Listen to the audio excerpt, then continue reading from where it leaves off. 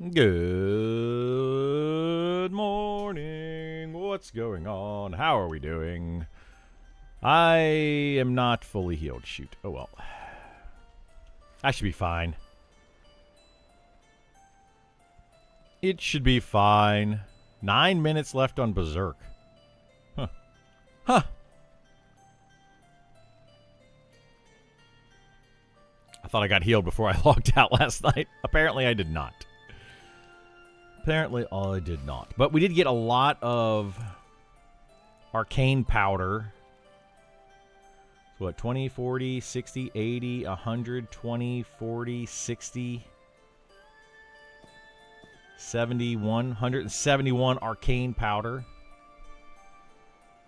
Good times, good times. We're going to use this up. I've been wanting to level up Enchanting some. So we're going to be able to do that.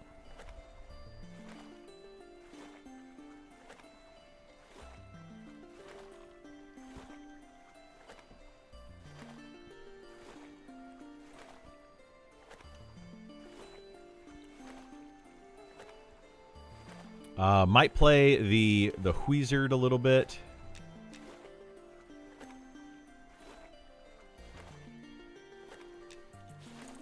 Are there any groups? Group Finder. Group Finders are starting to get a little bit higher.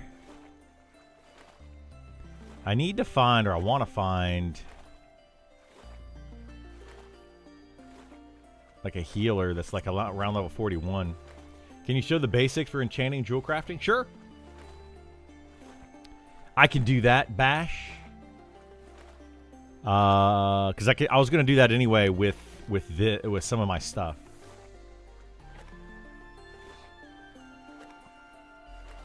I need to make a video on it, probably.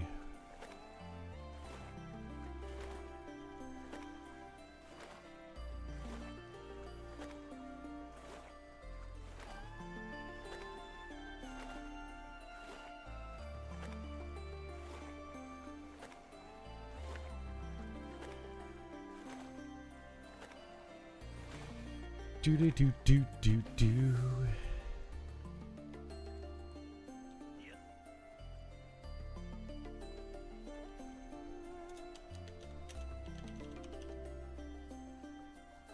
What's on the menu?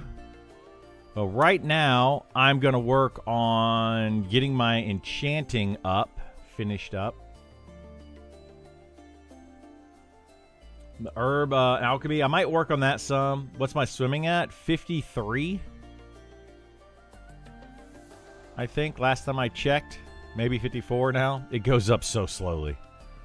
Crazy how slow swimming goes up.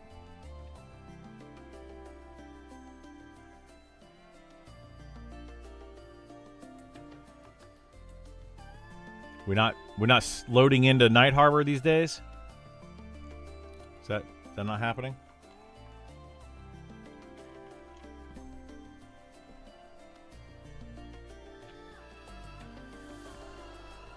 We are not yet to Sal Pots.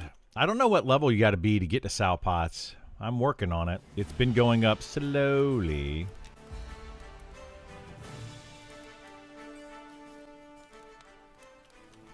Yeah, it looks like an Alt F4 reload. It does. It does indeed.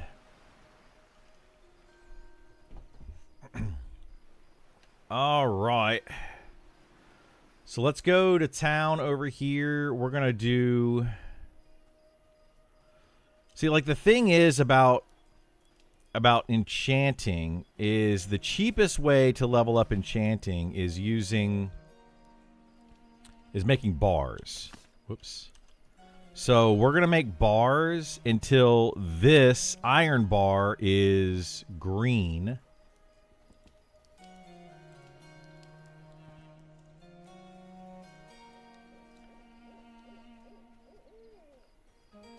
To be fair, Night Harbor's felt great the last few days. I mean, they're getting there with it, but yeah, it's been rough, man. It's been a really slow grind getting it up there. So yeah, Bash, let me show you real quickly the basics of jewel crafting and enchanting. I don't know what all you need to know, but the first thing you'll need to do is get like an enchanting tome. So you can buy these in at the enchanter. There's an enchanter NPC in both Night Harbor and in Phalandraw. Once you have that, you then have to enchant bars. So you have to get enchanting powder, which you get from breaking down magic items. Whoops, I went the wrong way. Or you can get from like the enchanted fronds, like these right here, or the magic fronds, or the ore. You can get ore as well that has crystallized ore, whatever. You can break those down in a disenchanting cube, which is this right here, to get the arcane powder. Once you have the arcane powder, you mix it with whatever bar that you want. So an iron bar with arcane powder will make enchanted iron bar. Then you go into jewel crafting, and from jewel crafting, let's say you want to make an earring. That's going to be the easiest one. So you would do like iron. We'll do iron mounting. So you'd have to make an iron mounting using one of those enchanted bars. Create the mounting, and then you would do like iron. We'll do an iron earring. So you're going to need to make a mounting, a wire, and then add in the gem and put all three of those in. So it has to be the mounting, which is from the enchanted bars, and then a wire from regular bars. So you would make the wire like iron wire here, and that's just a regular iron bar.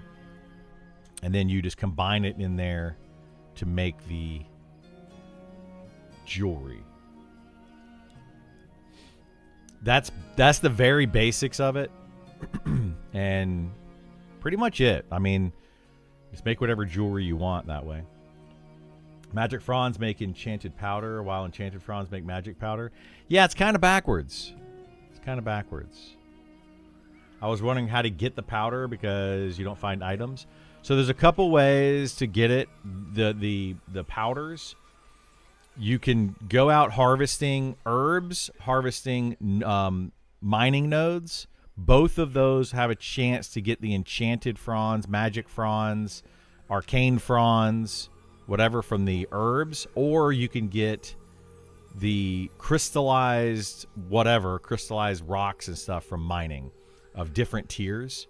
And then you take those and you put it into the disenchanting cube. So I would go here to like this, and I take like a magic frond, boom, boom, put it in here and click disenchant, and it makes an enchanted powder.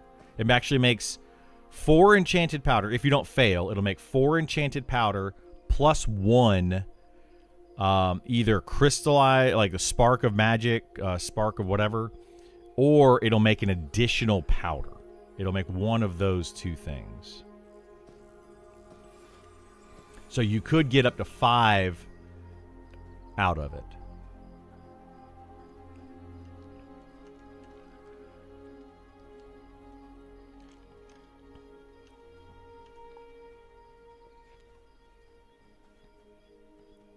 All right, let's get some iron here. We want to just finish up. Iron, iron, iron, iron, iron, iron.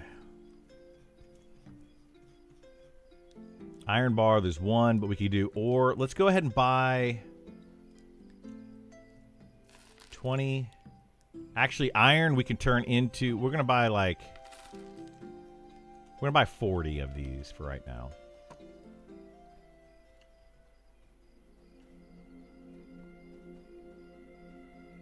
You can get both. You can get 5 and, so you can get 5 of the powder and 1 of the sparks. Well, I've never noticed it, but maybe you can, sure. I don't know.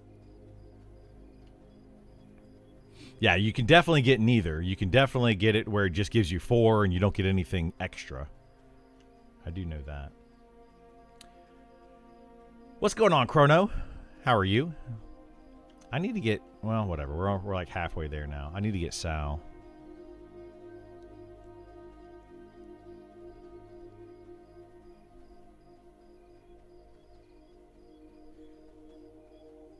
Still waiting on a key? Yeah. Hey, what's up, Vor? How you doing, bud?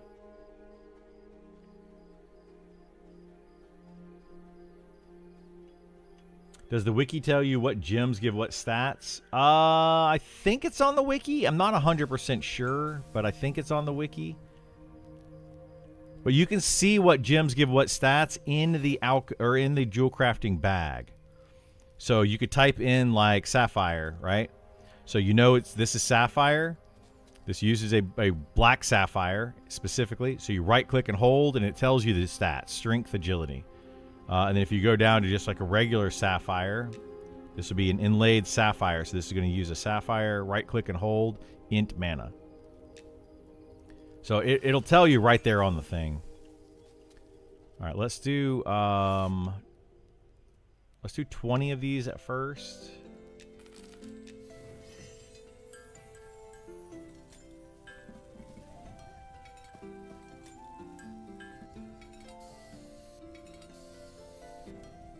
Looking for strength dex. That would be a fire emerald. Fire emerald is strength dex. It is one of the more sought after ones.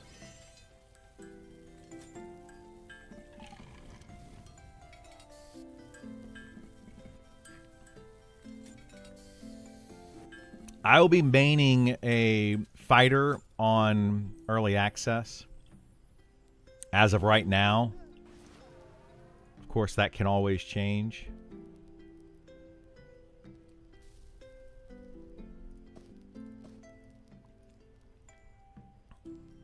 Okay, we're trying to get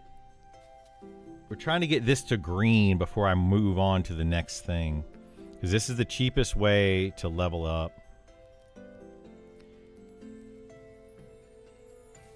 And it is just not wanting to go up. There you go, 120.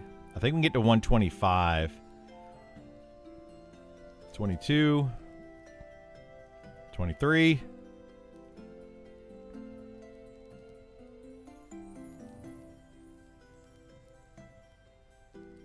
124.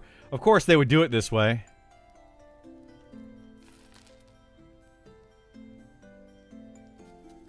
Of course they would make it to where I'm one off.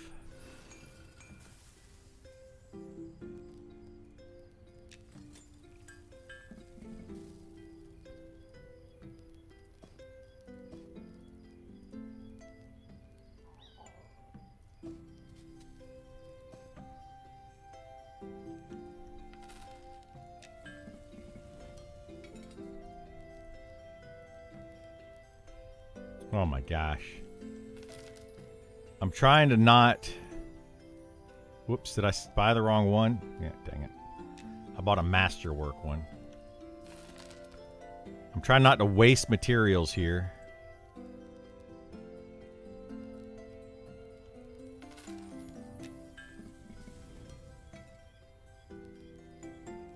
Come on. Just give me the last one here.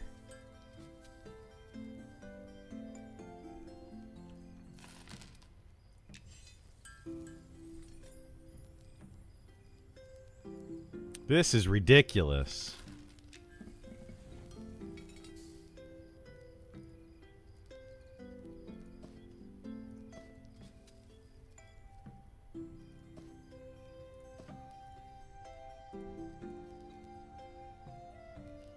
There we go, 125. Okay, so that makes this green. So now I'm at the steel bars, but... Hang on, I got sleep in my eye. I'm at the steel bars, but I still have a bunch of arcane powder left. So what I actually want to do, because I want to try to level up jewel crafting as well. We're just going to get rid of these, and we're going to get rid of these. I don't need any of those. What we're going to do, though, is I'm going to get Sal. 10 times every other skill. It does, dude. It's crazy. So now we have 20, 40, 60, 80, 100, 20, 44. So I have 144 of the arcane powder left. And I can make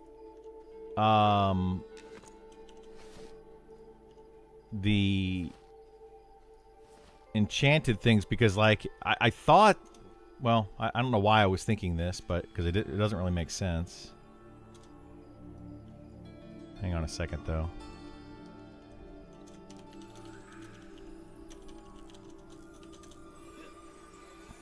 So now, if I go scroll all the way down here, like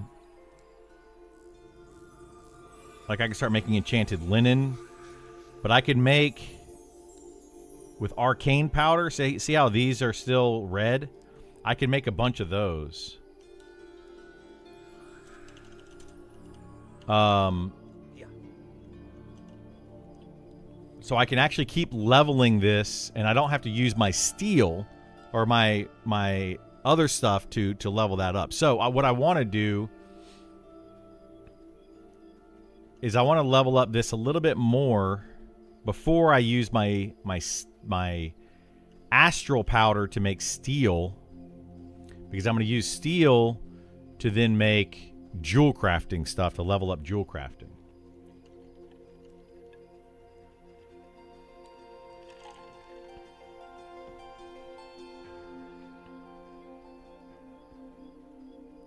So we're going to run all the way over here because I want to try to make some...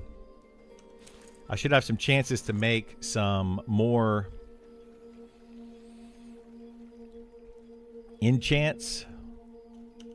Like you can make an enchant, I think, for like chest and legs.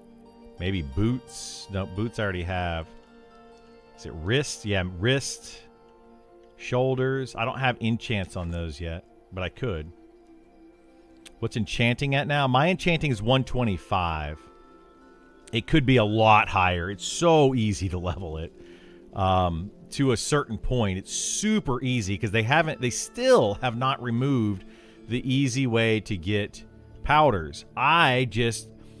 Because I'm playing a fighter, I really shouldn't have chosen fighter. Like I'm regretting my decision to choose fighter in the start of this because I can't do anything on the fighter by myself. I always have to have a healer at the very least to do anything of any substance.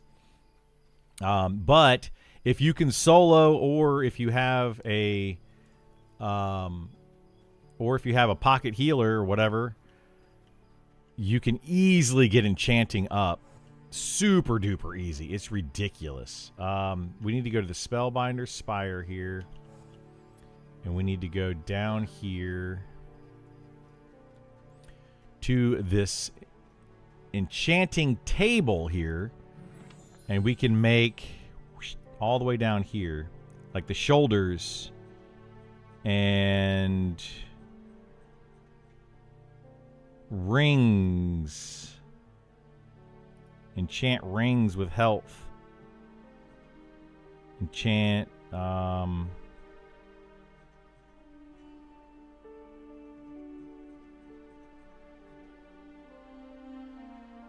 enchant bracers. I'm going to do enchant bracer with strength because it's green. We're going to make...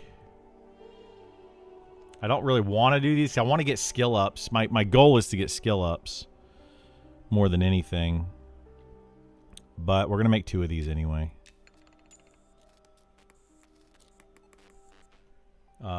Because I want to start getting some of these stats. It's free stats, man. These are free stats you can have on your gear. You might as well be doing this.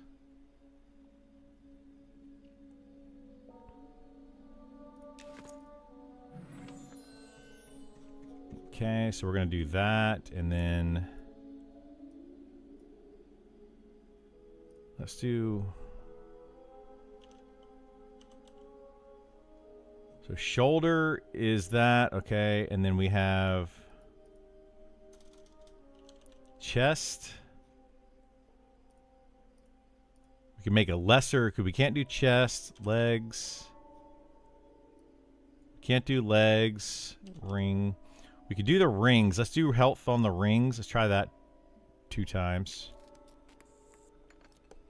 Made 1. Nice, we made both. Oh my goodness gracious. How amazing. That was perfect. That's going to be 2 more, or more health on there. So my health went up. Let me see. It's 2637, and this is going to add...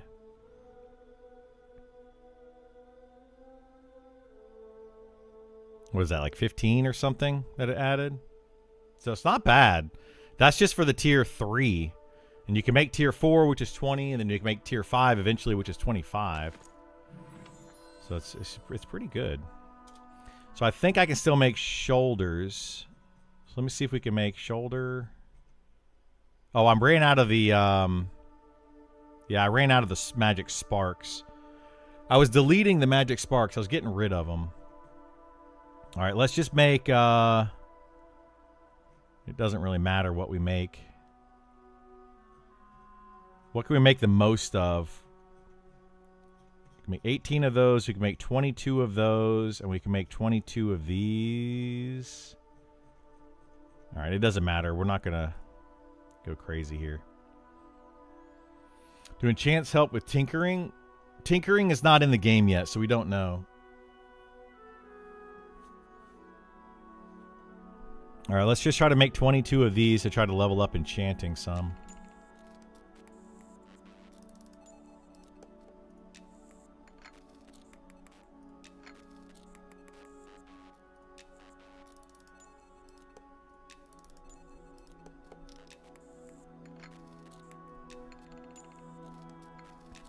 Because we can go get so much of this arcane, it's kind of ridiculous how much of this arcane you can get right now. It's broken. Do you plan to run a guild on live, or do you already have an established guild? We're not sure yet. We actually talked about that a little bit yesterday. I'm not sure what we're going to do with it.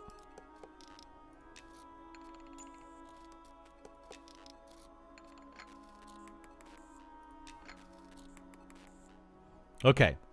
So that got us to 136, and enchant steel bar is now white. I might... Yeah, because to level up...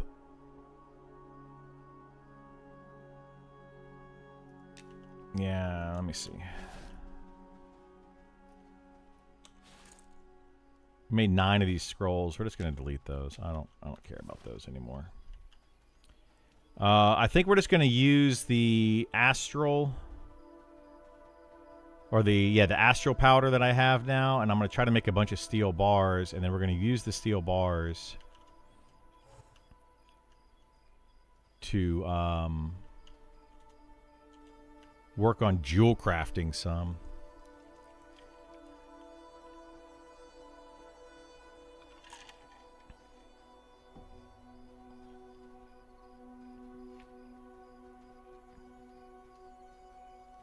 How do you level up enchanting easy?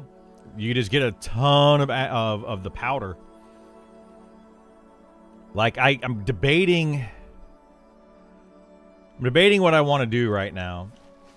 I could go and just get more of that arcane powder, because you can get an unlimited amount of arcane powder. It's just so abundant because they haven't fixed it for whatever reason, even though I've mentioned it to them multiple times. I made a video about it. I've bug reported it. It's still in the game.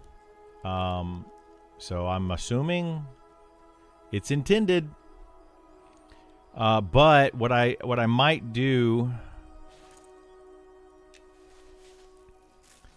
I don't know if I want to do it that way or not, though, because I can get the arcane, and then I can make it to where... No, because I might as well get free skill ups while I'm working on jewel crafting.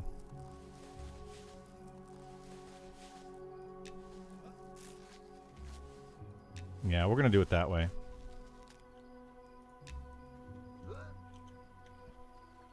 Enchanting, getting it to like tier 4 starts to get really hard. It's just, it takes a lot longer.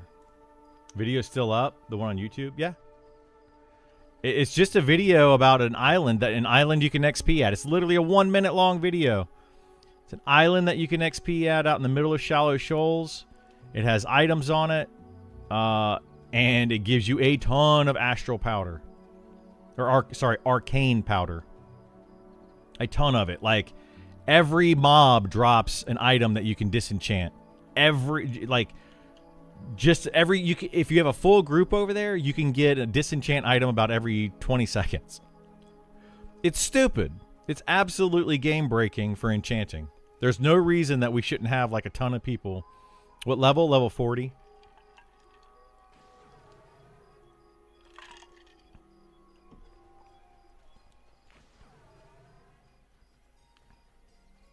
It's completely game-breaking.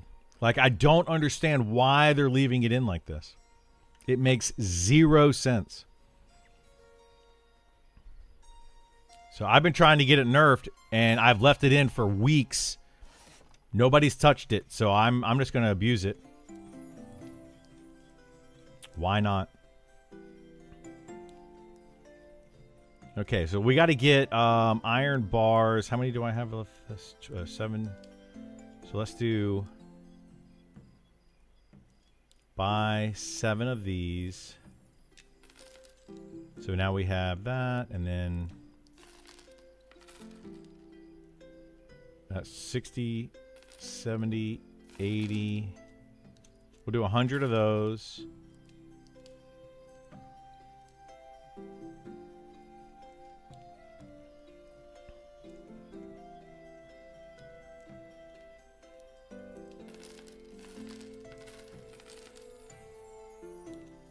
And we'll do 100 of the... oh, shoot. Oh, that's right. Oh, my God. Okay, my weight is ridiculous now. I forgot they increased the weight on these. Oh, jeez. I totally forgot they increased the weight on these. And now you can't carry all this stuff. So dumb, dude. Why they increase the weight so much on ore is beyond me.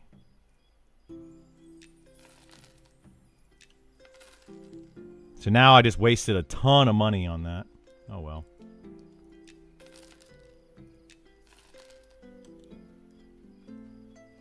It's just so silly, dude. So stinking silly. Time to get a donkey. I have a donkey. They're just so buggy. It's just silly, man. The whole thing is just silly.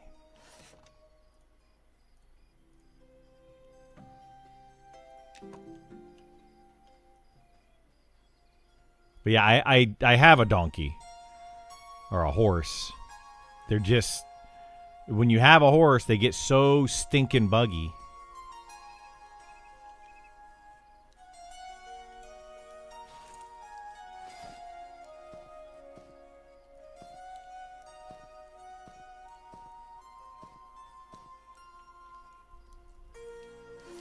Okay, let's do this again. Coal...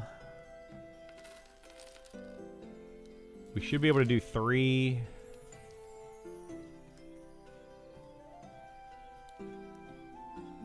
Like, if they weren't so buggy, it wouldn't be that big a deal.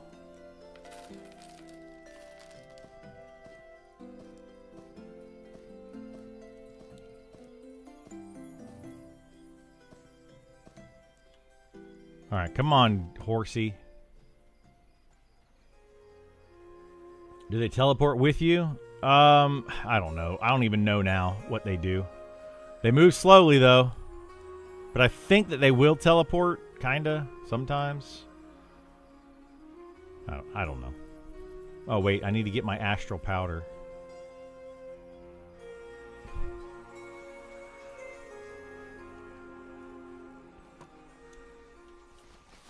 So we got 20, 40, 60, 80, 100 astral powder. Let's see what that does. We'll do 100 and 100 and go from there. So we're going to try to make 100 steel bars.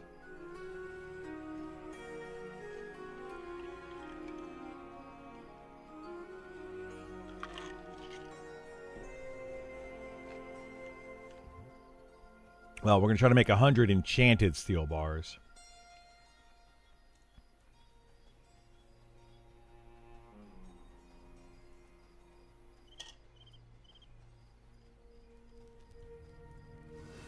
Okay, steel means I need to get this. Oh, we got to make flux, though, to make the steel. God bless. I totally forgot about that. Oh, I hate this game so much. We need 100 flux, which means we got to do alchemy. We need limestone.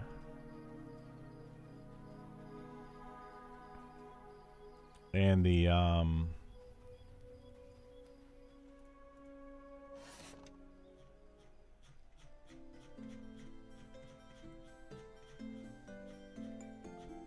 I've been waiting to do this for a while to get rid of so much inventory. Okay, there's no limestone in there. You can stay here, horsey. Actually, no, you need to come with me. Just in case. Just in case.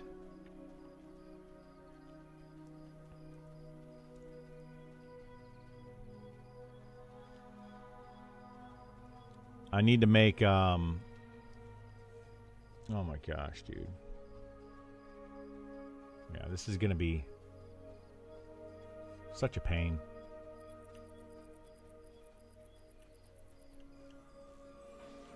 Let me see how many of these bone chips. I have 20, 40, 5. That's it? Bone chips? Oh, God.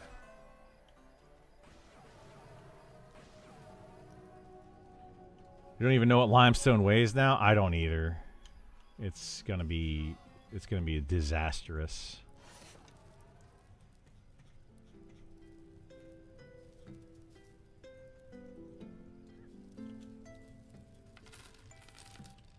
I'll buy those bone chips.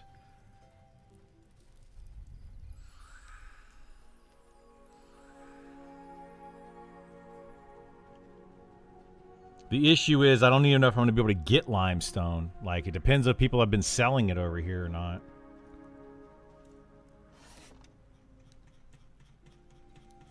Or if it's being used.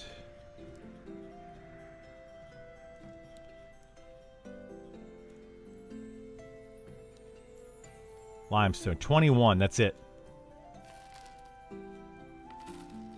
That's all there is.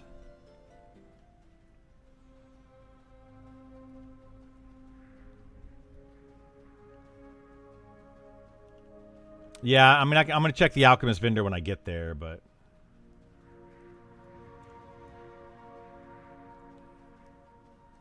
Golly, dude.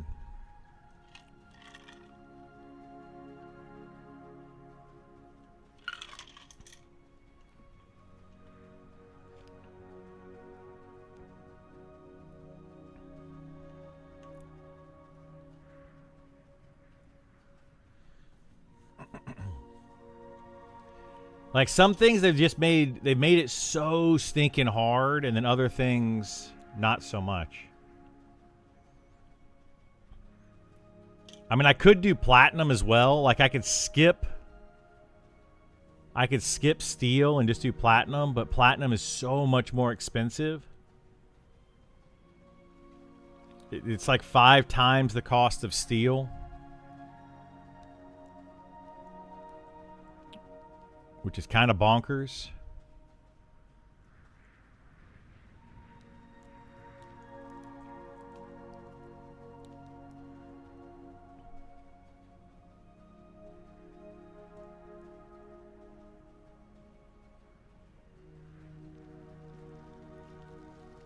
But we might end up having to go that route.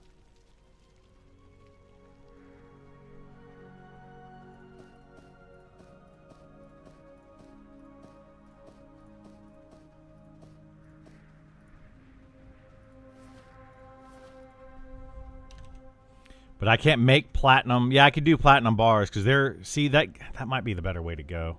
Well, we'll do steel for now with what I have, and then we'll go from there.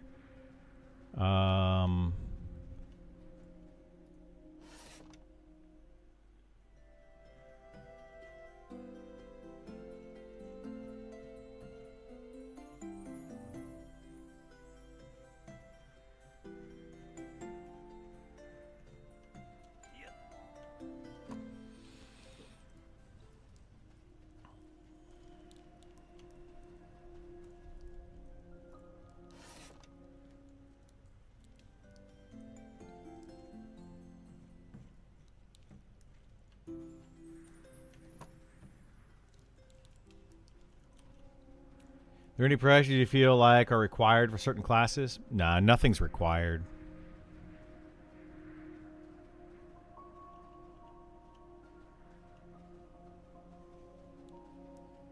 For gold, gold is the rare on iron. So you just have to run around and mine iron until gold pops. That's literally how it works. There isn't like a place that's exclusive to gold, I don't think. Min max. Well, yeah, you have to go fletching if you want to play an archer. You pretty much have to do that.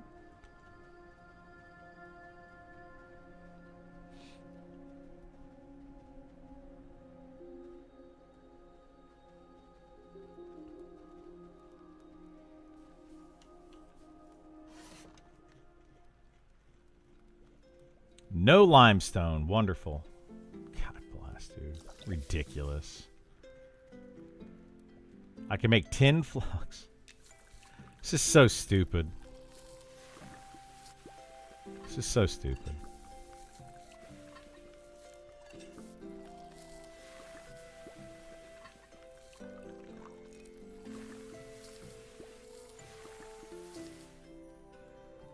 All right.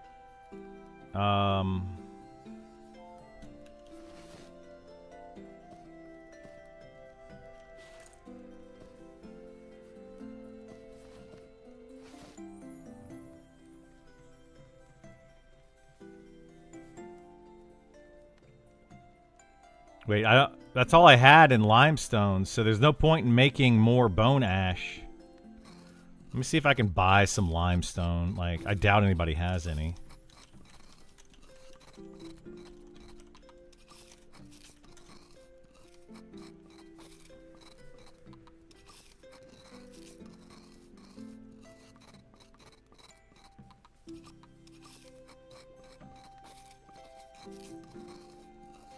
Yeah, you could buy gold on the vendor. You don't have to worry about that.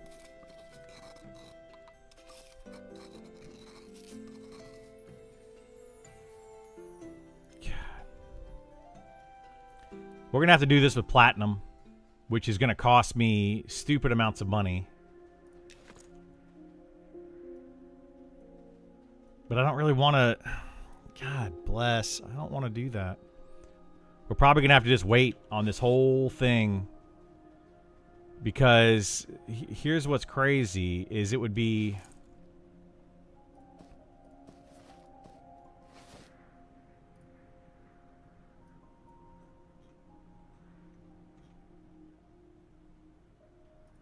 Why is astral powder... Oh, I can break down astral powder into arcane powder.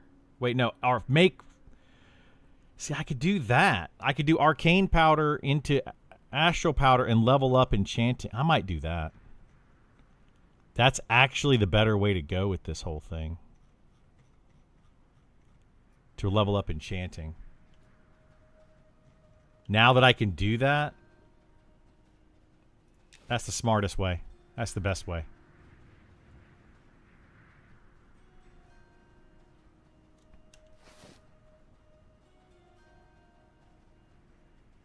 Because I can get so much arcane powder, I could use that to level up enchanting to get more astral powder. We're gonna do that today.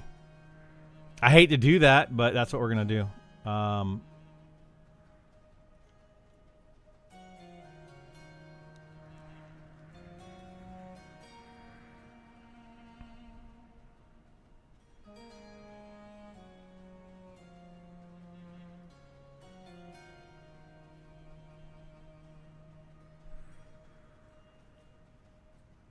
By far the best way to go.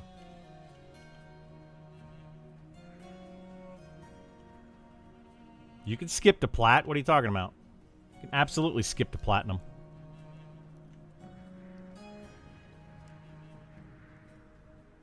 I'll show you. Well, jewel crafting's over here.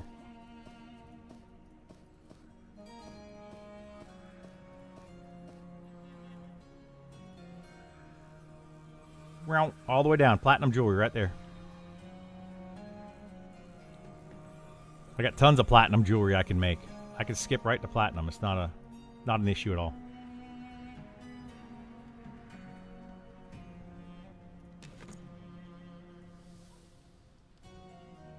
Good luck. What do you mean good luck? It's not that I need to make it. I don't care if I make it. I just need to get skill ups from it.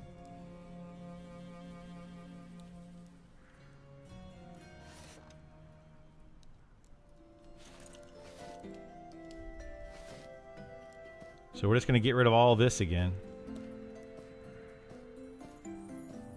Well, not all of this, but we're going to get rid of all of that. Wait, can we not? The heck?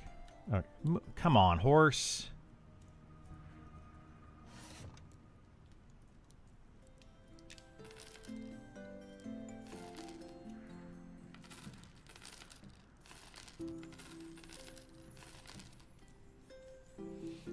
You don't make rings. Oh, you're talking about like... Yeah, platinum rings. Yeah, I mean... But the thing is, I just told you that you can make... You can get astral powder like candy. Like, I just told you how to do it. It's ridiculous.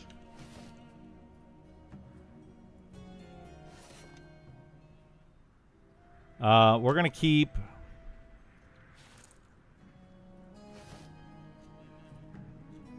Oops. Yeah, we're going to keep 10 and 10 for now. We're just going to go ahead and make this because we have the 10. Can we stable this with yeah, we can. With stuff in it. Good. Astral, I just explained that, Haas. I literally just explained that. You can make astral powder using arcane powder. And you can get so much arcane powder, it doesn't matter.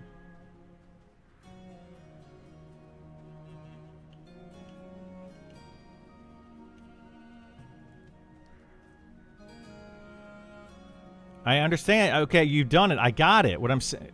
Okay. I got it. I just explained how broken it is. Like, I literally just explained how broken it is. Because they haven't fixed the...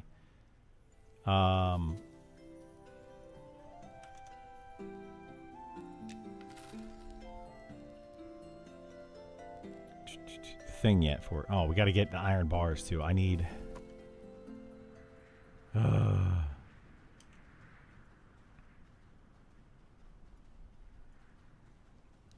I just wish that I could solo. That's all. If I could solo, I would have already done this if I could solo. I'd have done it a long time ago.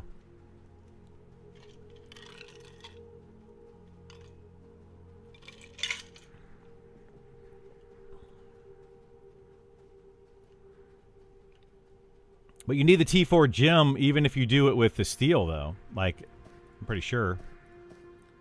Is it steel?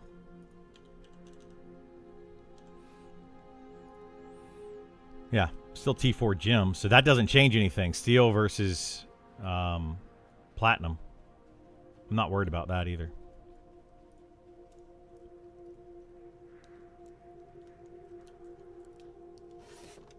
The chance of skill up is higher for yellow difficulty?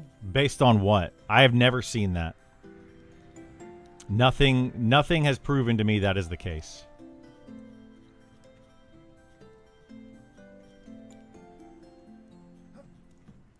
I haven't seen any data whatsoever. But look at that. Gems, T4 gems right there. Jade, lapis lazuli. Like, there's tons of T4 gems. T4 gems aren't hard to get. Yeah, it might be your finding. It might be like how you feel about it or whatever, but nothing has been proven one way or the other. Like, I've gotten a ton of skill ups from reds. I've gotten a ton of skill ups from yellow and blues. It's RNG. Like, I haven't seen anything whatsoever that proves it one way or the other. So I'm not worried about that. Yeah, leveling up, like, the only reason I haven't leveled up Enchanting and maxed it out at this point is because I can't solo. If I could solo, this would have been done such a long time ago because it's so freaking easy. It's just too abundant.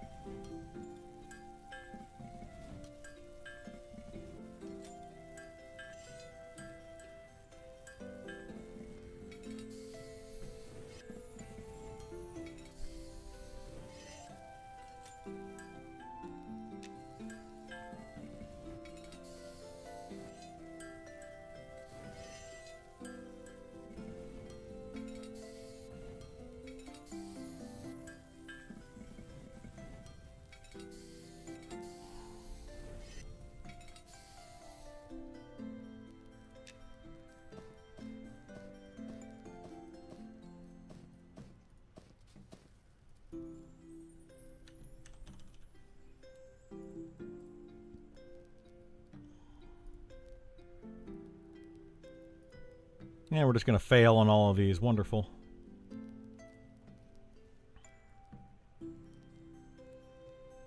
Here we go.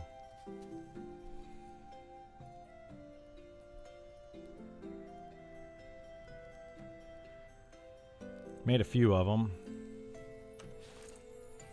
5. Woo, yay, look at that.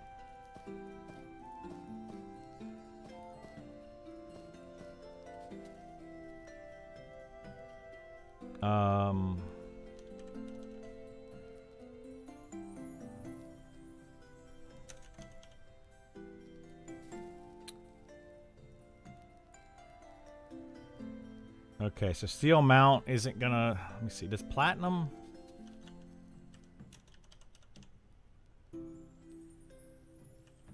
Yeah, I can't make the platinum mount yet. But we can make platinum.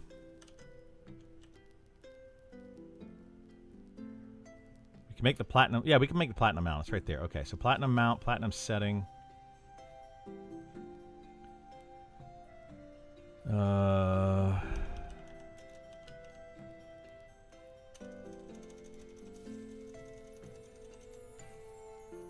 Whatever.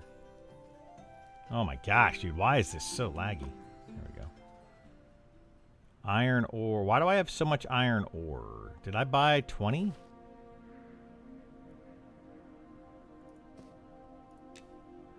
I don't need iron anymore. We don't need this at all. I'm not going to use it anyway.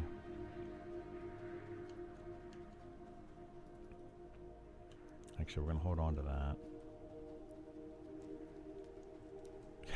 I really want to get rid of so much of my inventory space. It's just driving me nuts. I just hate that I can't level or can't solo. Just absolutely hate it.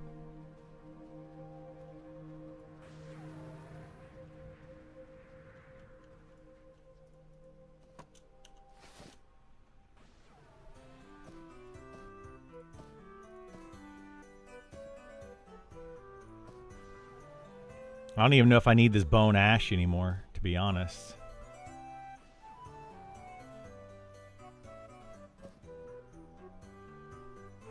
Fighters aren't really known for their ability to solo. They are not. They're not known for their ability to solo at all, but at the same time, I thought I would have more people be able to do stuff, but then because solo is so abundant and so easy to do, there's so many people that are doing it. So very few people want to actually group up and go do. It's just a whole thing, and it's just kind of irritating me.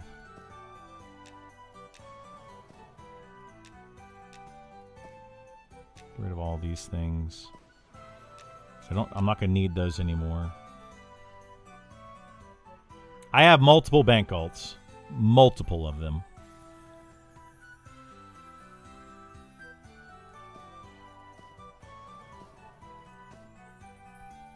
Beta is pretty tough. You get a lot, far more support during launch. Maybe. I might not. Honestly, I don't think I will, to be honest. Like, people, what I need to do right now is literally sit and kill level 40 mobs for a couple hours. It won't even take that long, to be honest. It will not take that long to do what I want to do. I just need to be able to sit there and do it.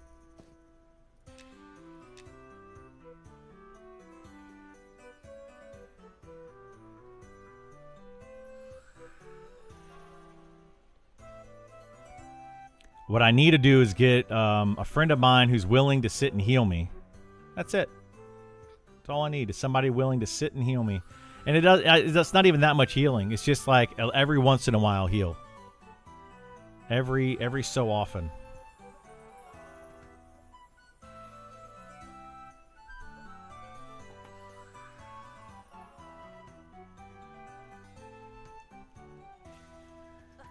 Well, I guess we can work on alchemy some more today. Instead of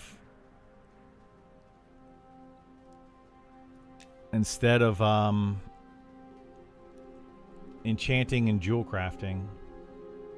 I'm going to be kind of irritated if they fix it now, you know, before I can get a group together or get a healer willing to go do it. This is where, like, people say that being able to multi-box, like, who cares if other people can multi-box? This is why it matters. Is because if people can multi-box, they can do so much more, and the ability to solo can do so much more than somebody that doesn't have that ability.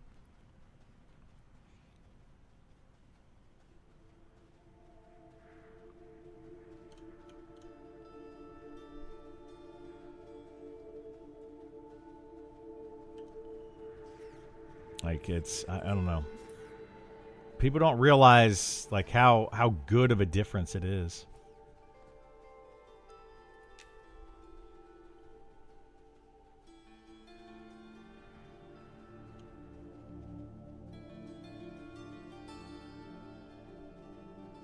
So I need to get...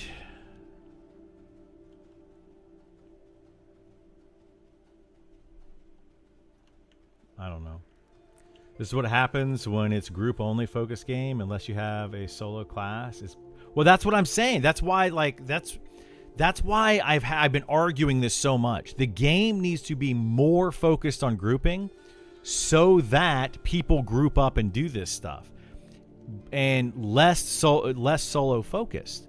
But when you have so many classes that are able to solo, and then you have other classes that can't solo at all, the discrepancy between the two is just vast. It's a huge chasm between them.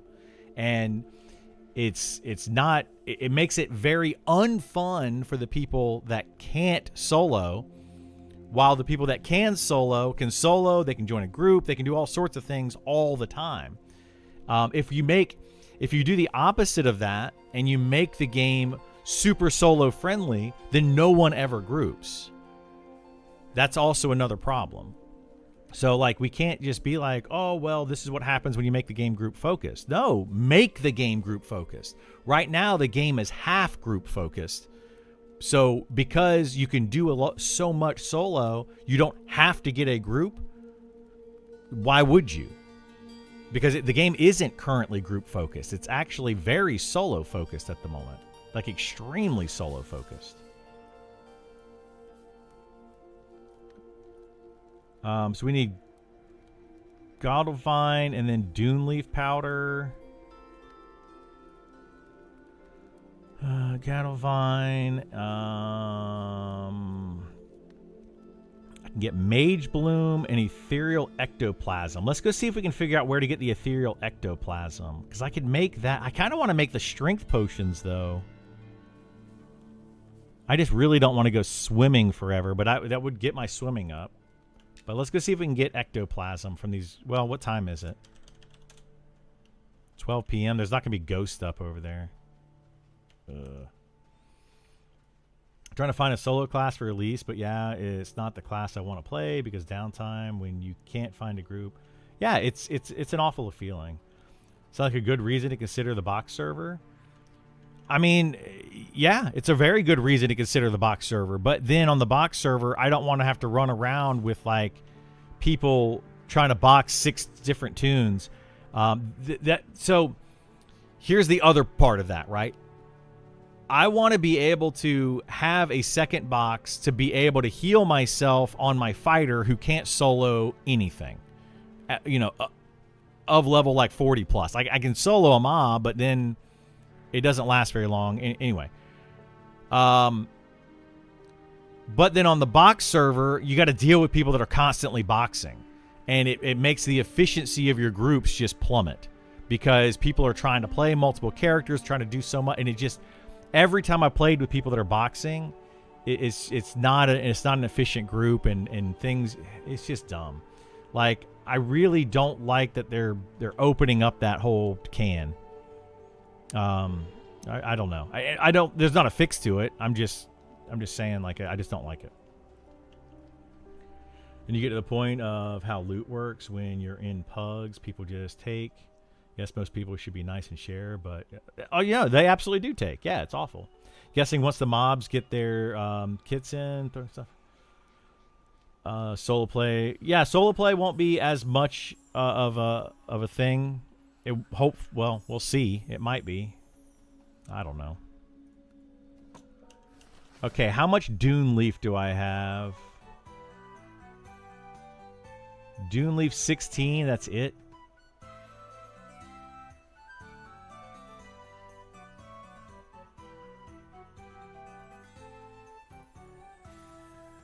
Yeah, that's all the Dune Leaf that I have is 16. Dune Leaf is kind of rare, man. Like, I know where to get it, but my gosh, it's kind of rare.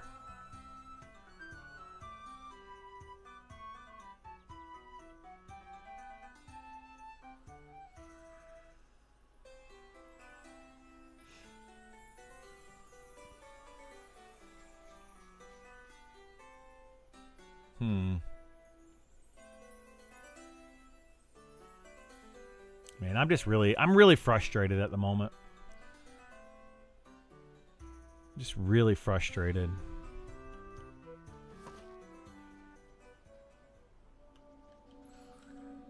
Maybe I'll just play... Maybe I'll just play the wizard for a little while. Because it's just, it's just really frustrating me. The whole thing is just really frustrating me.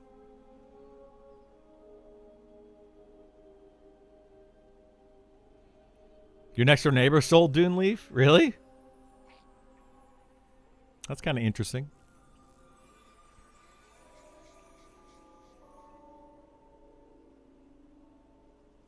Yeah, I'm just super frustrated with certain things in this game at the moment. The economy being one of them. Like, the economy is just so broken. It's like, it's frustratingly broken. Certain things are just too easy to get. Oh, I need to meditate.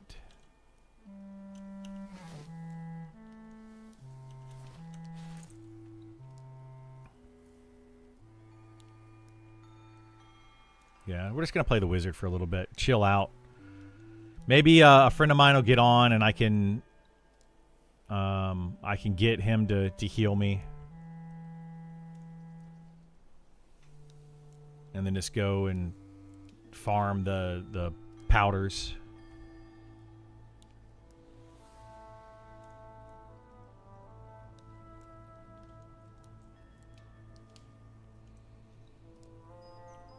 Why don't you show us how to farm both weapons, Mace of Malice and Nosebleeder? Take your mind off. Well, the Mace of Malice is easy. Just go to the go down there on the beach and just kill the mob. It's around a level 40-ish mob or something. Pretty easy camp to even solo. You do have to. You need kind of an interrupt though. You're level 11. You can't farm the Mace of Malice at level 11. That's not going to happen. Not gonna happen.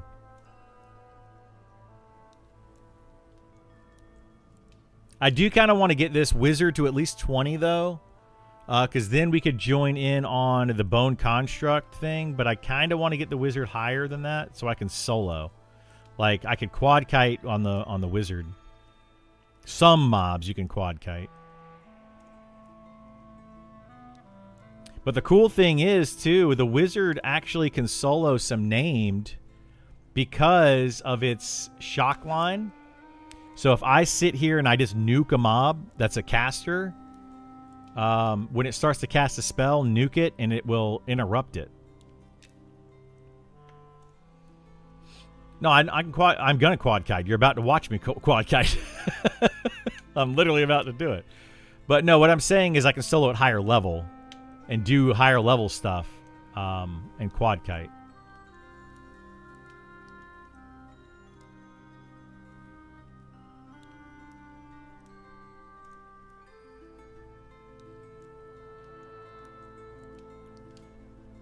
I've been quad kiting since level 8 on this wizard.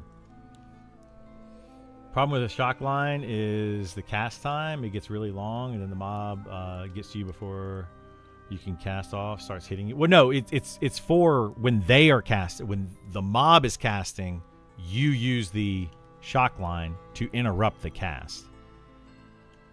They're not going to get to you if they're casting a spell because they have to stop.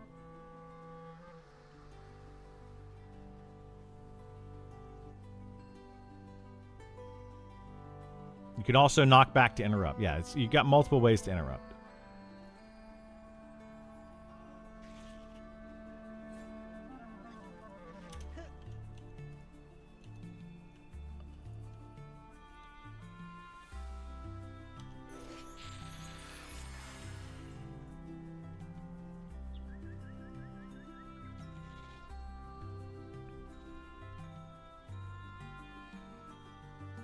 Soloing named on a wizard's hard. Soloing named on anybody is hard, and it should be.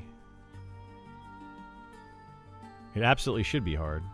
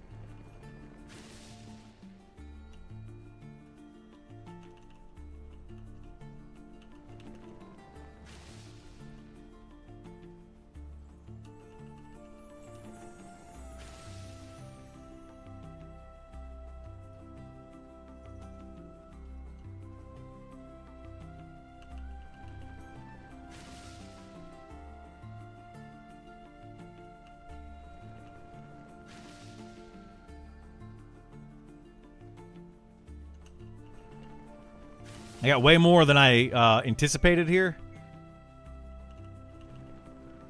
I didn't mean to get this many, but here we are. So we're gonna see how this plays out. Not gonna be well.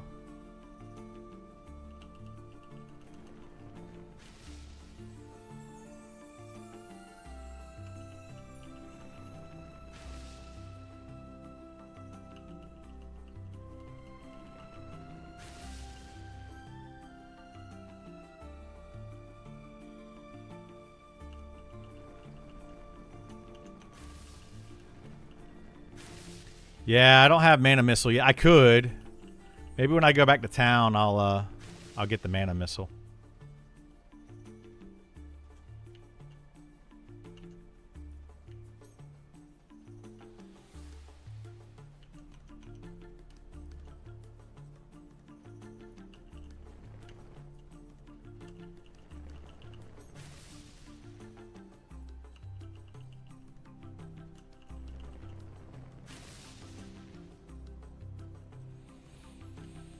Because I don't have a staff at the moment. Oh my gosh. My staff is on my other character. I need to get another weapon on my my fighter, so I could switch over my staff.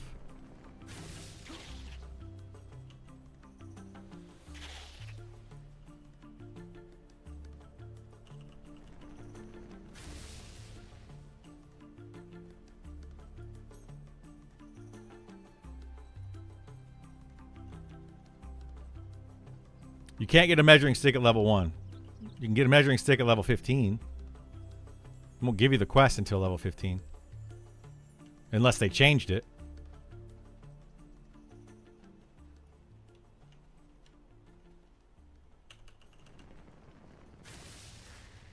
But I have a staff. Like, I already have a staff. Oh, in 1 level? Yeah. And I might get the measuring stick. I don't know if it's better than what I would have otherwise, though. I have to see. Because the staff, I have a one-handed staff that's got 7 int on it. The measuring stick doesn't even have 7 int by itself anymore. So I'll still get the measuring stick, but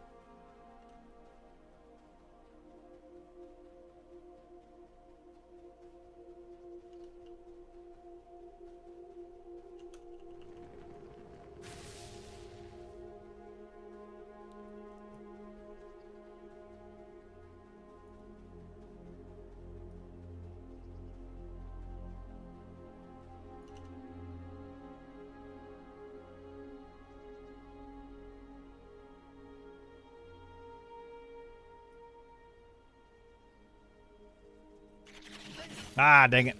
I didn't move fast enough. I was trying to be a little sneaky with that, but it didn't work.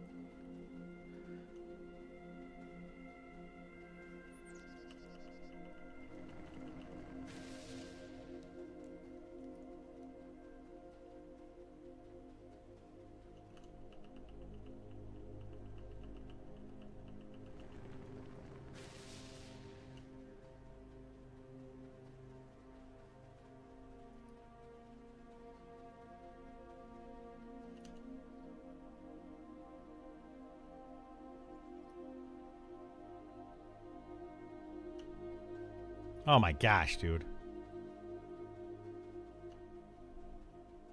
Holy moly, somebody's getting the measuring stick. Pretty sure that's what they're doing. That's a measuring stick train if I've ever seen one.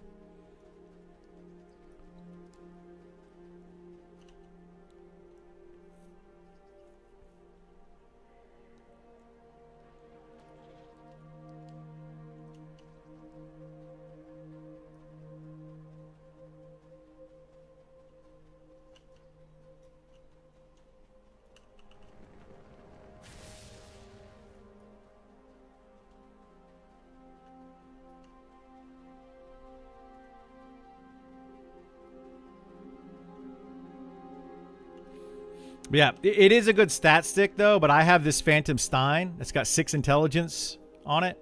And then I also have a 7 intelligence staff that I can use in one-handed. So together, those two combined is going to be way better than a measuring stick now.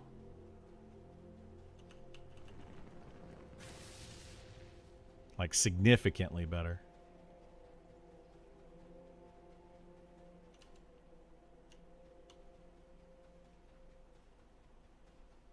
All right, let's see if we can get a double kill shot here with this. Didn't kill anything. Wonderful. That's always fun when you don't get any kills.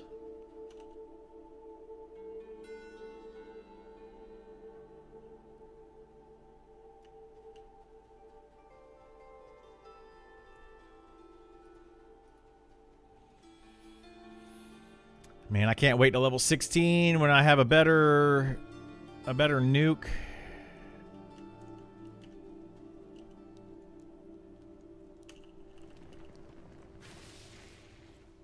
There, we got a kill shot.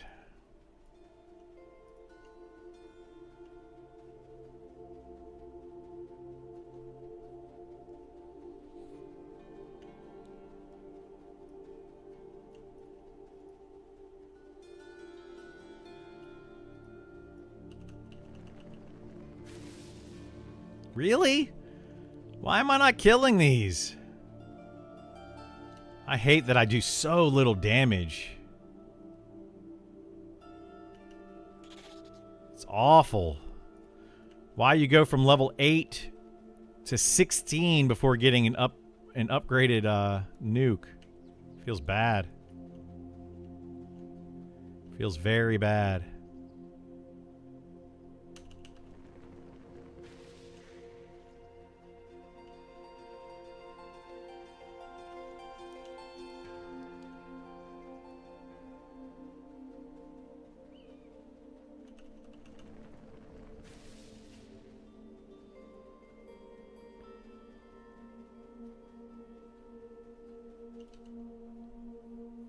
What level is this thing?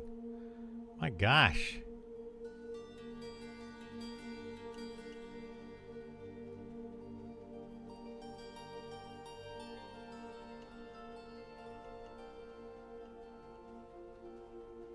Do you think they put in a bow or a buff to show sharpening stones when they expire? I mean, maybe.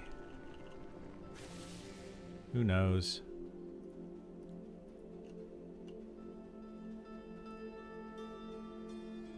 They should. I mean, you can look on your weapon, but yeah, it's annoying to do. All right, how much mana is this? 55?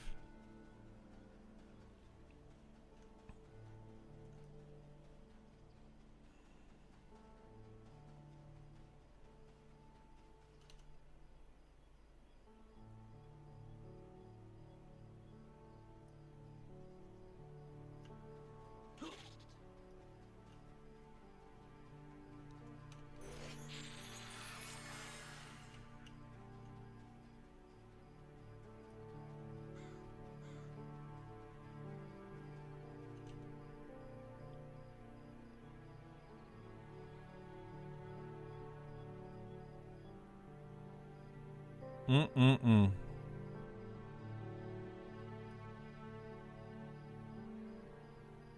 on.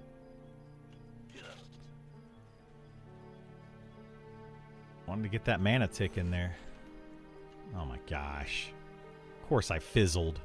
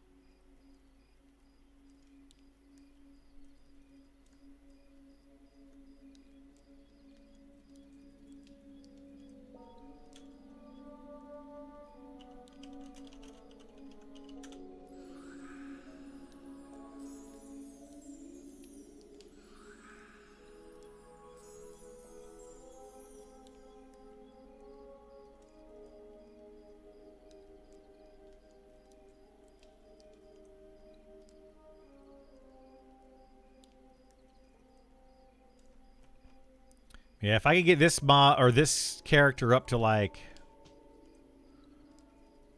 whatchamacallit, 40 or like high 30s, I could go and quad kite the disenchanting mobs.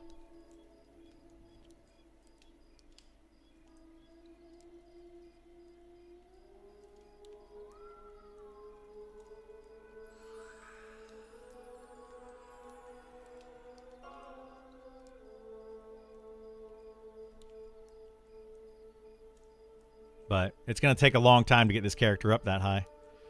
I don't know if I even want to get him that high. We'll see. I'm going to go use the restroom real quick while we meditate. I'll be right back in just a minute.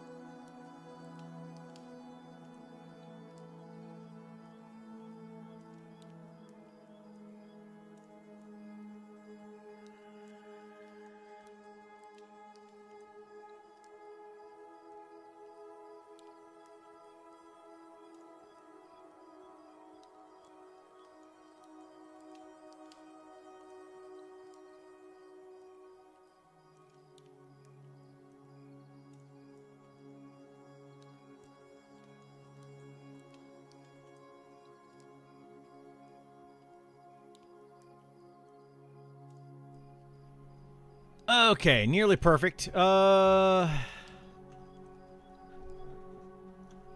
go get some more mobs here. This time we're going to try not to get 9 or whatever that was. Maybe we just get these 4. We'll just do 4 at a time. I don't like doing 4 at a time, though. But I guess we will.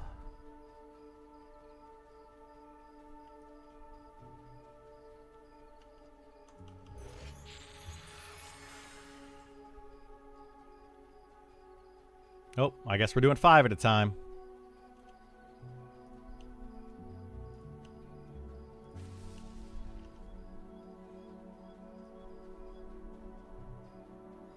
There's one spawned on the way back up.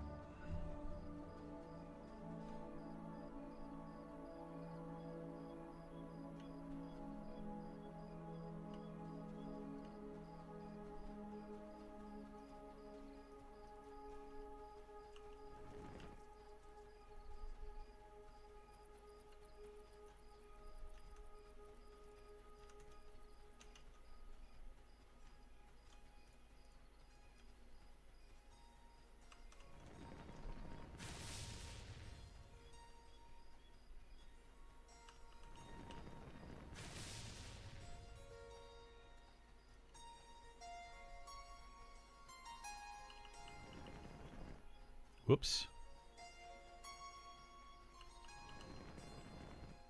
Oh my gosh.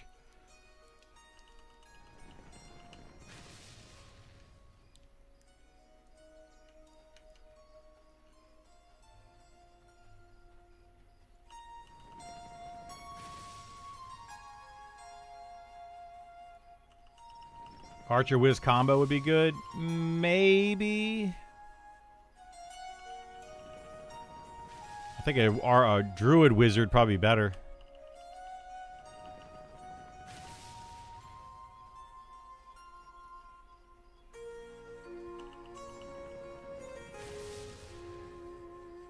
Wizard, yeah. Wizard is the best.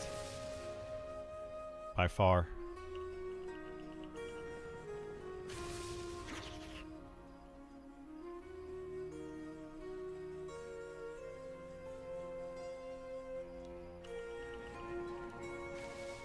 Did I get a goblin? Where did I get this goblin from? Dang it. I don't even know if I can kill that goblin. I probably can't.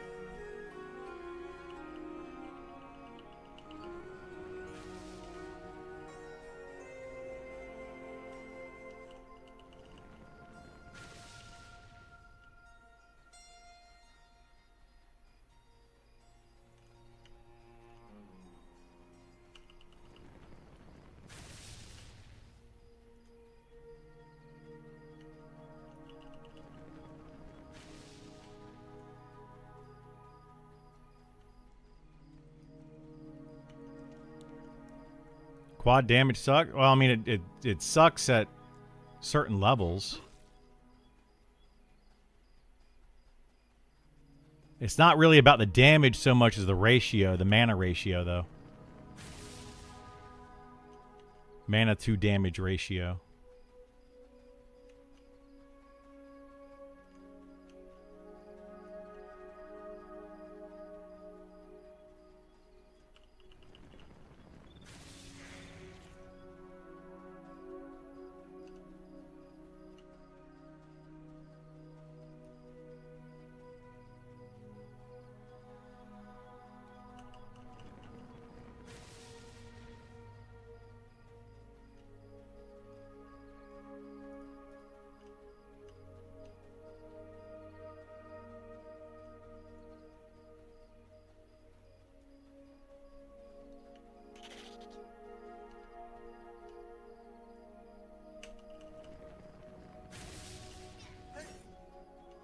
What?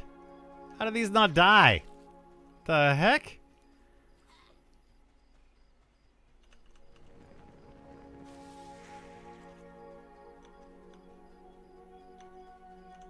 Claim jumper. Alright, I'm not going to be able to kill that one.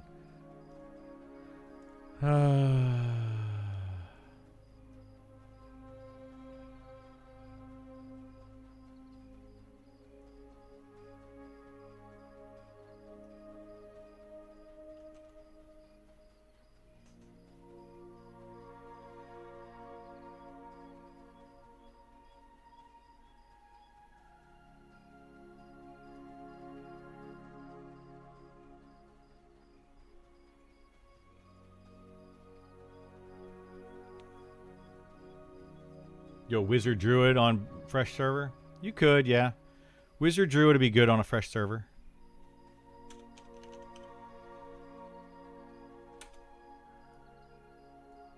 Let's see if that's 30 seconds ahead or not. See if I can camp.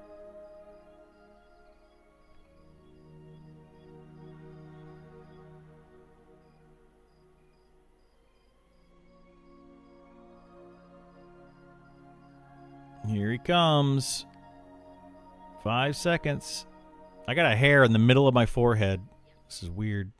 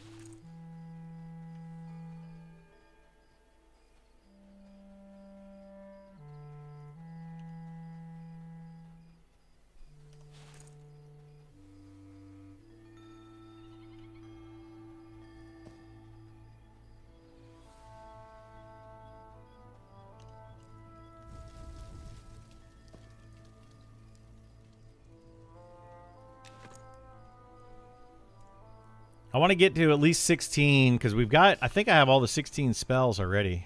What the heck? Oh, there we go. I've got the nuke.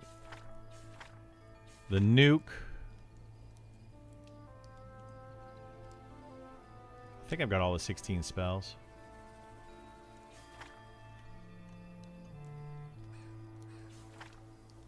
Let's put this here. This here, swap those two. Recharge item.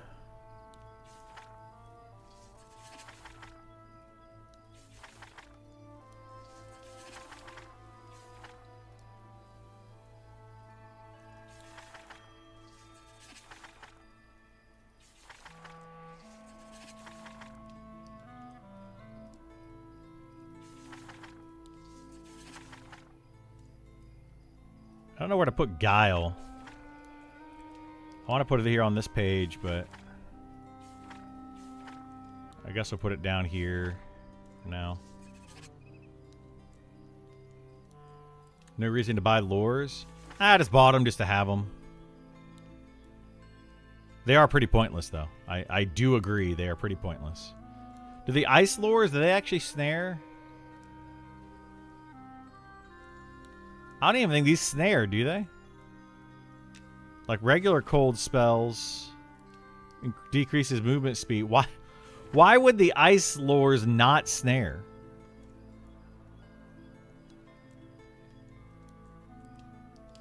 I don't know. That's weird. It's just really weird. Yeah, that doesn't make any sense. That it doesn't snare. Whatever. Can you snare with level 1 Frostbolt? Yeah, I know you can. That's not my point. My point was, this is a cold spell, and it doesn't snare. That's the entire point. It's not what can I use to snare. It's that this is a cold spell and doesn't snare. I know quite a bit about the wizard. I know quite a bit about him. I didn't realize that the ice lore spells didn't have the snare effect on them. Makes them doubly worse. Like, why would you use that? I mean, I guess if maybe it's a mob that's more resistant to fire. So you use the cold spell. I don't know. It's just dumb. They just, like, the wizard is just in a bad place all around. Just in a bad, bad place. What the heck is this guy doing? Mining out in the middle of nowhere?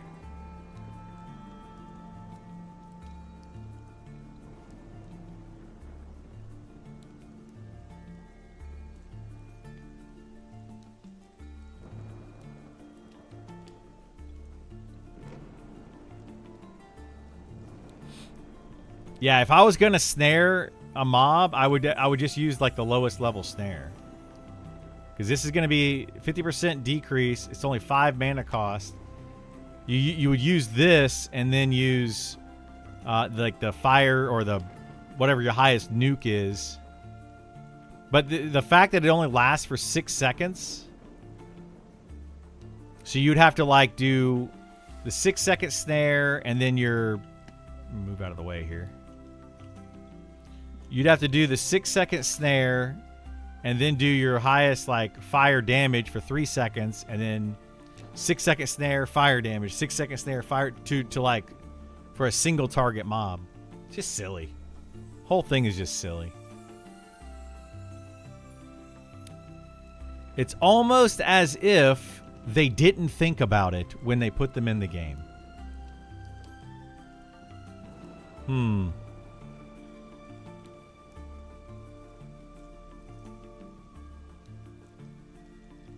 They didn't think, how could you play the wizard? Will this be fun? No.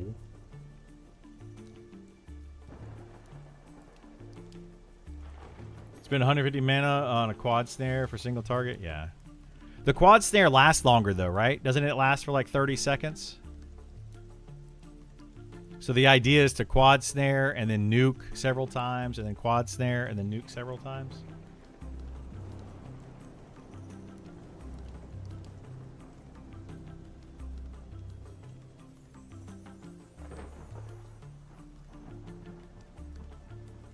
Is it 5 minutes now? That's good. I don't think it used to be that long. Maybe it was always that long. I don't know.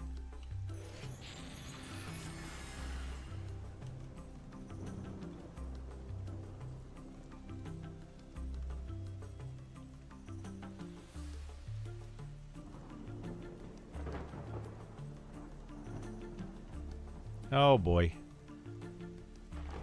I missed one.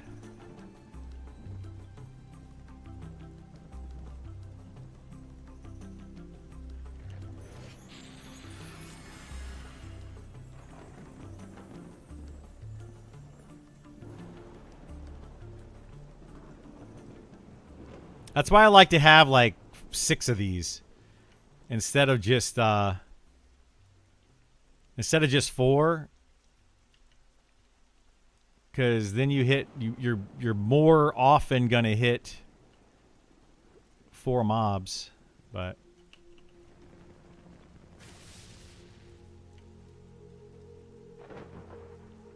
whatever. Hey, what's going on, Knuckles? How you doing, bud?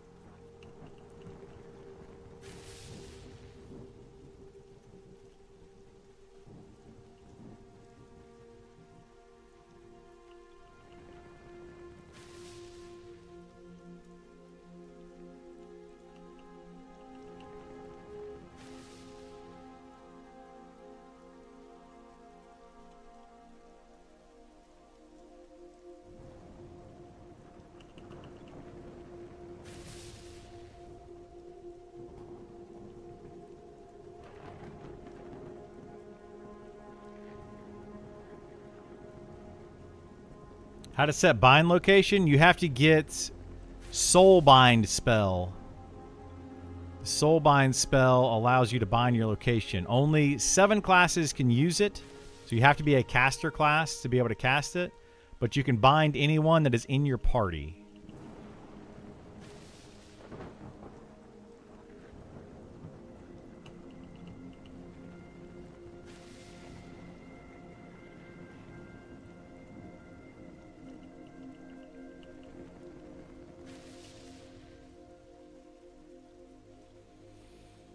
Have to wait and see what they do with the class changes. Yeah, these class changes are huge for this game right now. They're such a big deal. You're level 6 wizard. You'll have the Soulbind spell. You get it at level 4. I think. Gate's at level 4. Isn't Soulbind also level 4? Or is that level 8?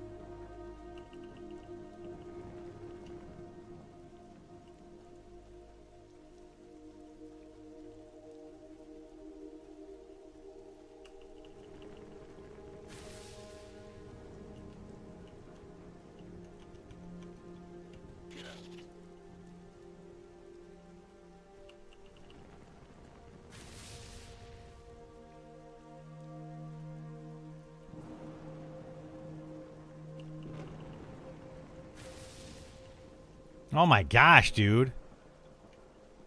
With 4 mobs, I'm struggling killing 4 mobs, whereas last time I killed like 8 mobs.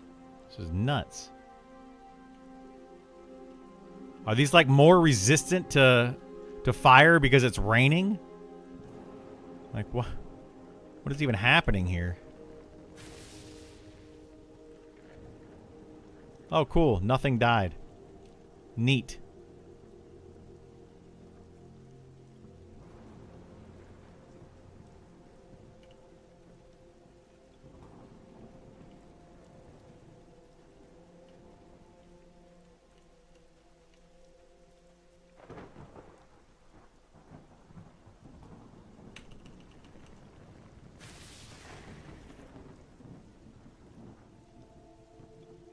What? Oh, that's why I lost my buffs. I just realized my buffs are gone. Oh my god. I was like, why am I not gaining mana?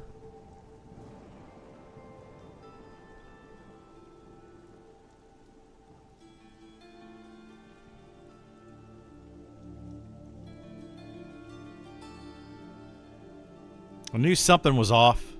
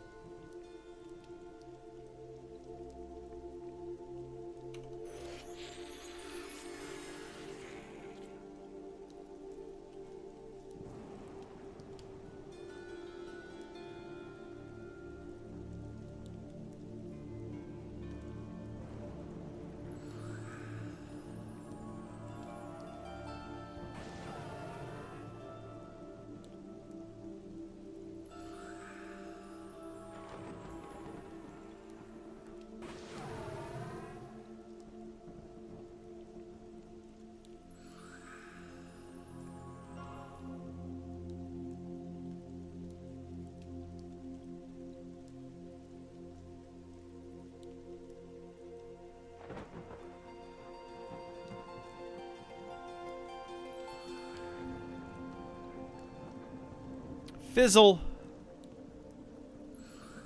Fizzle. My gosh.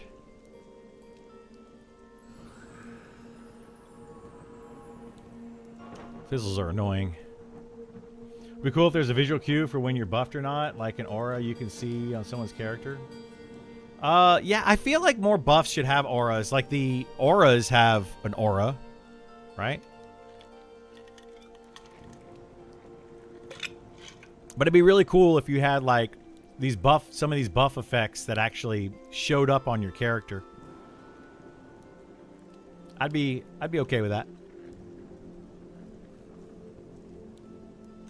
We should be able to do one more quad kite, and then I'm gonna go back to town, get another sow.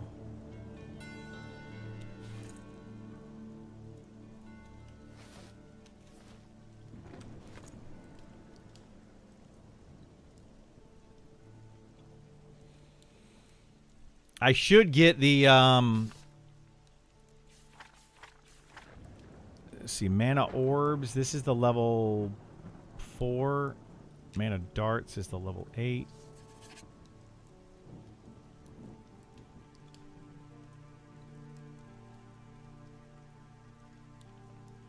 Do we know how long the Seal of Magic buff lasts? Has anybody actually checked it? Is it like 30-second buff or debuff? You don't think it may look a little busy when you have 10 buffs on? There's probably a clean way to do it. I mean, it depends. It depends on how they do it. It could be something very minor.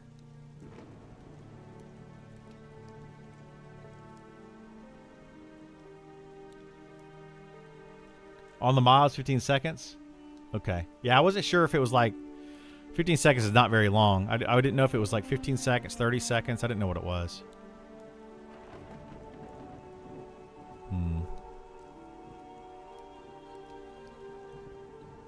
Because it might be advantageous. I don't know how that would work. Like, you could target a mob, hit this 2 times, target another mob, hit it 2 times, target another mob, and hit all of the different mobs. Like, for a quad kite. Get the buffs or the debuff on them, and then use your AoE nuke. So you're doing 20% more all the time. Or is it just better to start nuking them? It might just be better to start nuking them. I don't know. But no, like, I don't think it would be too busy. Like, if you had maybe a buff that made your eyes glow a little bit, you know, for, I don't know, like acuity. Your eyes would just glow a little bit, or maybe your hands would glow a little bit. You know, just small effects like that.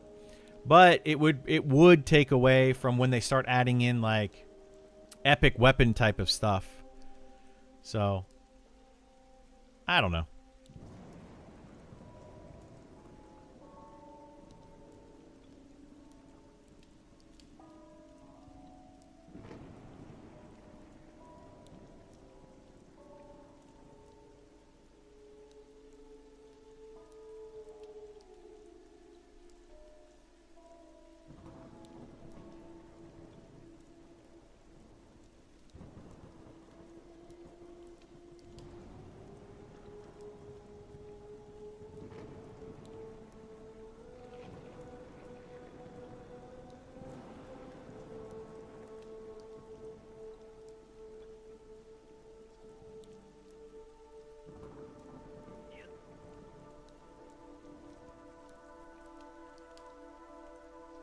Yeah, I think it'd probably just be better just to start nuking. Like, maybe use a low level, the lowest level Blanket of Flame. Cast that a couple of times to get the debuff on them, and then use the big nukes. Might be the better way to go at like higher level.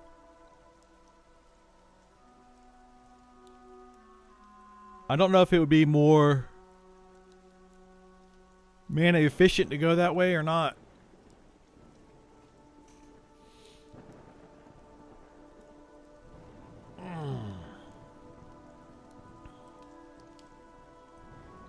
Because you need to cast this, what, 5 times? Well, no, they're less mana efficient, but it costs less mana, right? This is only going to cost you 35 mana to get the buff up, so you'd have to cast it 5 times to get the 20% buff up. Then once you have the 20% buff, then use the high level nukes to actually do the damage, and that will maintain the buff. And I'm just wondering if that would be mana effective or not, because once you get to like level 50, let's say, your AoE nuke might be 300 mana. So you could cast this 5 times to get the 20% buff up for less than 1 cast of the higher level nuke. And then that 20% buff, each time you cast the spell, you would get that 20% more damage. And I'm wondering if that would end up being more overall mana efficient.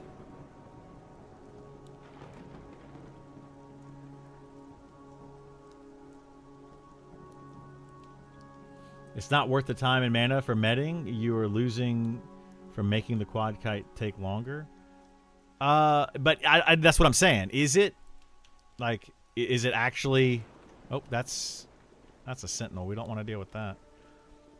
Like, I don't know. I'm not sure if that would actually be true or not. Like, if it would actually slow it down.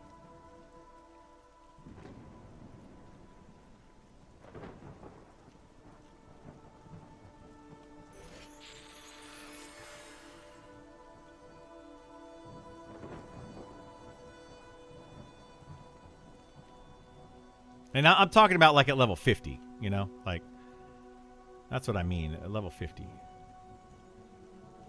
Come on. There you go. Now you too.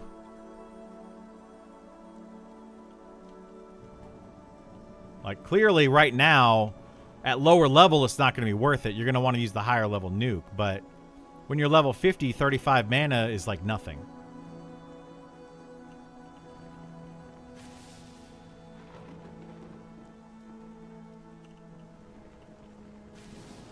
In your 40s, it doesn't seem worth it? Yeah, like, I would wonder, like, at what level that might be worth it to cast this 5 times. This low level one 5 times, and then start using your high level. Because, like, what is the AoE nuke at level 40? How much mana cost is it? It's probably like 300 or something. I would imagine it's pretty high.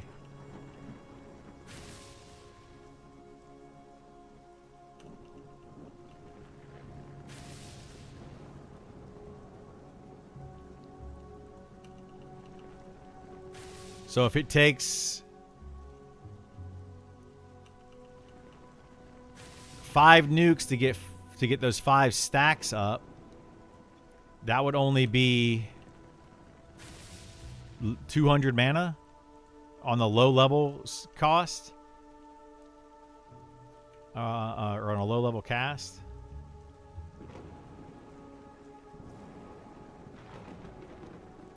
Versus, yeah, I'd have to do the full math on it, because I feel like, and then the 20%, and you got to, let's say you nuke 10 times with a 20% bonus, that's like a free cast. So yeah, I think it would be cheaper, because you got to think about it. If it takes 5 casts to get the 20% nuke up, by the time you get to the 5th cast, that's a free cast.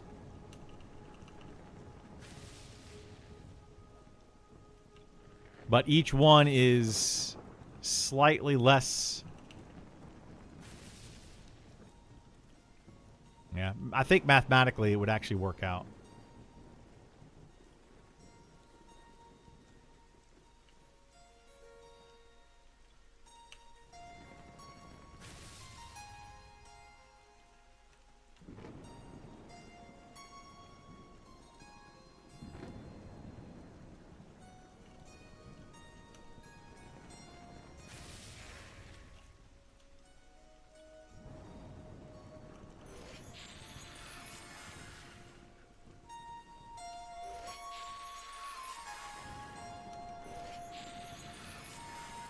All right, let's go get a refresh on Sal. Because if mana missile hits for 28 apiece for free, would have better efficiency. Just mana missile for free and get stacks. Well, that was the other theory, right? That was the other theory that I was talking about. Why did I lose all of my buffs? Oh, there they go.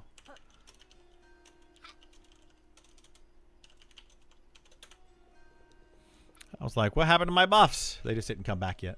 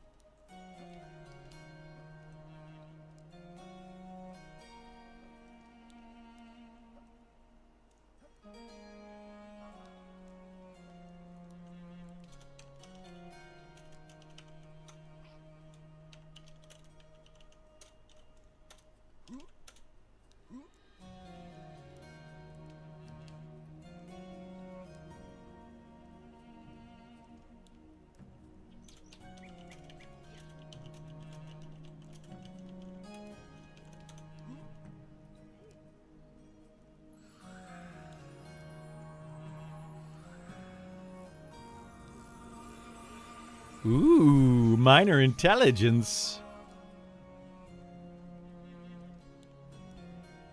I'll take it.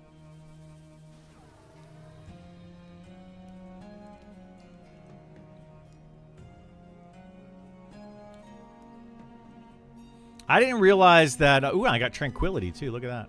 Boom, baby. I didn't realize that wizards didn't get an int buff. At least I don't remember getting one, if I did get one. Which makes that item from Ancient Crypt really nice. The robe that gives you an int, 5 int. It's like an extra 50 mana or something.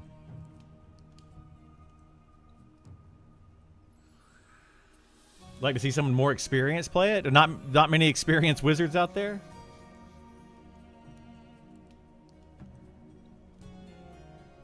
That's a bummer. Yeah, I'll keep playing it some. I don't know. I've been having fun just kind of goofing off with it. Is really nobody giving Sow over here? Surprising we're not getting any Speed of the Wild at the bank.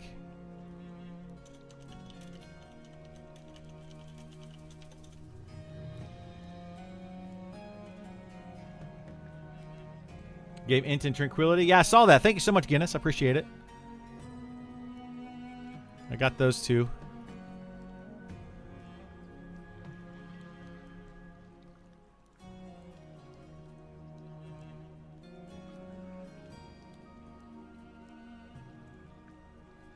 Working on your shaman now.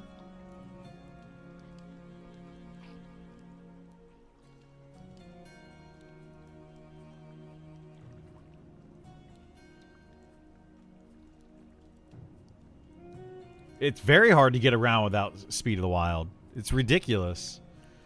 Like, it's frustrating.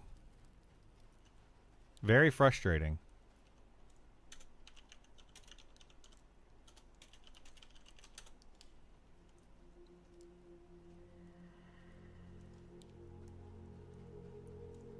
That's why I think they need to reduce Speed of the Wild a little bit. I know people are going to be like, no, don't nerf Sal. But then increase the ability, or increase the potions, the accessibility of the potions. And then, you know, kind of even that playing field a little bit. Still make Speed of the Wild better.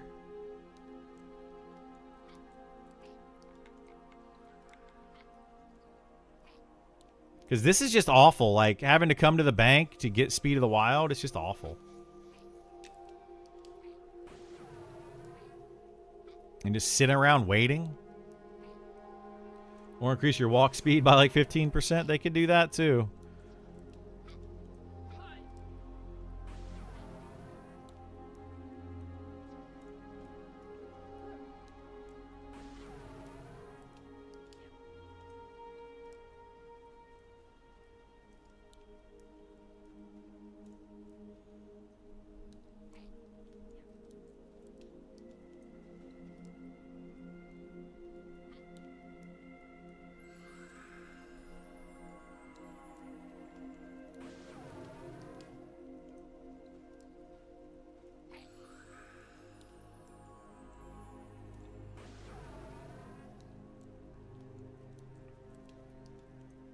Bunch of beggars out here. Sow, please. Sow. Anybody have Sow, please? Speed of the Wild, anyone? Please, Speed of the Wild.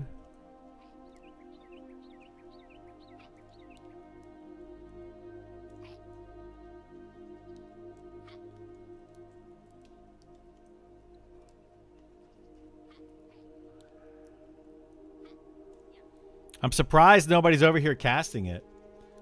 I'm exploring shallow shoals. Are there boats around to use? I don't see any. There are boats that go back and forth between Night Harbor and Keeper's Bite. They are currently broken. But there's no like boats you can just grab and go around wherever you want. Nothing like that yet. They have talked about maybe doing that in the future. You're logging a druid to come. It's okay. I need to get the full feel of how it is to be a solo wizard and having to wait for buffs and sit in town and be bored out of my mind. You know, because then maybe I won't complain about my character not getting stuff.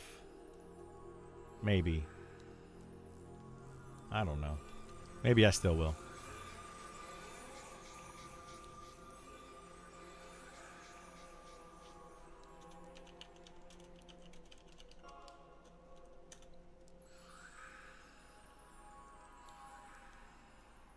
I'm not that twinked. I have a little bit. Hey, there we go. I got Sal. Yay! Thank you so much. I have a little bit of gear, but not much. Okay, let's get all these buffs on the same timer here.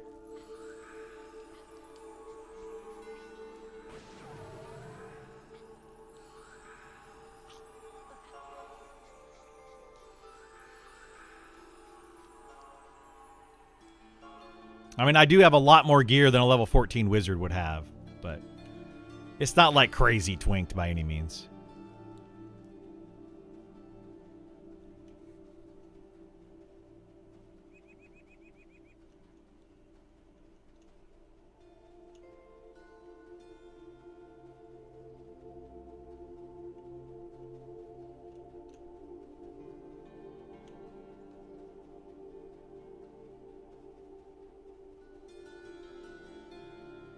I guess I can get this guy to level 15. I'll probably get him to level 16. Get the new nuke.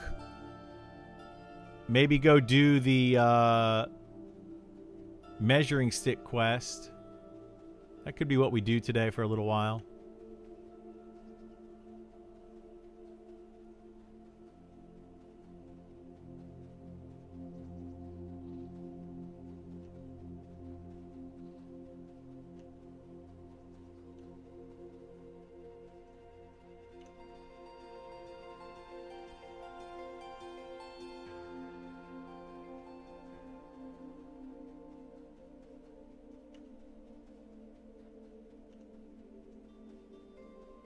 I feel like I want to say something to this Scylla person that's looking for a one-handed mace, sword or mace higher than 10 damage.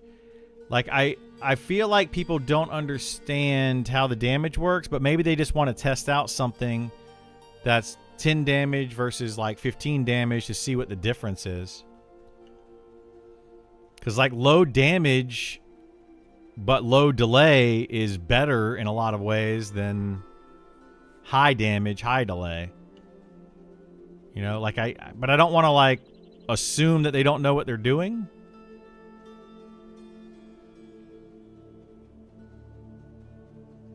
Because it's all about the weapon ratio more than it is anything else.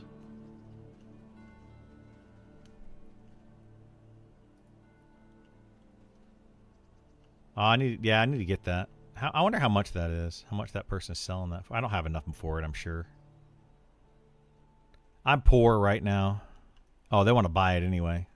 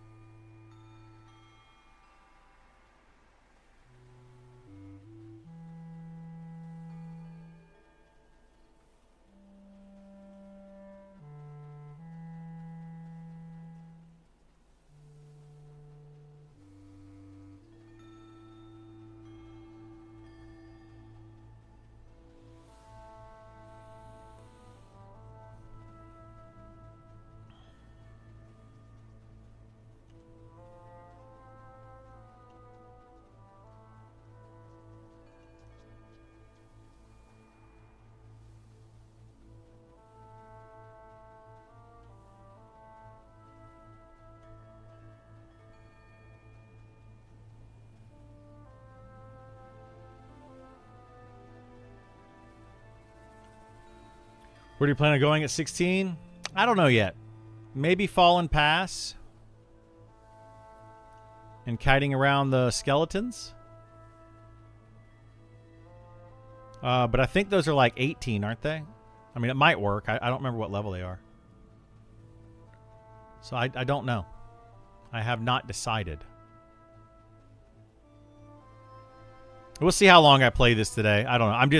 I was frustrated with dealing with my fighter right now. Dusty's are 18 to 20. Yeah, that's what I was thinking. They were like 18, so I don't know. We'll see.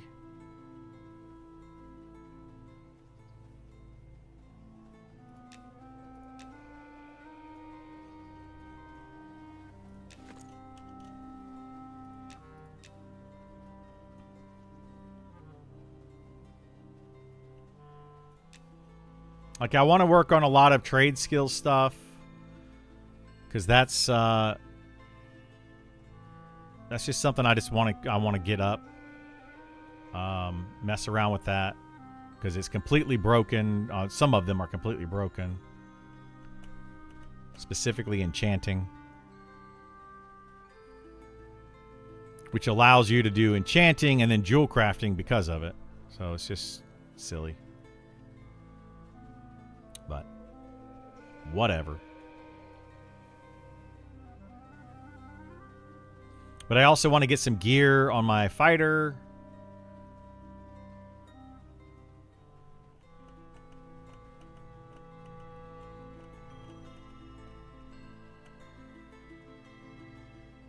Like I'm a little annoyed because the game is just so solo focused though. Like I've talked about it a bunch. It's just there's so much you can do solo. And until they change that, it's just not going to feel great.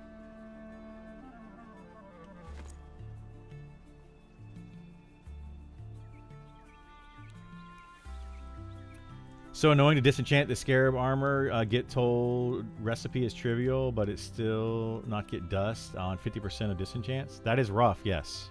That's very rough.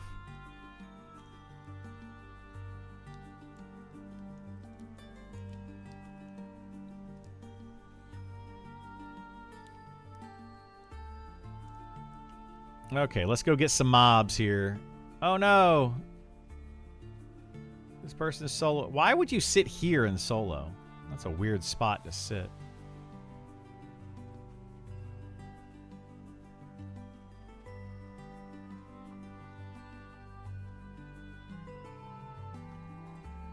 People, they camp in weird places. Has anybody else noticed that, or is it just me?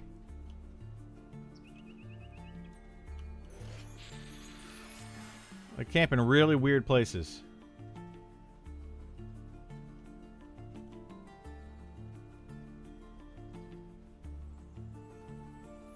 Like, they're probably going to get attacked when I run up here. But I'm really not sure what else to say. Like, you probably shouldn't camp or sit in, like, the middle of a main thoroughfare like that. Seems kind of like a weird thing to do.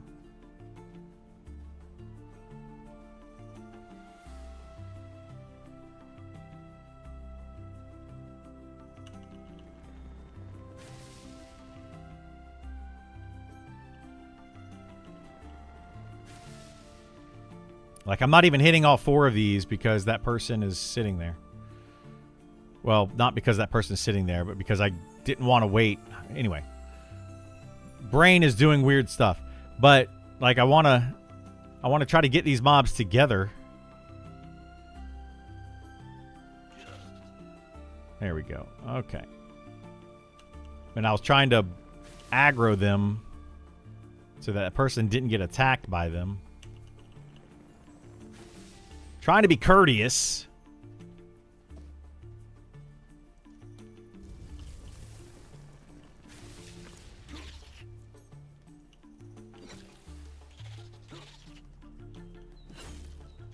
Oh my gosh, stop getting stunned. Holy moly.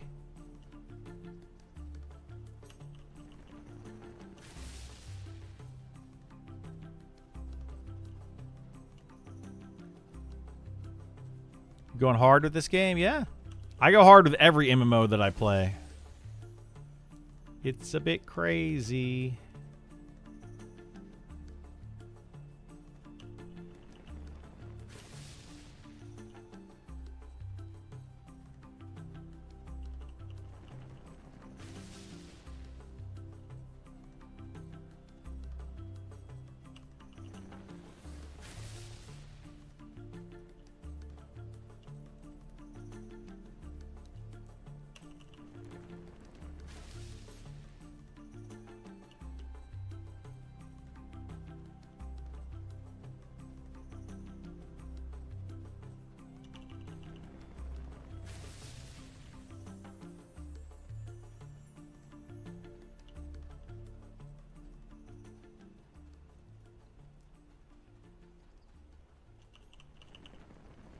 Yeah, I'm not really sure why they made the Scarab armor, if they made it disenchantable or non-disenchantable. I don't know why they did that.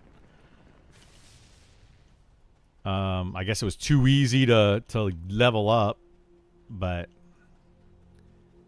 then they left the other way to do it. I really should go exploit that more. I really need to before it gets fixed.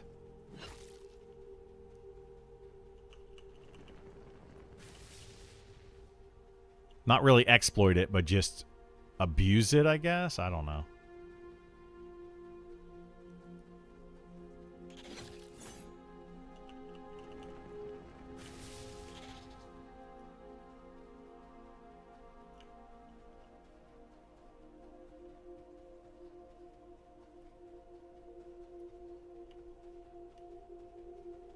Creative use of mechanics? Yeah.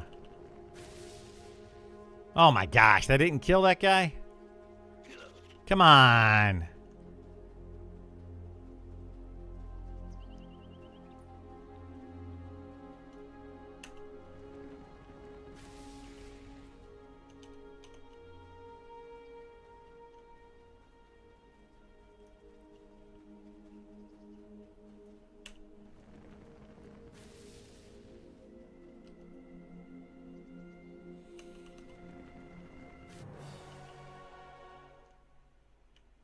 Da-da-da! Level 15. Do wizards get snare, or are you super fast with Sow? They do get snare, but not until level 24. Right now, I'm just using Speed of the Wild. And, well, they get two forms of snare. They get an early snare with their cold nuke that only lasts for 6 seconds. But later on, they get an AoE snare at level 24 that lasts for apparently 5 minutes. So they do eventually get a snare.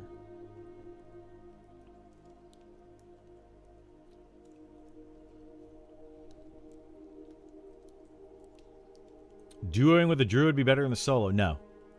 Absolutely not. It would slow down your kill rate, and then because of that, slow down your XP rate.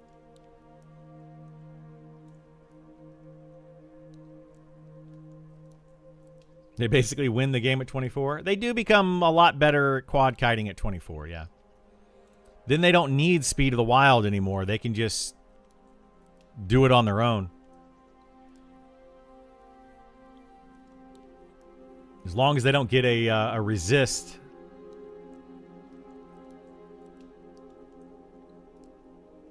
Like you gather up 4 mobs, snare them all, easy mode. Easy mode nukes. And if you have Speed of the Wild plus the snare, I mean, it's kind of a joke. You could run away. You could sit down and meditate between ticks. You get all sorts of stuff. At level 20, this will also speed up because every 10 minutes I have an ability to gain mana back. So I'll put that on the bar, and then I'll just gain mana, like half my mana bar, over 10 seconds.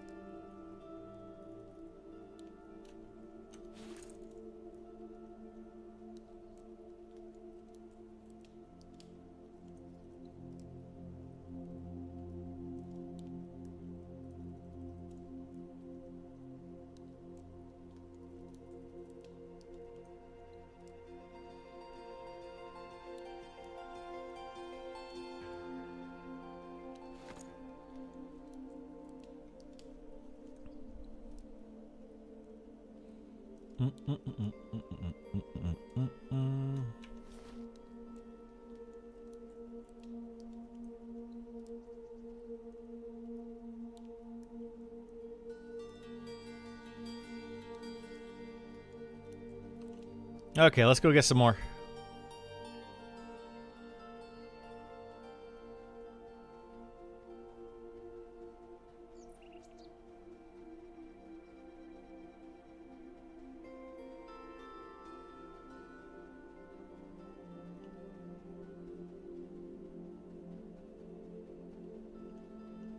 So if I get 1, 2, 3...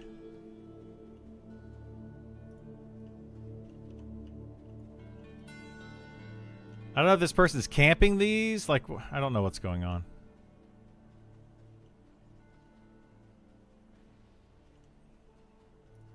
We'll get these over here, I guess. Oh, that's a red one. Drones are bad.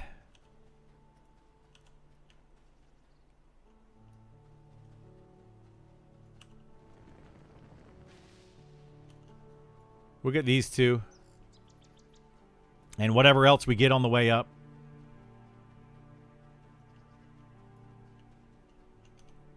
Probably go ahead and grab this one too.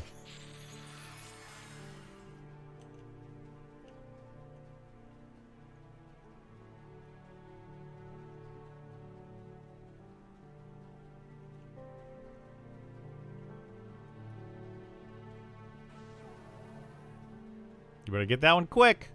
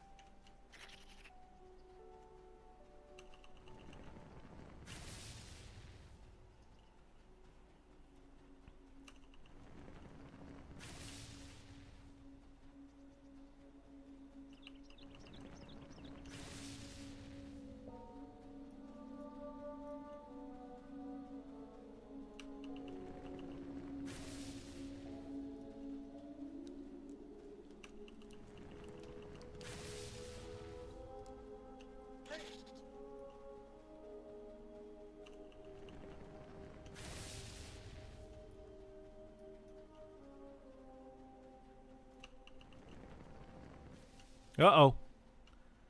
Dag nabbit. That was a waste of a cast.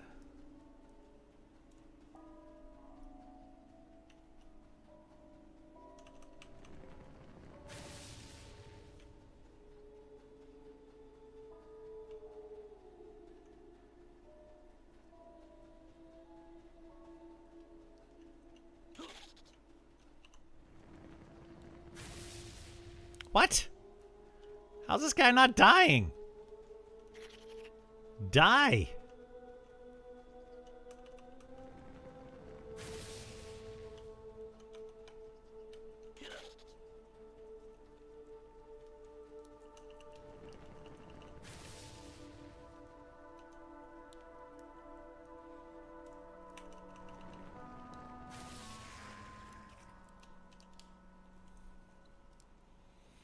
Half a yellow each time. So like 10 quad kites, and we win. 10 quad kites win game. And we'll be at 16. Maybe 11.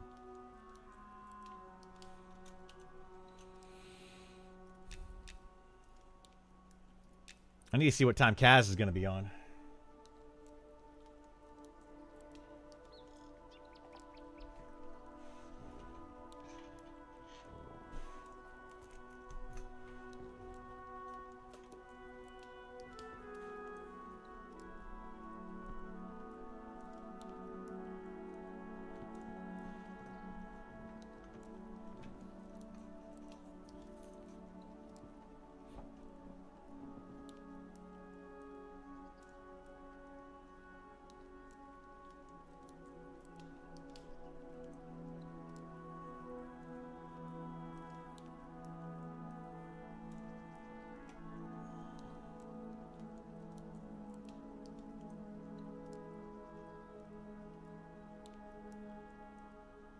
What the heck?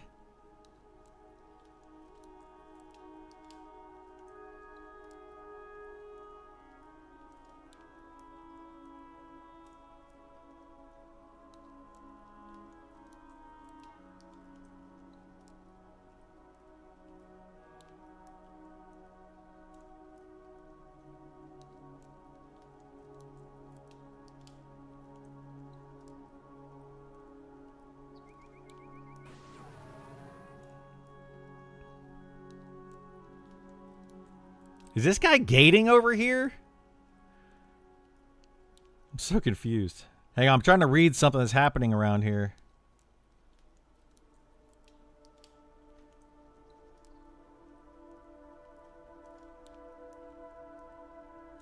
Oh my gosh.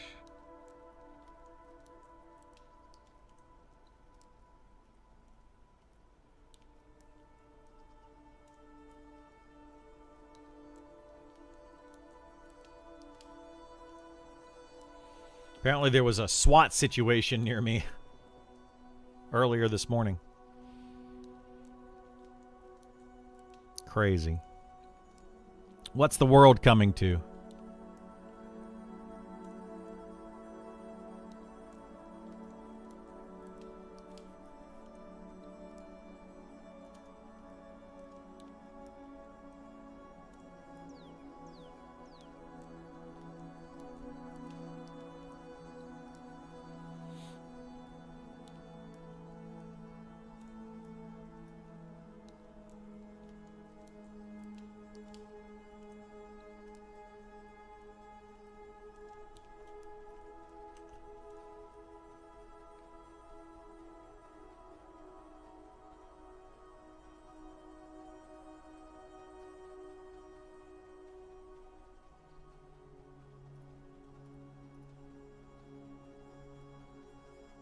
Is this person even killing these over here? They just seem to be sitting there.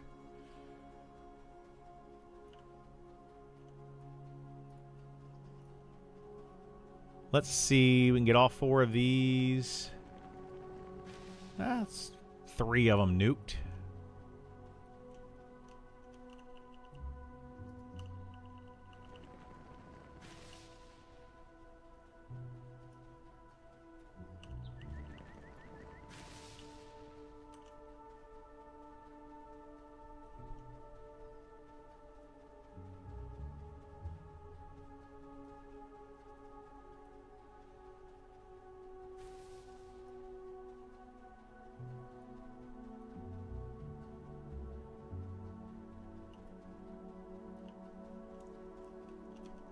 It's still crazy to me that somebody would sit like on the ramp, right?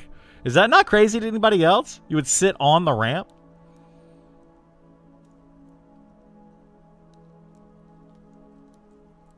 Like the amount of trains that usually come through here seems a bit bonkers.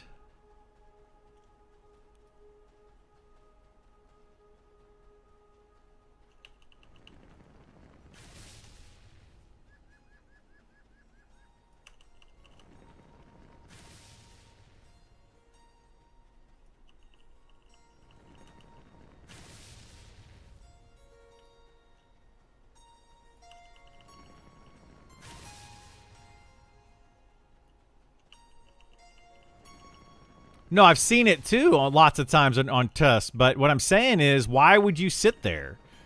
It seems it's happening normally, but it doesn't seem like a normal thing that people should do.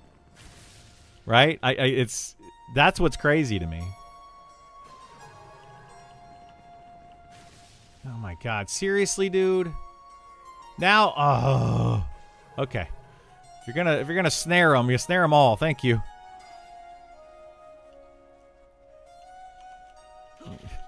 My god, dude. Now you just messed it all up. Like, I appreciate when people help, but holy moly, man. Sometimes people's help is not very helpful.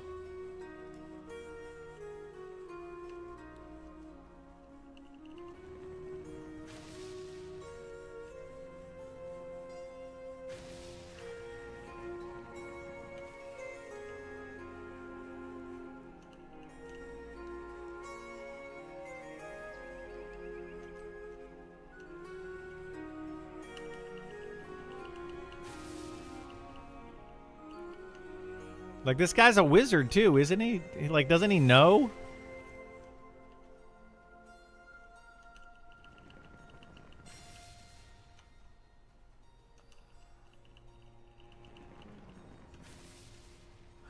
Whatever.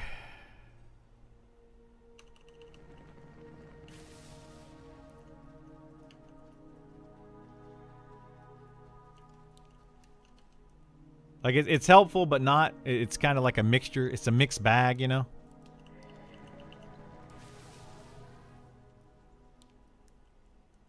Why would you root that?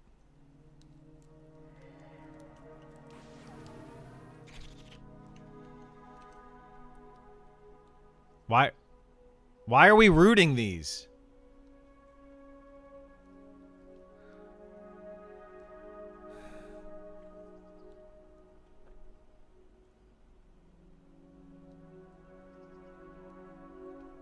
I'm so confused. I'm really confused.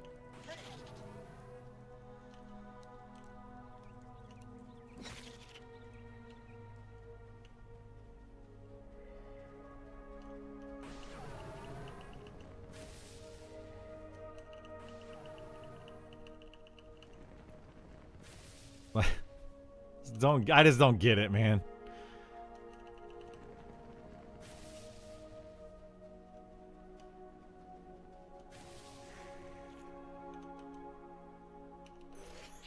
I mean, I don't get it.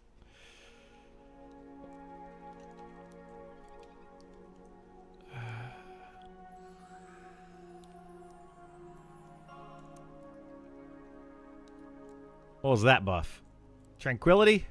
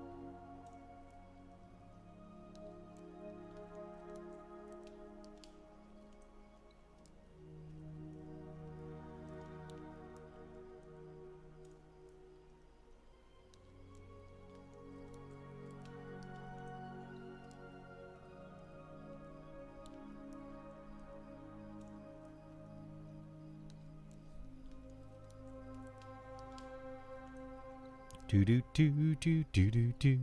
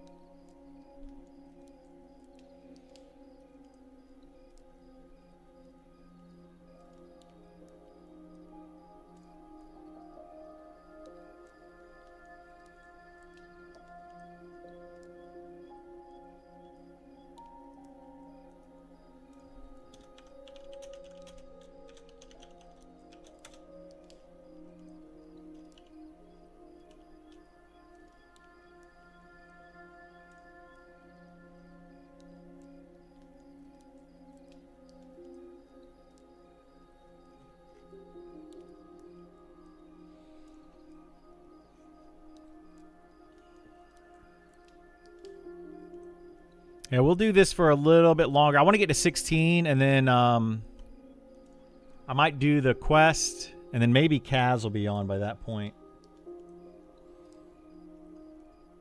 to get heals. I have no idea if you can disenchant Scarab Armor. Do people ever bring full groups to Quarry?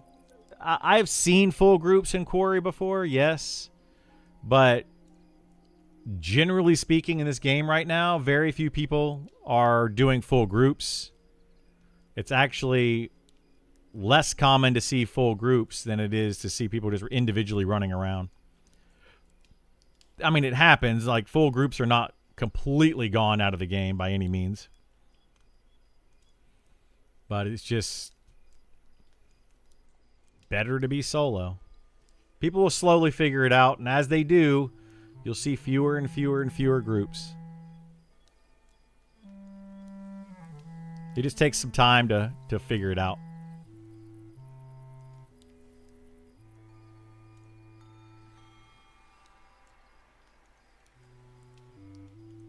And I feel like eventually, when everybody figures it out, then they start making the changes.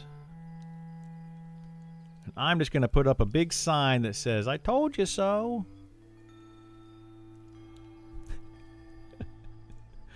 No, I don't want to put up a big sign that says that. But, you know, I haven't heard the naysayers recently. I haven't heard from those players that are like, full groups are the best XP. I haven't heard from them in a while. So maybe they're starting to figure it out. Maybe they're getting to that higher level where it's a lot easier to see.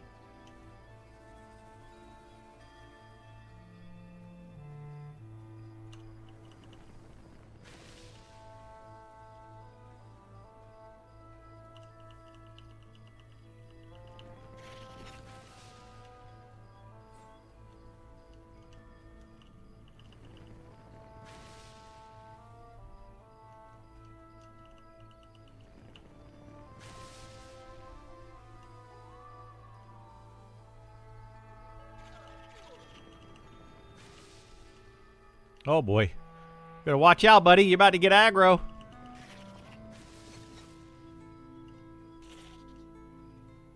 How is that thing not aggroing him?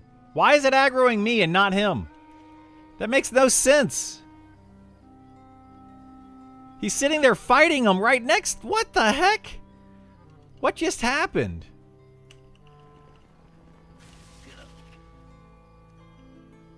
What?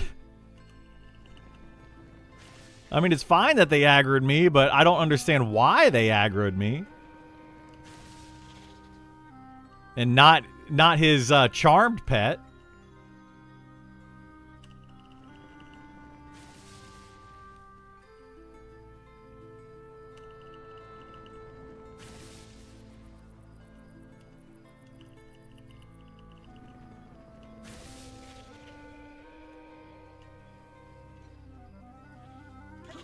Oh boy. Oh boy. Oh boy. Golly, dude. You get one round of attacks and they stun you, and then they get 1,000 rounds of attacks. Holy moly.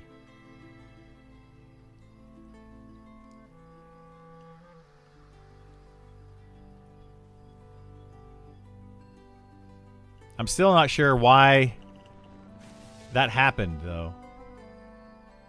Like, why I ended up with all these mobs and that guy didn't get any.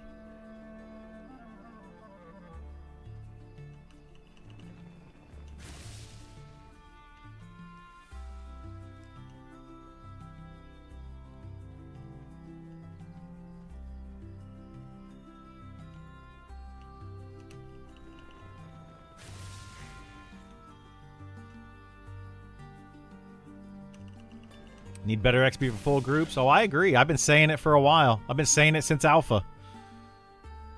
It's crazy to me.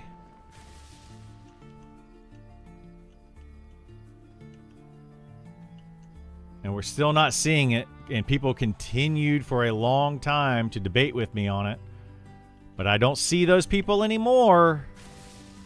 I wonder why. Hey, Criddle, you were right. XP in a full group is not as good as it is solo or duo. Cool, thanks. I'm glad that we finally agree.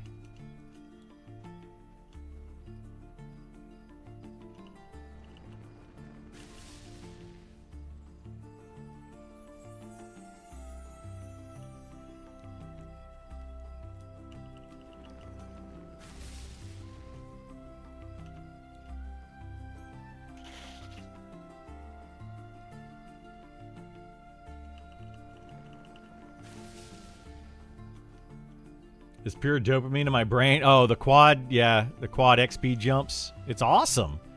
Feels really good, you know, when you kill multiple mobs at once and your XP just skyrockets.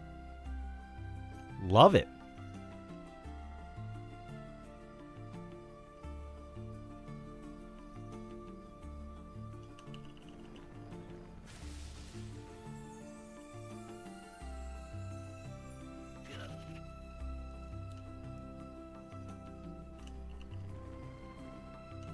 Dang it. Missed that one. You already agreed with me about the XP? I mean, I think a lot of people did agree with me about the XP. Oh my gosh. I needed that for the XP. Or for the mana. God bless, man. I can't wait till people learn how quad kiting works. And how wizards work.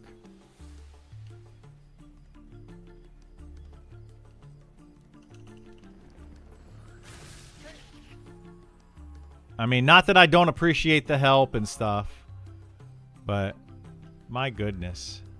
Like that buff helps a lot right there.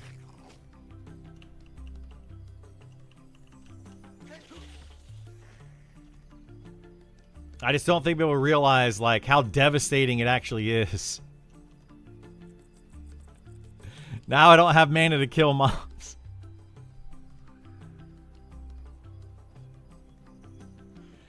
Oh my gosh.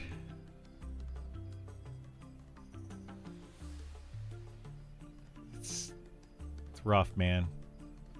It's rough.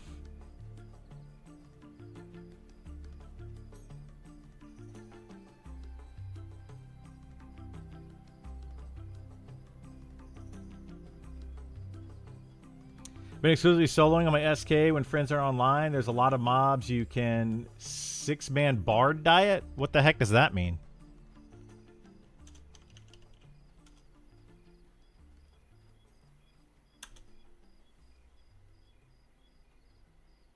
Yeah, I don't know what that means.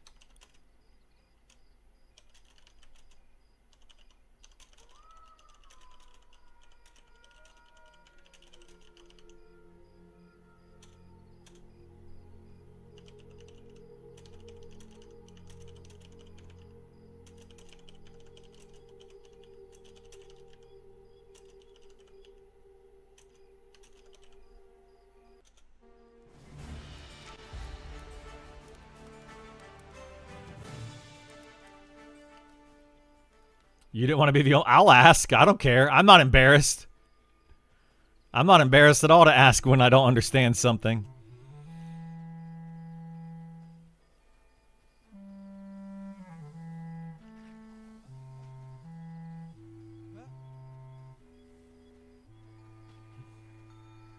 Six-man bard diet is the dad way to level an EQ. Single mobs in a 6-man... Oh, 6-minute. Respawn timer, you can single pull with safe AFK spots. The 6-minute bard. Why is it bard, though? I don't understand the bard diet.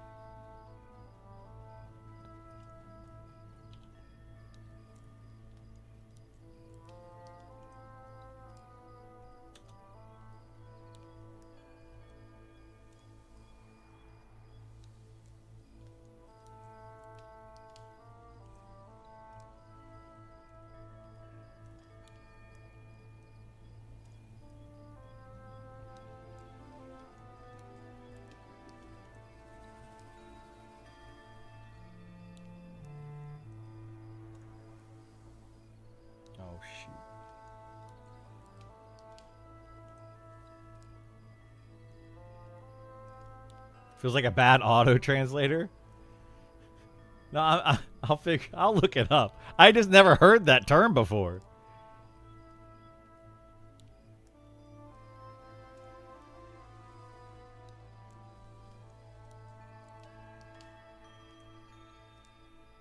It's just a strange term. 6-minute bard diet.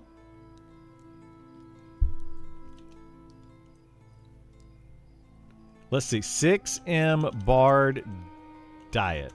I just want to see what this says. 6-minute bard diet, Project 99 wiki.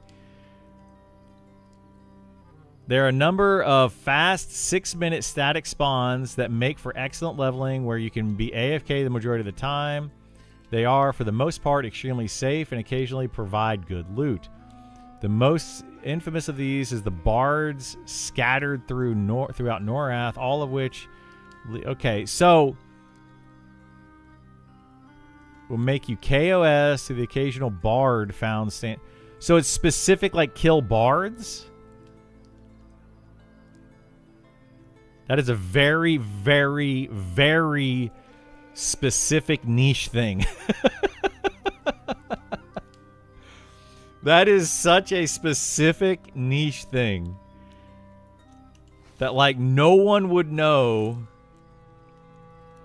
unless you played EQ on P99, I feel like. Which is a lot of the players in this game, I'll admit. But holy moly. What's the biggest bags you can get on your belt slot? Like down here? It would be a silk bag if they have them in the game. If not, it's the linen bag. So it would be 11 slots. Well, not including your mining bag and your herbalism bag. Those are like 12.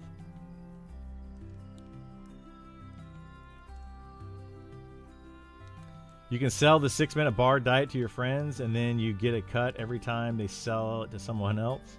Yes, that is true, I guess. I mean, you learn something new. You learn something new every day. That is an interesting one for me, for sure. I had never heard that term before.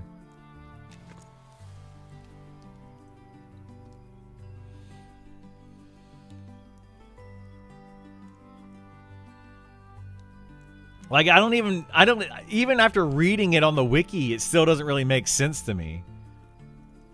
They're 6-minute spawns, and they're specifically bards, and I guess you're eating them? You're killing bards specifically? And they're on 6-minute timers, so you can AFK?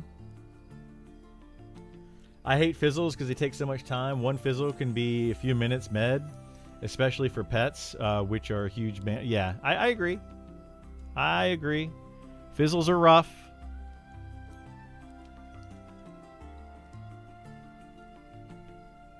Yeah, but why can't we say that? Why can't we just say safe solo camps instead of 6-minute bard diet? It's just so much. It's so confusing. Like, what the heck does that even mean? You could just say safe solo camp. I don't know. This is funny to me. Skibbity. Yeah, it's kind of like Skibbity. It's just like that. What does that mean? I don't even know what it means. First time you see Sony... I mean, I think you're going to see a lot of people that don't hear about that. That's crazy.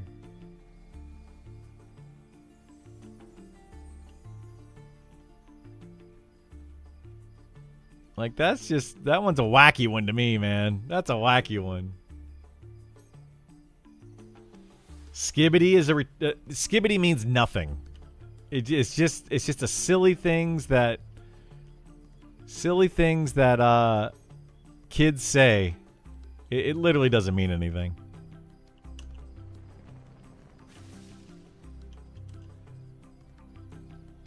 It's kind of like the whole 6-7 thing. 6-7 never meant anything in the first place. Like, It was just a way for kids to be like, ha ha ha, parents don't know what we're talking about. Parents are dumb.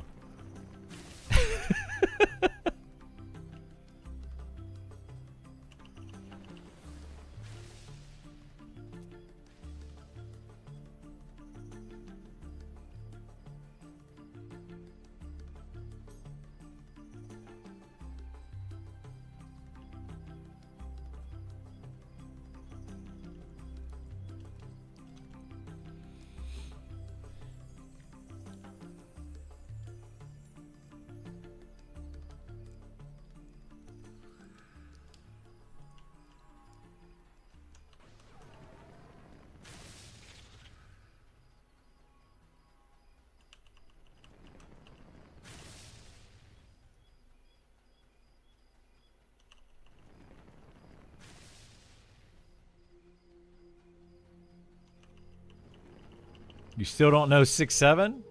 Oh, I know 6-7. I know about it. It doesn't mean anything. It literally means nothing. It's just a term that kids were using because it bothered adults. Like it doesn't translate to anything. It made adults go, "What does that mean?" So they thought it was funny.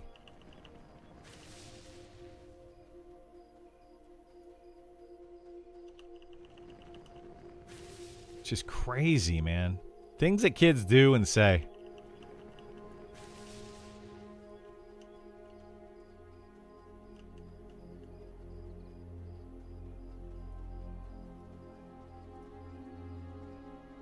It's like the 3 seashells. Oh my god.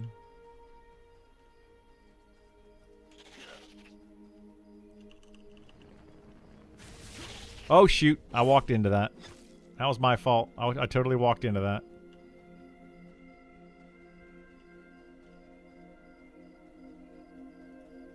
You don't know how to use the 3 seashells? No, I'm sorry. I'm not from this time.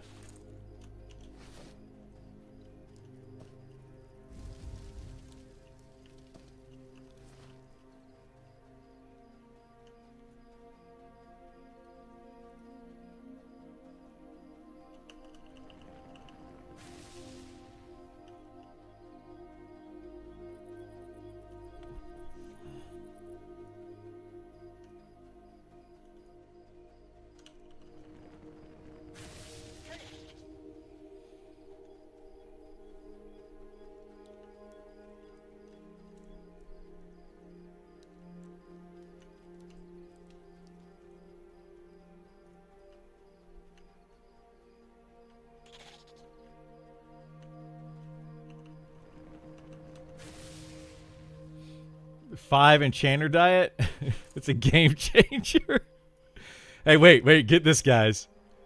6-minute abs. That might have been like the dumbest, but one of the funniest things I've ever heard in a movie.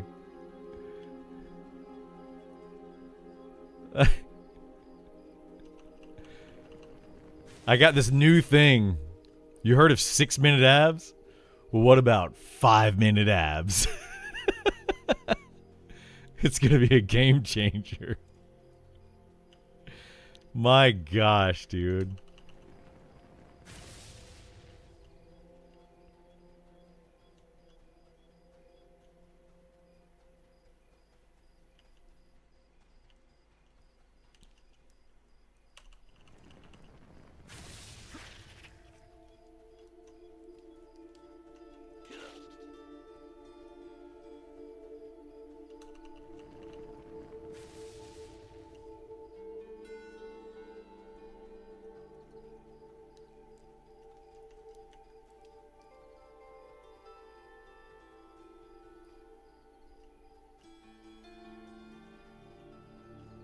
All right.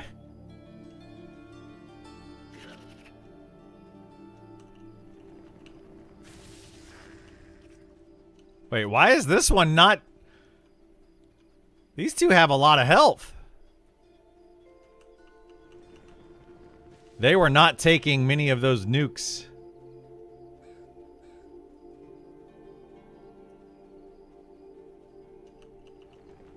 You know what? I should probably... Well, no, I don't want to do that. You know what we're going to do? We're just going to run these off. They didn't take very many of the nukes. I need to probably just quad kite from here on. I can't do...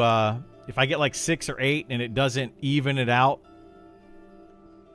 it's just not working out. Hey, what's going on, Klaus? How you doing, bud?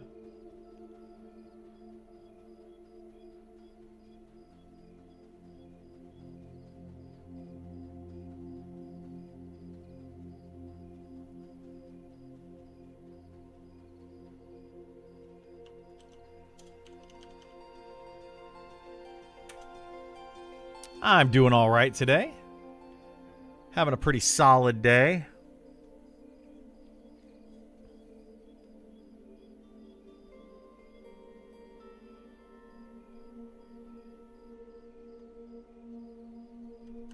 How we doing on Speed of the Wild? You know what? We're not even going to do that. We're just going to go back to town. We're going to get Speed of the Wild. Refresher here.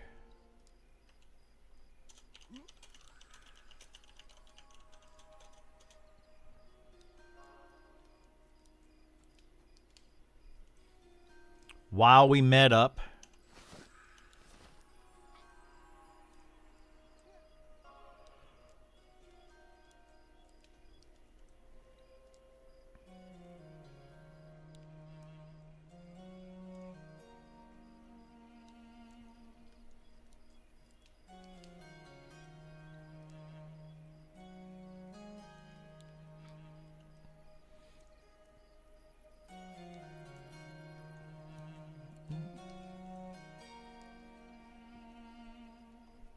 Seriously? No Sao? For those that can cast Sao, right now you would probably make a killing at the bank.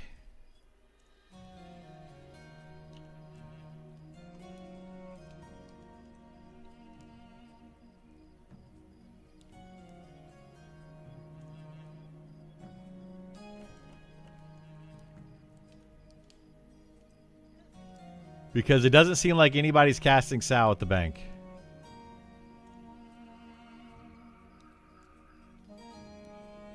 So, for those that are wondering how they're going to pay for all their spells, make a level 8 Druid or Shaman and sell Sao. That's it. That's all you got to do. Win game.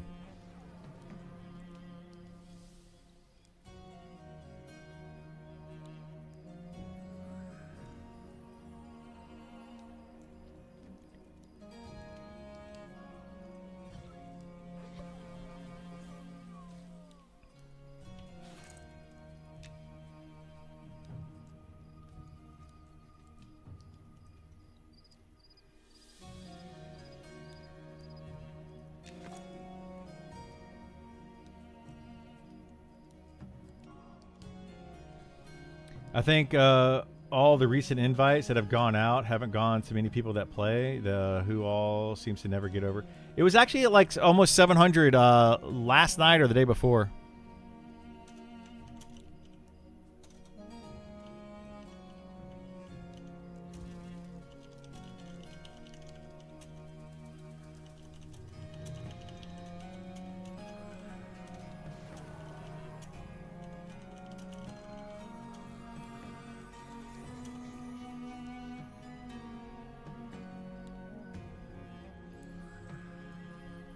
Ah.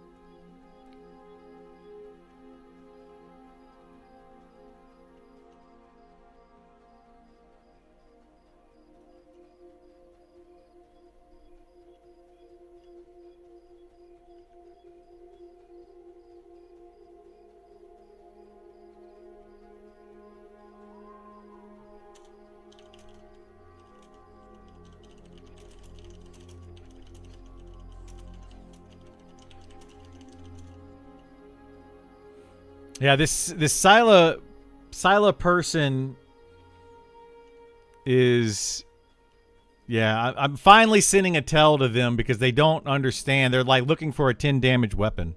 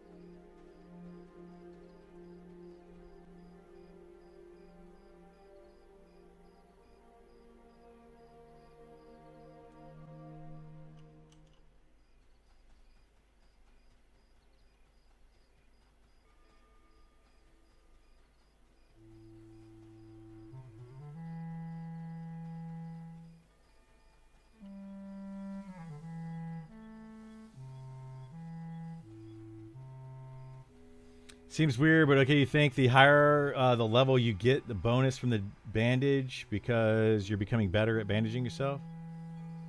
The higher your bind wound equals more health you get when you do it. Skill level and... Yeah, it's both. Skill level and type of bandage.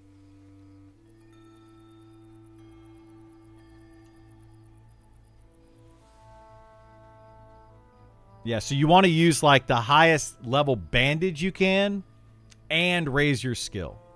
You want both of those things. Like a linen bandage on my main character, on Criddle, the linen bandage at like 170 bind wound or whatever I am now is like 40 or something health. 45 health maybe. It's a decent amount.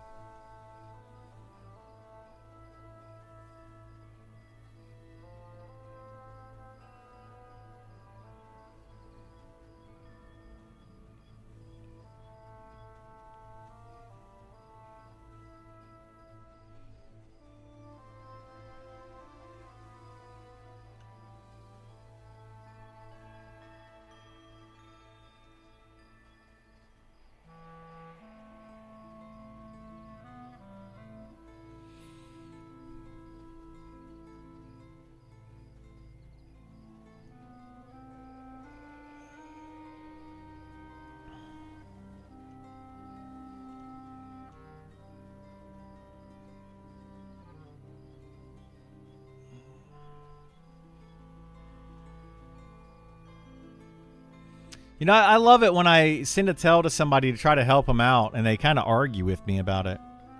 Send a tell to this person about the weapon, and they basically came back, buddy, I'm level 13. I'll worry about optimizing ratios when I'm higher. Right now, I need that big hit for aggro. And it's like, yeah, but that's not how that works. Like, it's just not how it works. Bigger hit... sure gives you more threat for that one hit, but if you don't hit again for 10 seconds, now you're losing threat, right? So you want to have the better ratio to gain threat. And I just wish people would, like, instead of being dismissive when somebody tries to help them, like, actually listen and learn. Try to pay mages to summon for me. Sell cloth wool stacks. Turn around and pay a mage for a full bag. Yeah, I should probably start doing that. Like get full stacks of the good stuff.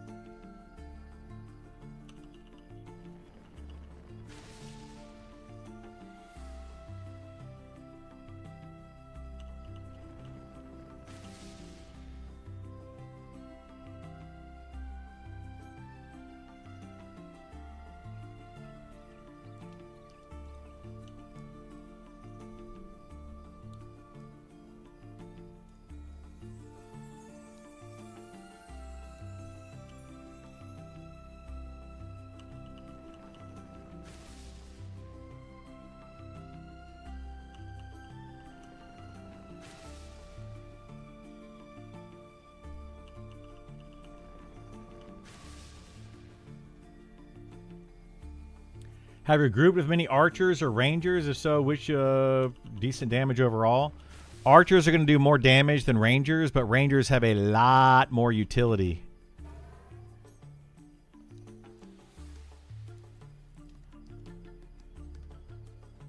So it just depends on what you're looking for. I mean, people factor way too much into damage and tanking and healing in this game. I really can't emphasize enough, or can't stress enough, about how important utility is.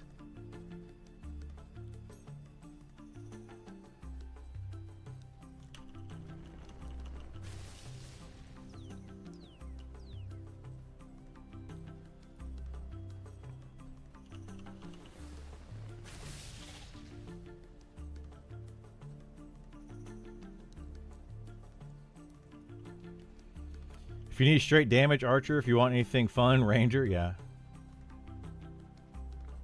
Ranger spells are mostly for outdoor? No. They only have like 2 spells that require outdoor. They're Unity and then the Speed of the Wild.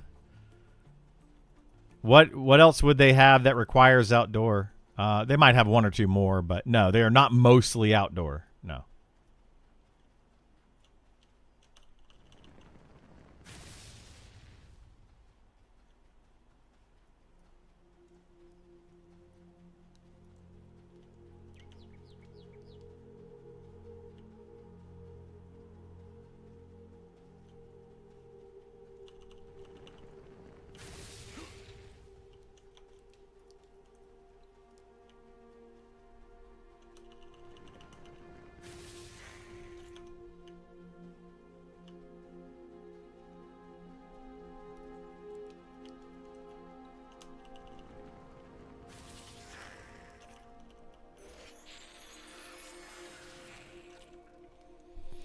What I laugh at is a group doesn't use enchanters for what they are intended. It ticks me off when they keep breaking mez. They think this is WoW and can face roll stuff. I mean, right now you can kind of face roll stuff, Guinness. That's the problem, is the game is honestly too easy. But yes, I agree with you as well.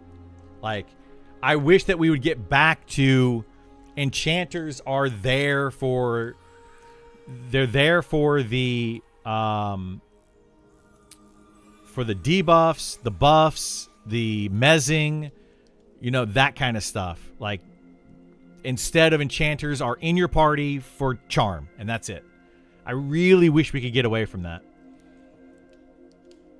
It's infuriating to me that every single enchanter in this game that I have grouped with is like, I'm going to charm. And it's like, okay, well, are you going to mez and stuff as well? Because that's kind of what we need. Yeah. Did the orcs make it into the game yet? Orcs are in the game, yeah. They've been in the game for a long time. But yeah, the whole CC thing, like, enchanters do CC. Like, a good enchanter will charm and CC. But charm right now just, like, dominates with enchanters. Everybody just looks at damage. They're looking at damage numbers. They're not looking at the utility anymore. And, you know, that's what makes this game stand out to other games, is that utility.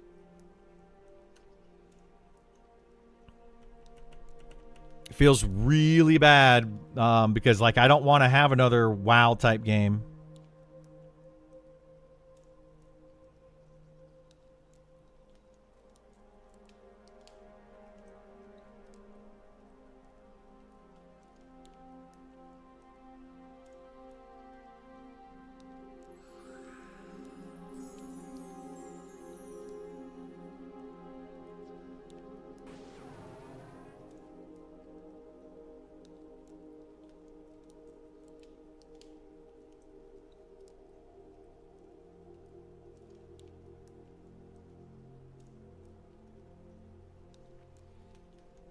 Please don't let this game turn into pull 20 mobs to beat a timer. That was, I mean, exactly. That's what it's turning into very quickly because there's so much focus on DPS and so much focus on tanking and so much focus on healing, like just those things, and not enough focus on the utility aspect. Plus groups, just chaining easy con camps instead of CCing, managing harder camps. Yeah, it's happening a ton. It's just how quickly can we pull and DPS these down, and everybody's focus is on the wrong thing. Like, I'm trying to get them to change it. I'm trying to get the devs to see it. I'm trying to get the community to understand it. They don't want to listen. They just don't want to listen. Some of the devs are seeing it. They're starting to get there with the data that they're getting. But it's like they're fighting it. And it's like, come on, stop fighting it. Let's get this game to a group-focused game where they said that they want it to be. Where the community says they want it to be. It's so funny to me that so many people in the community are like, we want it to be a group-focused game. We want that social aspect that was taken away from us in all these other games. But then you talk to people and they're like, I want to be able to solo because I'm a gamer dad and I've got 15 kids and 5 jobs and I just want to have 15 minutes where I can gain 3 levels. Okay, well, you got to pick one. Which one are you going to do? Do you want a group focus game or do you want the game to be really solo friendly? Because we can't have both of those. It's super frustrating. How much does Enchant Ally help? At higher levels, Enchant Ally is huge. Especially going up against like big tough bosses. Enchant Ally is massive. Unfortunately, having charm in a group, in an XP group, far outweighs Enchant Ally. Like, far outweighs it.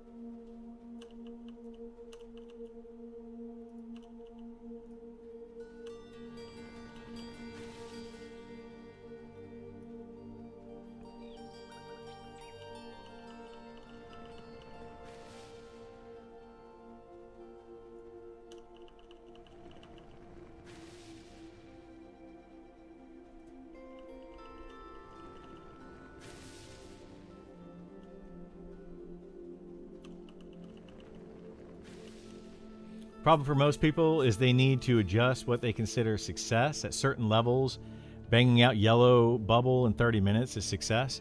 It is, yeah, it is success. But the funniest part about that to me is the community as a whole doesn't want that gameplay. They claim that they don't want that gameplay, but that's how they play the game. And it's like, yeah, but now we're playing the game in the way that you don't want to play it. But then they're advocating for that gameplay. And it's like, this doesn't make sense, guys. It makes 0 sense. I've had people literally argue with me that they're like, the game needs to be more accessible for the single dad that only has an hour or 2 to play a day. And then their literal next statement is, I want to have a game where grouping and communication and stuff matters. And it's like, what? Those two things literally contradict each other. Like, I don't understand what it is that you want out of this game, because you're saying 2 different things.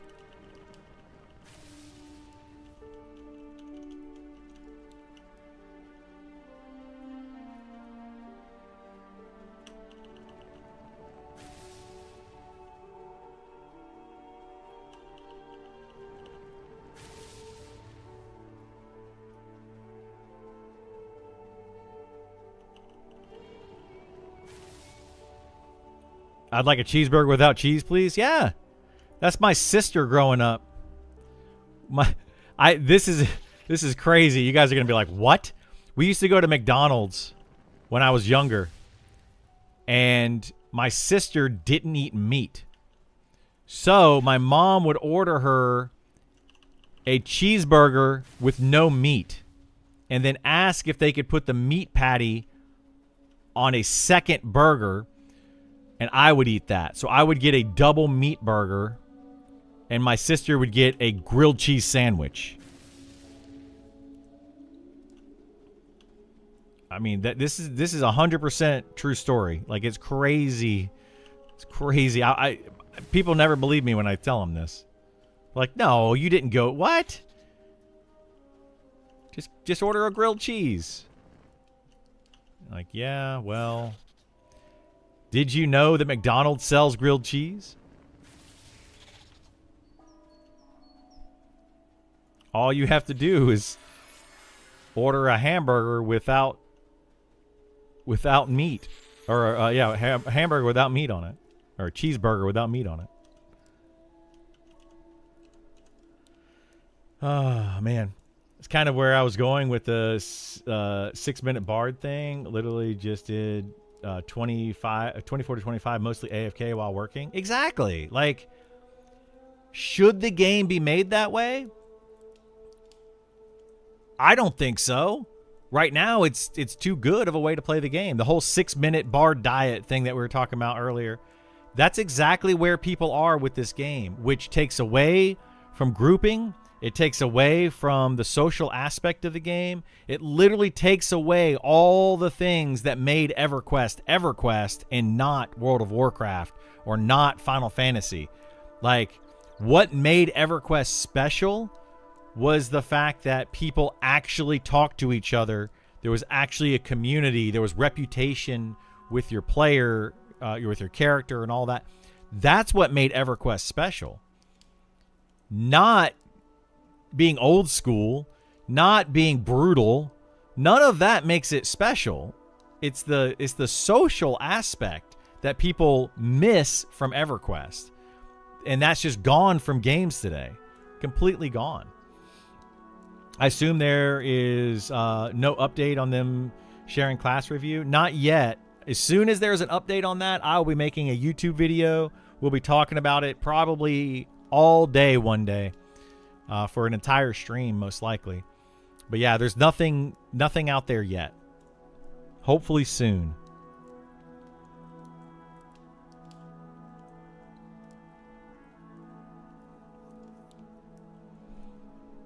Because I cannot wait to see what they do with these classes. I hope they absolutely gut the solo ability of this game.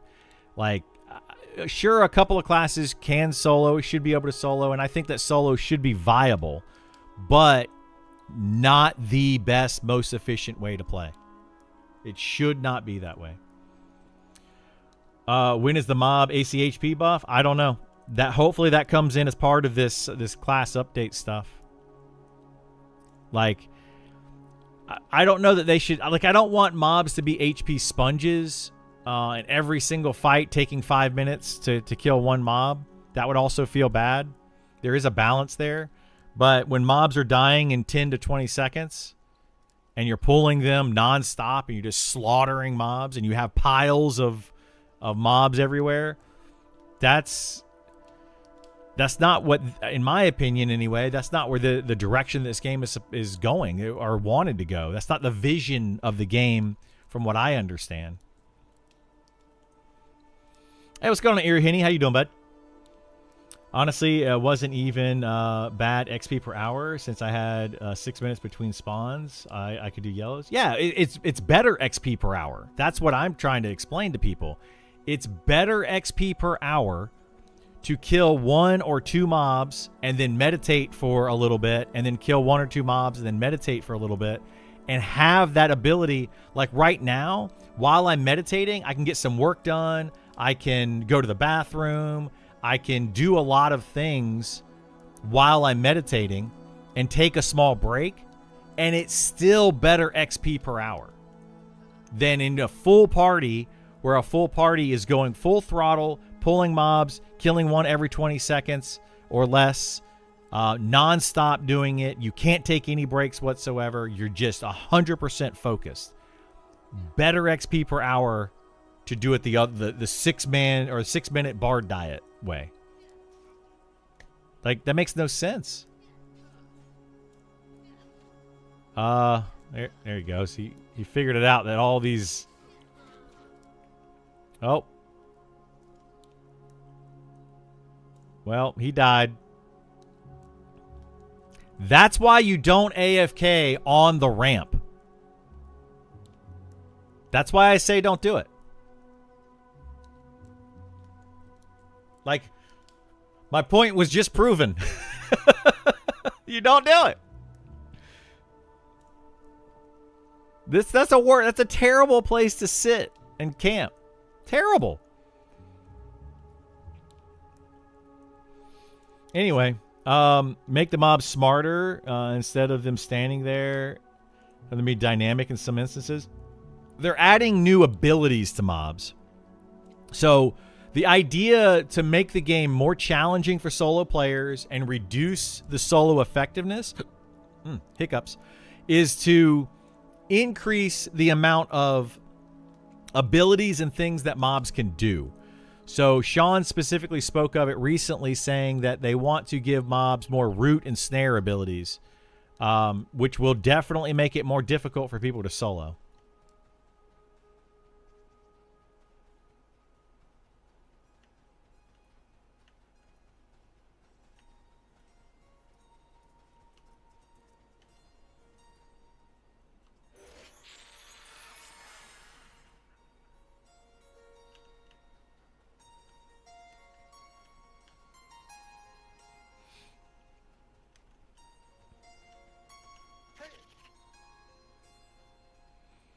So we'll see what they do with it, but that's the idea right now, is that they're going to try to make it more difficult to solo, and they're just going to add more abilities to mobs in general.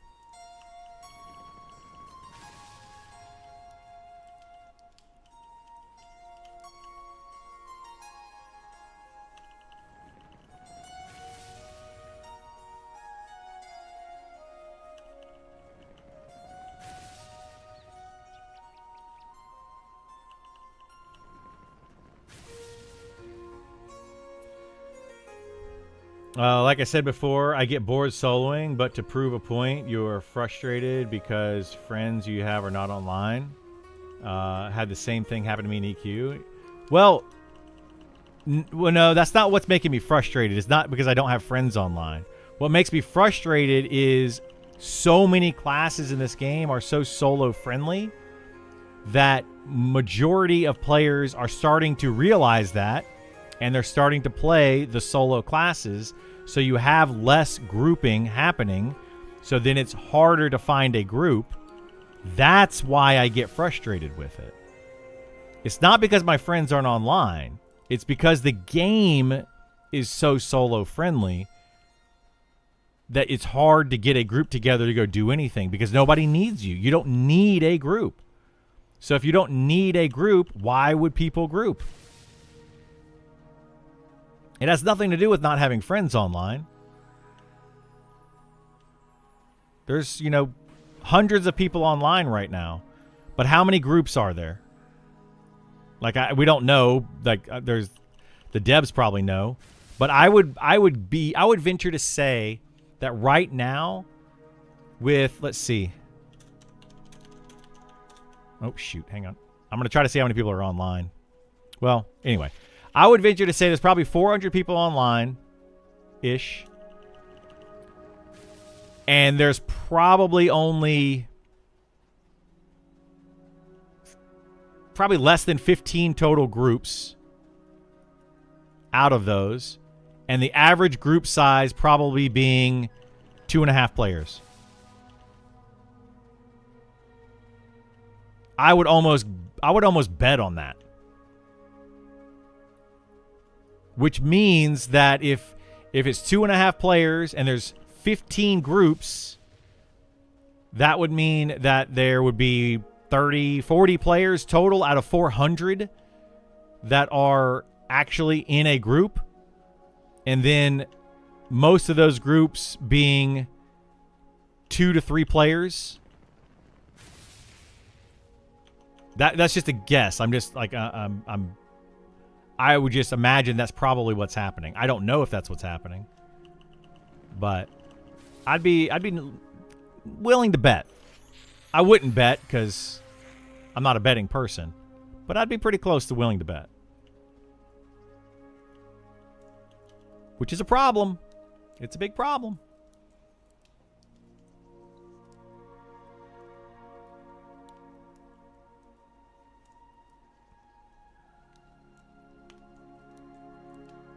Which is also why you're seeing a lot of people trying to multi-box that shouldn't be multi-boxing. People are finding ways to get away with it.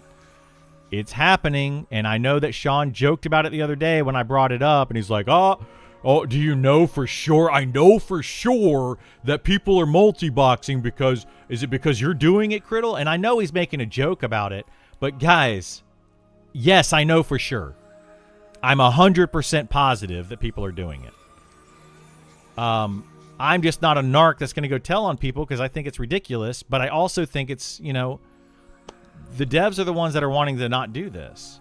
They don't want it to be in the game, but they got to have a better way of catching people other than Tattletale. They have, like, come on.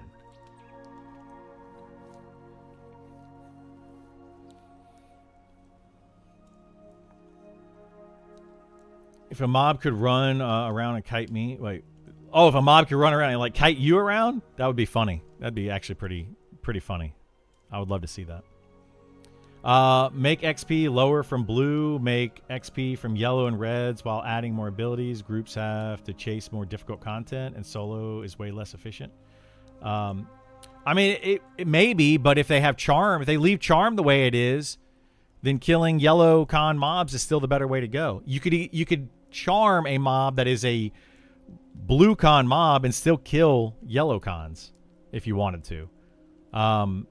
It's still the best. Like, there's so many issues with it. It's not just a one or two off problem, and it's not one or two things that you could change to solve it, which a lot of people focus on one or two things. Be like, you change this one thing and it's going to fix the problem. No, it's not.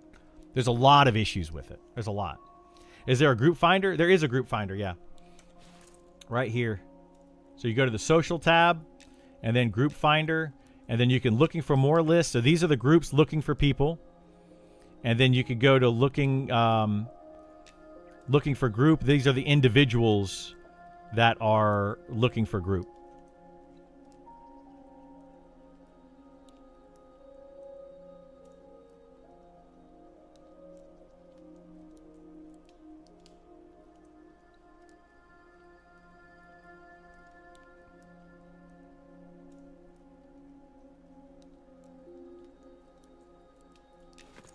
But anyway, barred mobs probably should just run along a patrol path and train you. That would be funny, yeah.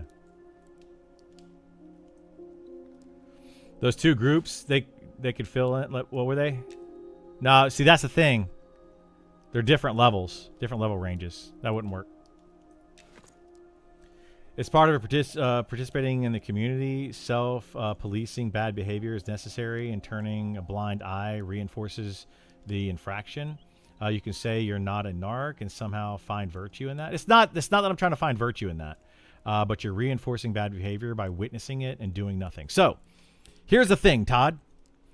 Yes, I could narc on every single person that I see that looks like they are boxing. I could. But to Sean's point that he said the other day is they have had a lot of false reports of boxing. And what I think is happening, what I know is happening, are people, and people can say, oh, how do you know? Brr, brr, brr, brr, brr. Sure, you can say that all day. That's fine. Say it if you want to. But what I know is happening are people that are like, oh, this is my spouse, this is my girlfriend, boyfriend, brother-in-law, sister's ex-wife's husband's uncle, I don't know, whatever they are.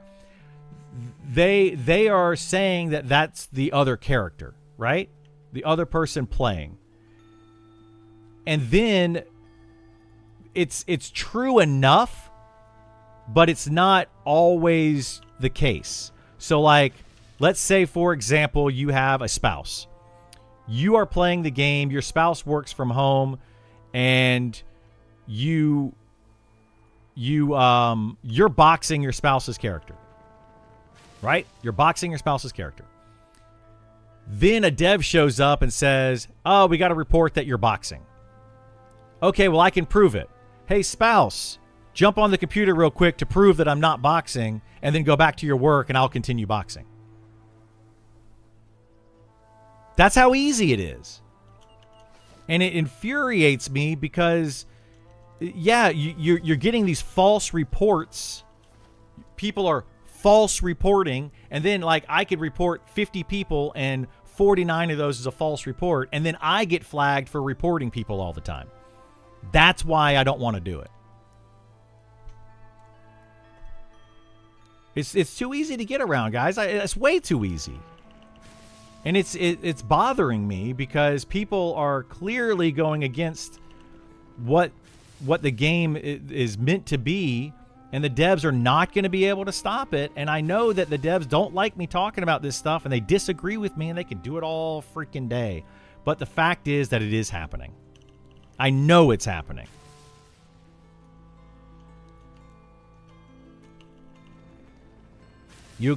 That's fine. Keep reporting it, and that's fine. But did you hear in Sean's stream the other day that they are keeping track of who is reporting things constantly and who is like constantly petitioning, and they are making sure that they watch those people? So like eventually, if you continue to petition and it's continue to be a false report every single time, they're going to be like, oh, this person is just they're causing trouble. It all goes against it. Like, it's just so frustrating, man. It's so frustrating. So, like, you're going to now get in trouble for too many false reports, but they're telling you to report people?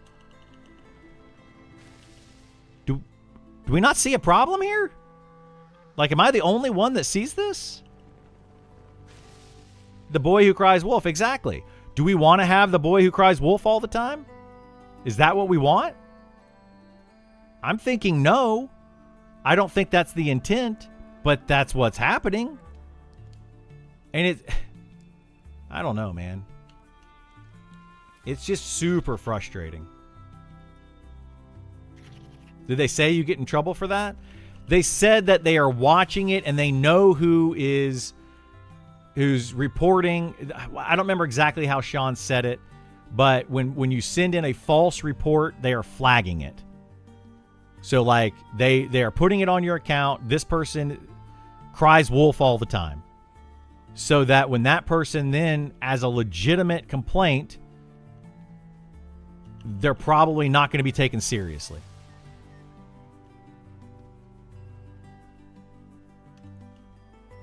That's exactly what it sounded like to me when he said it. So I don't know what to say, man.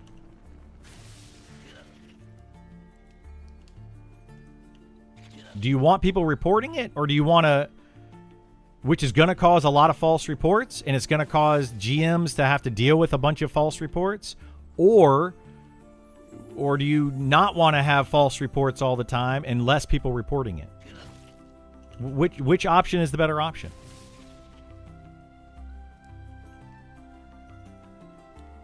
Shaman is hard to box? Nah. Shaman's easy to box. It's hard to box and do like consume and all that, but you can easily box a shaman. It's not difficult. Boxing healers is so freaking simple for the most part. All you really have to do is heal. So, like, would you just assume, oh, well, they're playing a shaman, so they're not boxing? Because it's too difficult to do.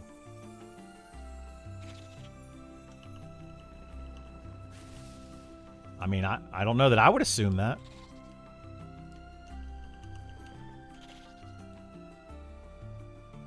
Like, there's too many issues with it. They're trying to police stuff that, and you know, I'm getting to the point now where I feel like I'm being watched like a freaking hawk sometimes. Because I talk about it, I'm so vocal about it. So I'm just constantly being watched. And it's like, I'm not even the one that's doing anything.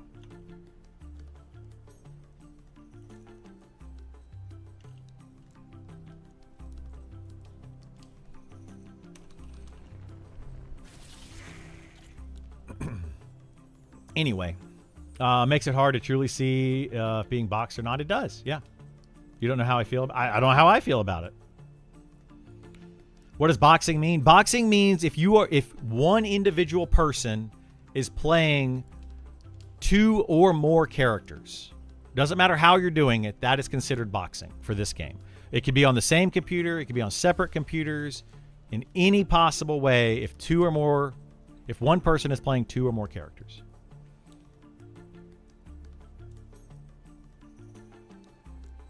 If they are never consuming when the other character is taking actions.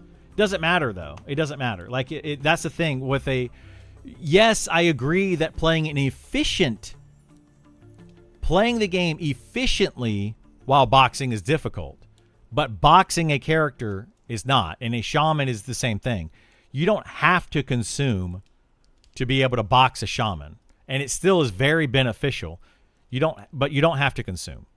And it's really not that difficult, to be honest. Like, I've boxed characters in this game many times, not on this server, before people start yelling and getting on me for it.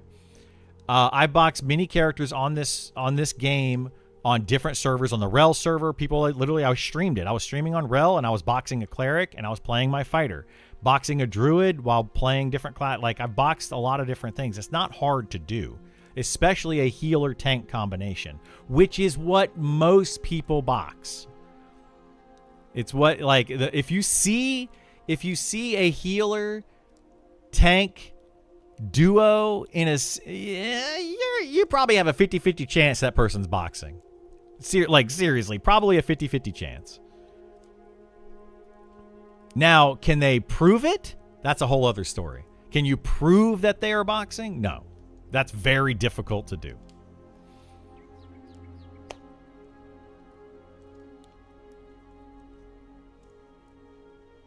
That's unfair to say it's 50-50? I don't think so. I don't think it's unfair. I think it's happening a lot more than people realize. People are boxing a lot more than they realize. Like, how do you know? How can you tell if a healer tank combo is or is not boxing? How can you tell?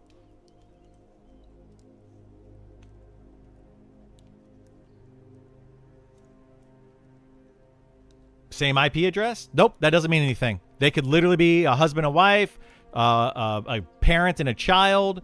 They could be friends playing at a house together. You don't know. You have no idea. Also, how hard is it to get a VPN or spoof your IP address to something different? It's easy. It's very easy. So you don't even have to have the same IP, but you could be still boxing characters. It's too easy to do. If you're running both clients on the same PC, you can absolutely tell. How? How are you going to, like, without them knowing? Like, you can see their IP address. You can't see if they're running 2 clients on the same PC. Like, you can make this game into a window, like so, and then put another character right over here. I could put another one right here next to it. And boom, boom, boom, boom. I'm back and forth. I'm doing all sorts of stuff. How are you going to tell? By just watching them play. You can't. Can't. The GM could ask them to go to 2 trees are. Have one run around one tree clockwise and the other run around. They could do that, sure. But how I just disproved or just made that, what if the boxer is a husband and wife duo, right? Let's say most of the time, I'm just using the husband and wife as an example. Let's say most of the time that duo, that husband and wife duo, they do play together, right? So sometimes when a GM goes over there, it is the 2 of them. But sometimes the one of the 2 of them is working in the yard, or they're on their computer doing a Zoom call for work or whatever, right? Whatever it is that they're doing. So that's when the other person is boxing them. And then when a GM comes up, they just grab their spouse real quick and say, hey, you play this character for 5 seconds while we prove this, and I'll play my character real quick. And then we do the thing that the GM is asking, and then you can go back to whatever it is that you're doing. Like, guys, this isn't rocket science. It's really not rocket science. It's pretty easy to figure this stuff out. I'm telling you, it's happening, and people don't. They want to say they don't. They want to say it's not happening.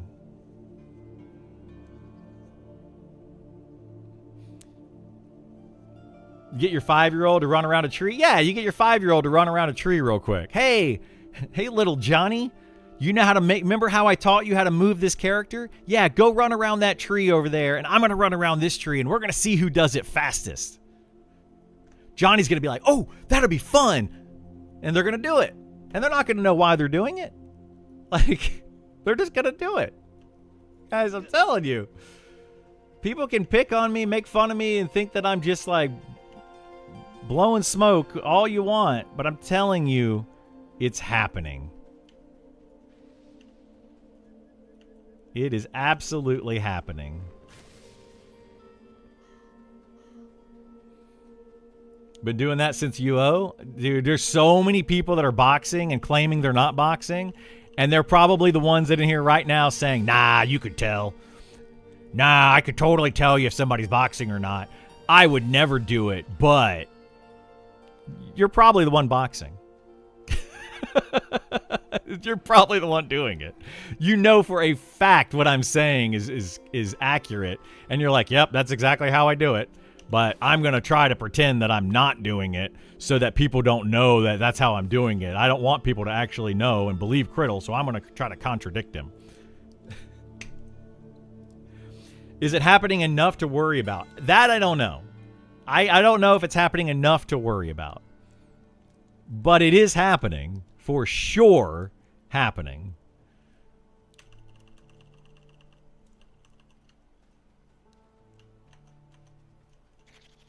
So I don't know what to tell you guys. I don't know what to say. You don't think it matters? It 100% matters, and I've explained why about 15 times today. I cannot play my fighter right now because I don't have a cleric duo.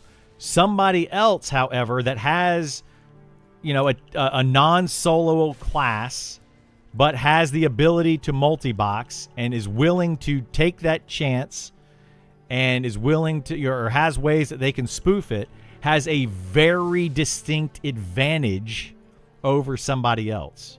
Huge advantage. That's why they multi-box, is for the advantage. I mean, it's the same reason people are going to play on the roleplay server and not actually roleplay their characters. They're just going to roleplay a mute. They're going to be like, I'm roleplaying a mute, but I just want to be on this this server for the advantage.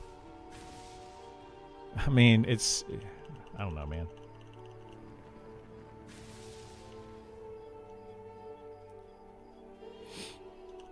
People will do anything for an advantage. Literally anything for an advantage.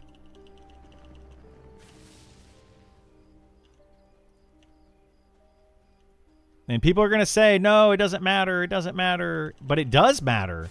It absolutely matters. You just don't realize it matters until it's too late. Like, it's crazy how much it actually matters. It changes... It changes, like, the way the game is played.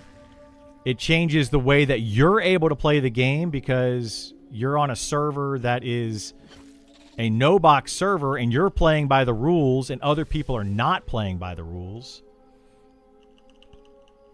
And then now you're at a disadvantage. Those are the same people that are going to complain that why is it that the poop sockers have a huge advantage. Well, yeah, they're probably also multi-boxing.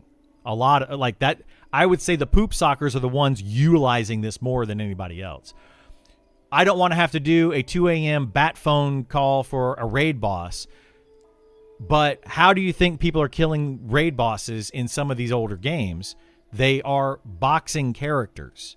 They would get a guild. You'd have 10 people, everybody 2-boxing. You have 20 people in the raid. You're able to do the thing with 10 people instead of having to get 20 people. It makes a huge difference to the gameplay that you're just not seeing. Huge difference. Gamers need to have fun again. Yeah.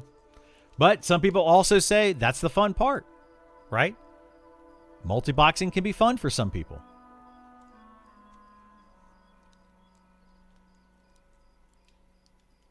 Have you made any effort to network with other high-level max people?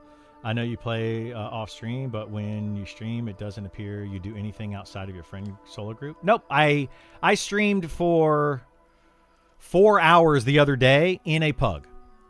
100% pug. One person was in my guild. The other 4 people in the group I had never spoken to before, ever. And that one person in my guild I had never grouped with before. So yes, I do stuff. I do make groups off stream, and I do it on stream. I do it all the time. So yeah.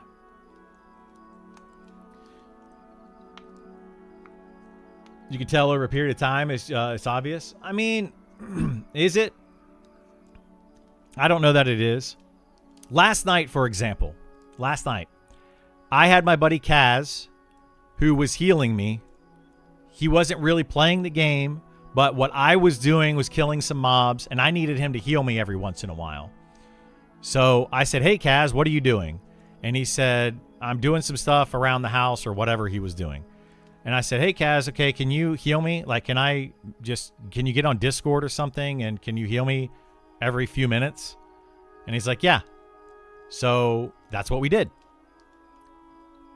That's the kind of boxing that I'm talking about. Like, he is just literally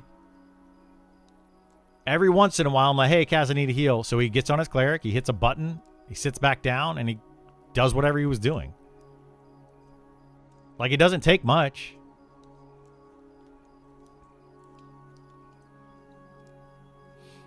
A fear of multiboxing is real, though. Hope they are good at catching folks. That's the problem. I don't think they are very good at catching folks unless they get reported. And then once they get reported, if they can prove it. And that's hard to do. It's hard to prove that somebody is boxing or not boxing. And if you can't prove it, then that's not fair, right? There are going to be false reports. People are going to just be like, I want to be the jerk that wants to report everyone for multiboxing. And that's why you can't just report everybody that you see, because then you're going to be known as the person, or the devs are going to then know you as the person that just false reports everybody all the time. So now you have that issue, right? What about some solution to all these things being complained about today? Some solutions? I don't have solutions for them. That's the problem. That's where, like, I'm not the one creating these issues. I'm saying that it's going to be very hard for them to police. It's going to be, like, extremely hard for them to police. I don't want drones. We're just going to come back over here, I guess. It's going to be very hard for them to police, and I don't know what they can do about it. But it's to the point where it's frustrating for legit players. You know, this game, to me, this game is being built for a certain type of player. And that type of player is your casual player, your old school casual MMO, like EverQuest 1 player. The ones that enjoyed the journey and you know, like to log in for a couple hours, get a group, and do stuff like that. That's what they are building this game around. But what's being focused on, as far as the community is concerned, are the players that are like, okay, well, how can I get an advantage in that? Which is exactly what happened in EverQuest. You had the majority of players that just wanted to play the game legit and have fun. My goodness, what happened? I need more mobs, man. Let's get these worker. Hang on a second.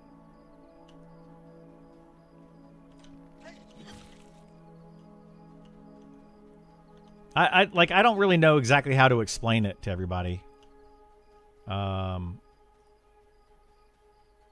but the game is being built for a certain type of player, and then what's going to end up happening is the people that ruined EverQuest are going to ruin this game in the same exact way. And those are the ones that people are complaining about right now, that are saying we don't want... Oh my god, now all of these spawned. Oh good, this person's gonna pull all of these out, so that'll work. It's gonna cause problems. That's all I can really say. It's gonna cause issues where people are gonna be upset that you have people that are poop socking, and you have people that are... I'm going to run these off. I don't know what happened there. You have people that are poop socking. You have one guild locking down everything in the game. You have no instancing. You have like all of that kind of stuff. Those are the types of players that don't want to see that they're building this game for. But then those are the types of players that are actually playing the game. You know, not exclusively, but so you're going to have all of that.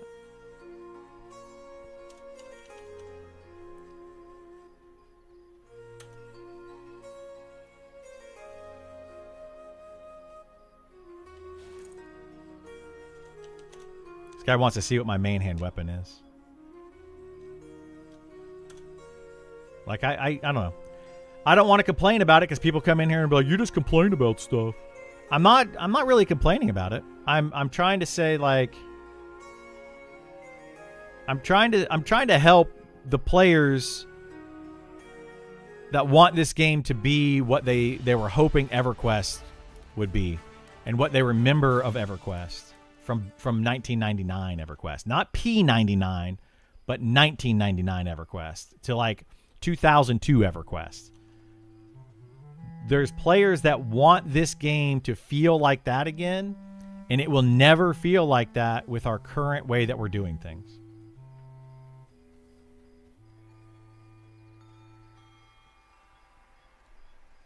Well, I appreciate that, Todd. I try not to complain. I'm just trying to point out, like, flaws. Honestly, like, I'm really just trying to point out flaws. Okay, so we have 1, 2, 3, 4, 5. Okay, here we go. We can get these guys. This person's gonna...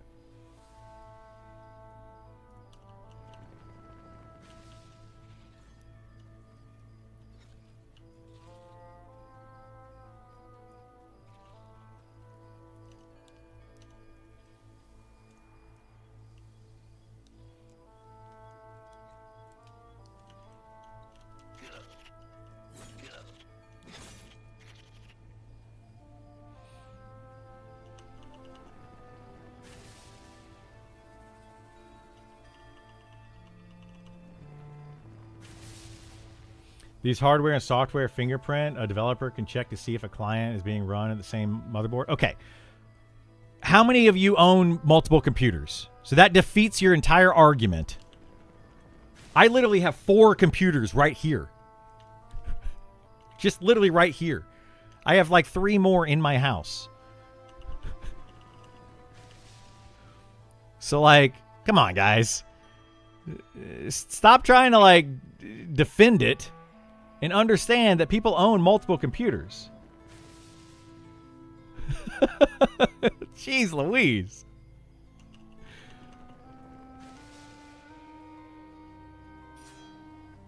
No, I'm not saying that no one is boxing. What I'm saying is people are defending it. Oh my gosh, I'm saying that people are defending it so much.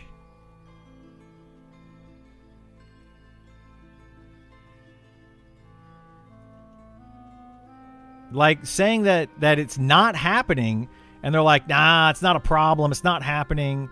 They're able to catch it and all that, and I'm like, okay, sure. Those are the same people that are probably on the forums when you see one little bug, and you're like, hey, can we fix this bug? And they're like, it'll get fixed. It's only beta. Well, yeah, but that bug's been in since early alpha. So when is it going to get fixed? You know, at some point things need to change, right? Or they're not going to change. I don't think I'm going to make this. This guy's definitely going to get to me. 10, 9, 8, 7, 6. He's going to get to me. Holy moly, I can't believe I actually got out. If you want to box, go to a boxing server, problem solved. But it doesn't solve the problem. And I explained why a little bit ago. People are going to do anything they can to get an advantage. They will play on a no-box server so that... And then box on a no-box server for the advantage. That's why they're going to do it. Yes, for the people that are playing the game properly and they want to box and they don't want to get in trouble and they want to play by the rules, then absolutely. Those people are going to go to a boxing server and it's going to be fine. And people aren't going to be upset about it and all that, right? It's going to be great. I'm not talking about those people. I'm talking about the ones that want to watch the world burn. They want to be better than everybody else.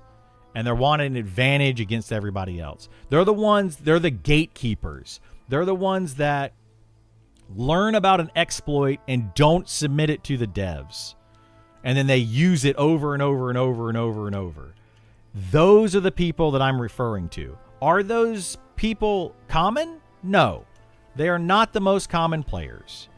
They are very uncommon players. However, they are probably the most disruptive players to the rest of the game. They're the ones breaking the economy. They're the ones killing your mobs.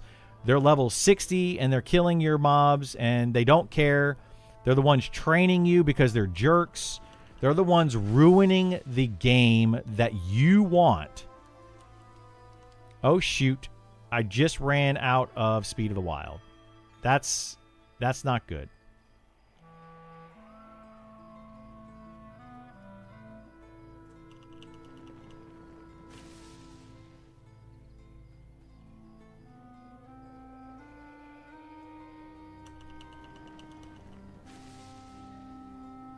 Sorry, I got to really focus here because these mobs will destroy me. I didn't realize I ran out of Speed of the Wild.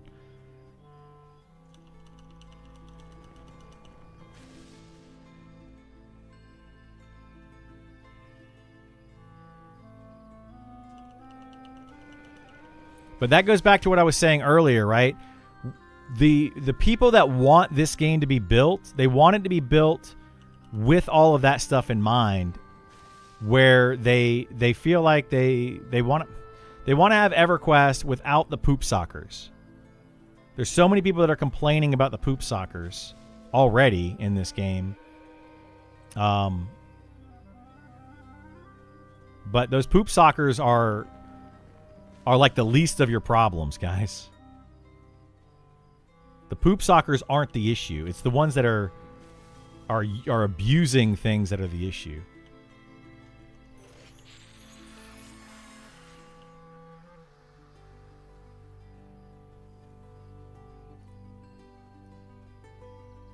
Thank goodness these beetles are slow.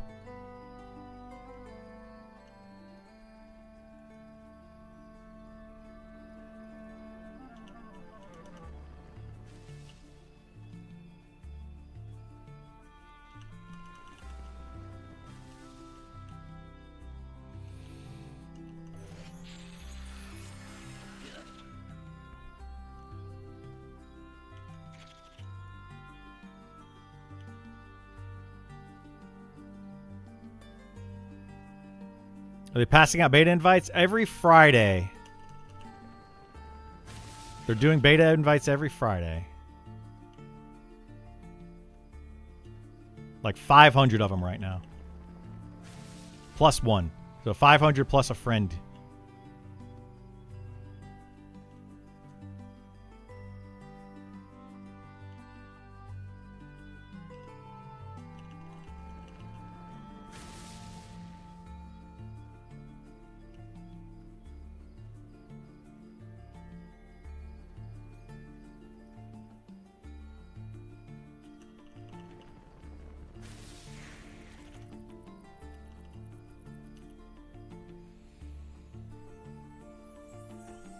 Oh, that's why. Oh, shoot. That's part of the problem. Is I lost my buff.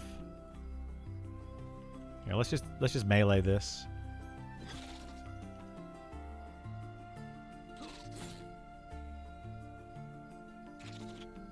Maybe melee this. May not be able to melee this anymore.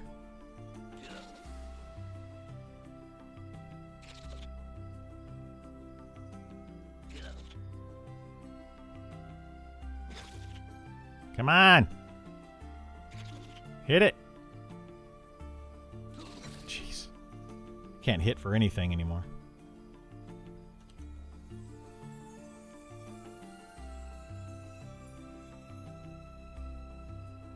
Solution is to have a community that polices each other and report boxing. GMs that promptly ban them with name shaming on official forums. So you added in an extra factor to that, the name shaming. But yeah, you know, we kind of talked about that though, right? We talked about that a second ago. The devs have come out and said that they are watching who constantly is reporting other players. They're looking at that. They're watching it. So, do you want to be the person that cries wolf all the time, and the devs look at you as the person that cries wolf all the time? And then when you actually find somebody that is doing something wrong, they're just like, they're just crying wolf. That's, you know, that's a part of the issue.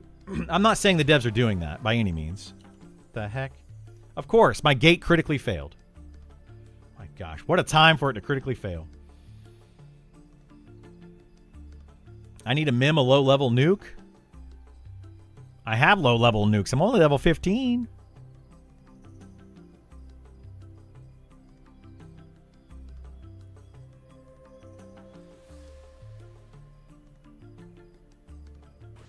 All right, give me 1 second. I'm going to use the restroom while we're meditating. And I'll be right back. In just a minute. Maybe I'll get buffs while I'm sitting here meditating. I'll be back in just a minute, though.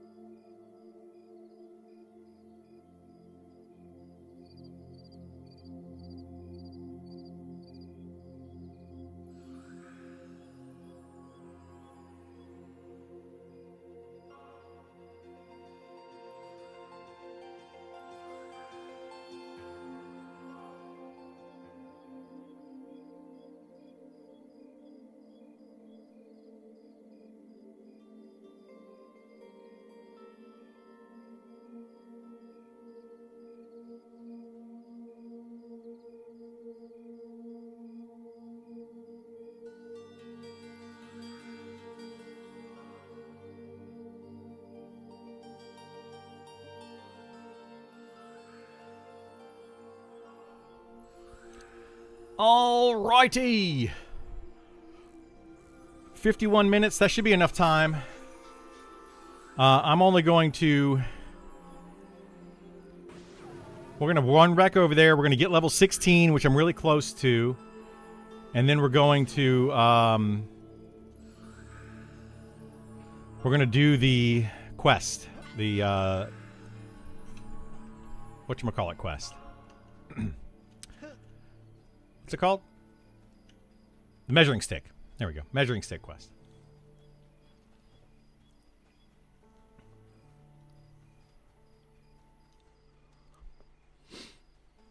Easy to tell who boxes, especially dicey situations. If both people take turns in emergencies, then it's obvious. Yeah.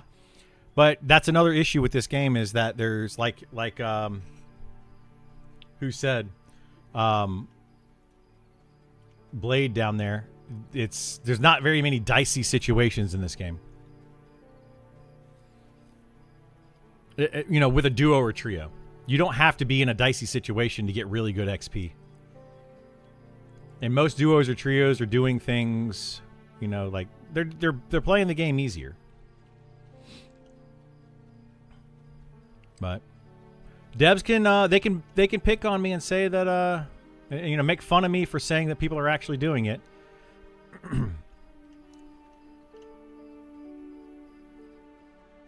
Which is, you know, basically what was done, but I don't know. I don't know.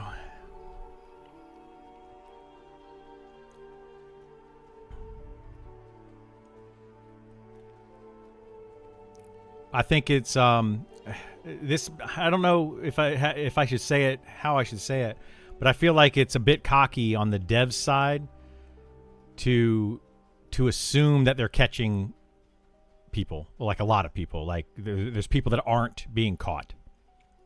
You're doing all various things, like all sorts of various things. Yes, they are catching people, and I appreciate that, but it's a bit cocky to assume. That's like, you know, that's like saying the police are catching every single drug deal that's happening. Oh, we're catching all the drug dealers. No, you're not. People are doing drugs all the time, all over the place. You're not catching them. They're just being discreet about it. They're being careful about it. You know, it's you gotta know when things are happening and when they aren't. You don't have to run around to avoid stuff on ground. You literally can click skills and do proper rotations with both hands. Yeah.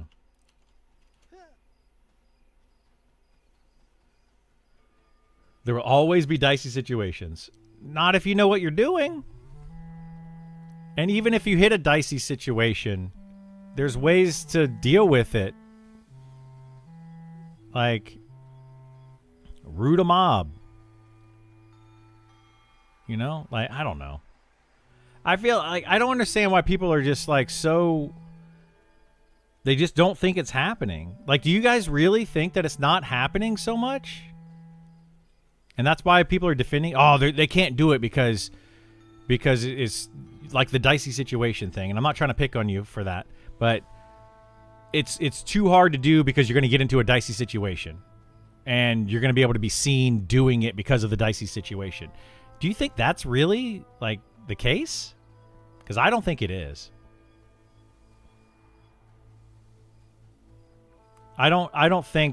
I think that a person that really knows how to play the game well and a skilled player is going to be able to 2-box or maybe even 3-box. I've even said this in the past on previous streams that I don't think boxing is going to be as big of an issue as it was in EverQuest.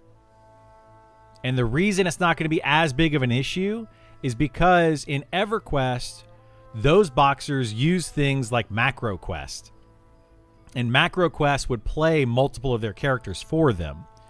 So boxing is not going to be done in the same way in this game as it was in EverQuest. So it's going to be a lot slower pace and it's going to look different. And I think people are equating EverQuest to this game and like, oh, you can definitely tell because you're going to see 5 characters following one character and they're all going to be doing stuff and it's going to be so easy to see. That's not how people are boxing in this game. People are boxing in this game by sitting a healer or by sitting a buffer over to the side and every once in a while casting a spell on somebody else, which looks like another player just casting a spell on their friend.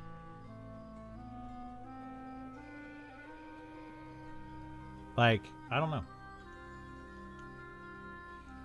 Yeah, a 6-box in EQ2 is super obvious. So it was in EverQuest as well, EverQuest 1. They're not doing that in this game. Like, it's a different kind of boxing that's happening in this game, but it does still give you a very big advantage. And if you don't see that, then I don't know what to tell you. Not using software more than 2 accounts? Exactly. You know, they're using 2, maybe 3 accounts at most. They're not using software because, yes, the devs, I will say this about the devs, they are doing a very good job at cracking down on automation software and scripted type macros and all that. They can do that very well. Very, very well. So, yes, I will give them kudos to that for sure. Great job there. But as far as the cracking down on boxing, like 2-boxing, maybe even 3-boxing, nope. I don't think they're going to be able to get a handle on that. I just don't see it happening. Holy moly.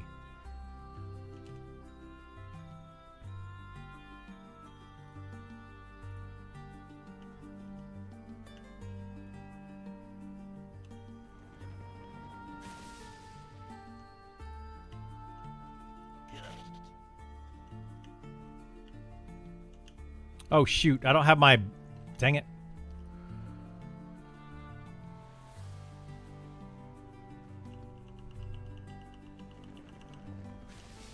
I don't have my, my rested buff. Oopsie poopsies. Alright, I can get the rested buff while we kite sometimes.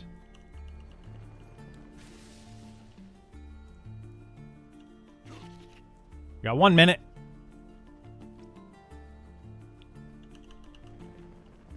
It's the type of game that leads to playing multiple games at the same time because of how low damage and low TTK. Well, yeah, it would be like a hot... You mean low TTK as in like slow kills? I call that high TTK. I always have to like think about it. But, like, it's kind of like, you know, do you turn the air conditioner up or do you turn the air conditioner down? Right? You want to turn the air conditioner up so that it makes it colder, or do you turn it down so that it makes it colder?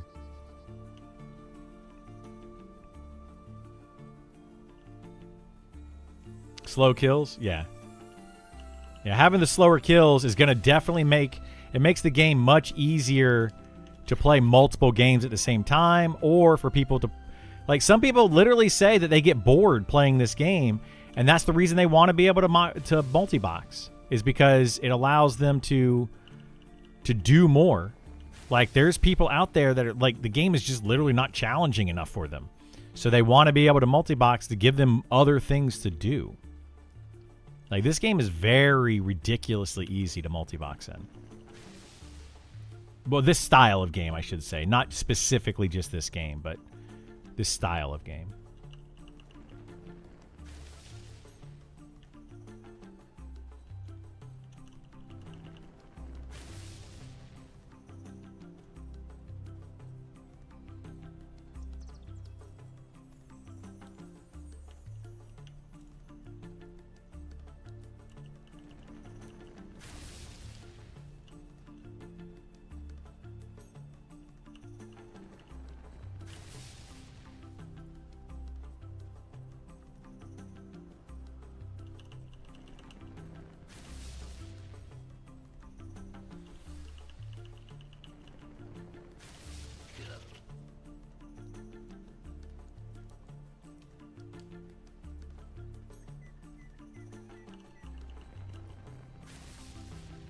Oh my gosh.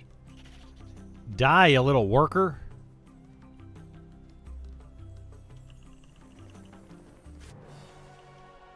You have unlocked a cantrip. Cool. I'm not even using cantrips. I probably should.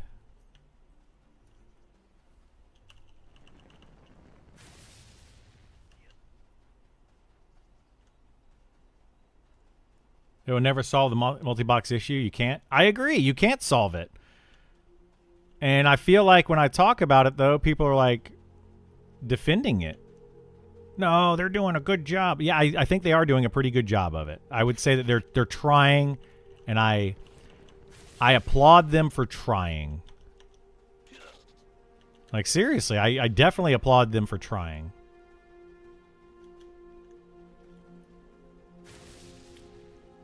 But it's still happening, and it's going to end up making this game. I don't know how do I put it? Because you don't want people talking definitives. This is something my girlfriend pointed out a long time ago to me, is that I talk in definitives a lot. Like I say always and never and absolutely 100% going to happen, and I do that. I do see that. I know that I do that. It is a problem. When I say a lot of the things that I say, I don't mean it's like 100% of the time, all the time, every time. You know, like we can't. But, yeah.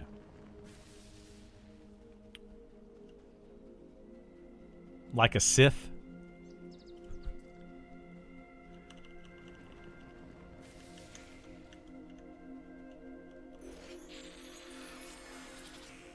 Okay. Let's go ahead and do this quest. We got to level 16.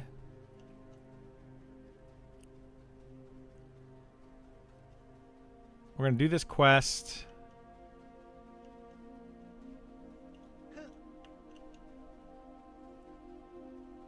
Or start this quest anyway. Oh my gosh, I'm stuck.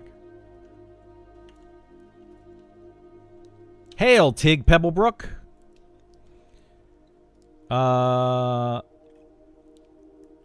What do we say to this guy? Here I am, behind lately, delays.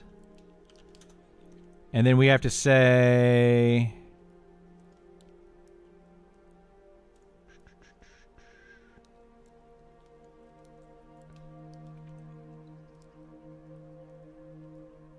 measurements. And then we have to say...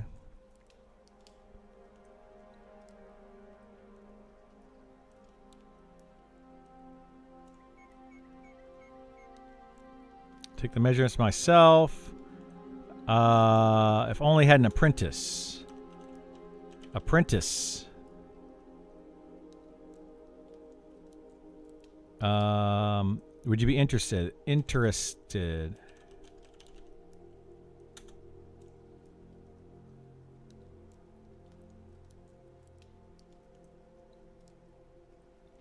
Swear. You'll be paid, of course. If so, I'll swear you in. What do I say here? Oath. That's what it is. Oath.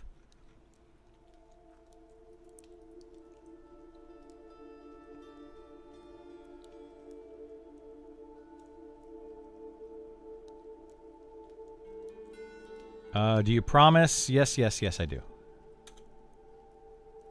What do I say? Measurements.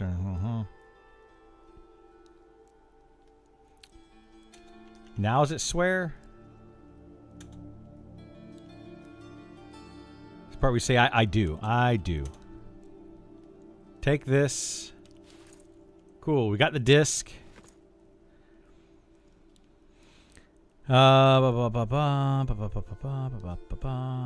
This disc represents your apprentice. Started for your task. I have about... okay, go to Night Harbor and visit the night market, general store. Okay, let's go do that.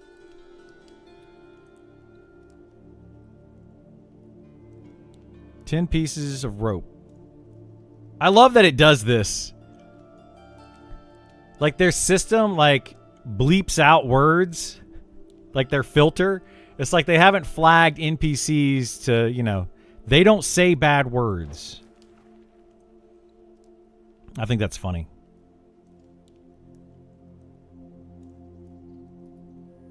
Okay, bring me the ropes and we'll get started. So let's go do that. Let's go get the 10 pieces of rope.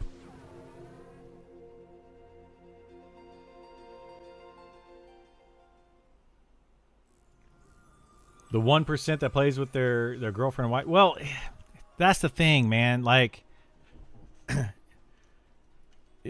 yes, it's the 1% that plays with their spouse, but it's the other percentages that aren't doing that but claiming they are doing that. Like, that's what people aren't looking at.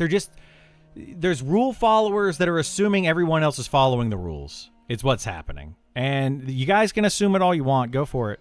Have fun with it. You know? Because I don't speed when I'm driving down the road means that nobody's speeding down the road. Like that. I'm glad that you look at the world that way, and I wish that I could look at the world that way.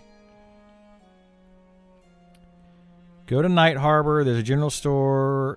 Tell him you sent. So I got to give this guy what? Like, was it 2 silver or something?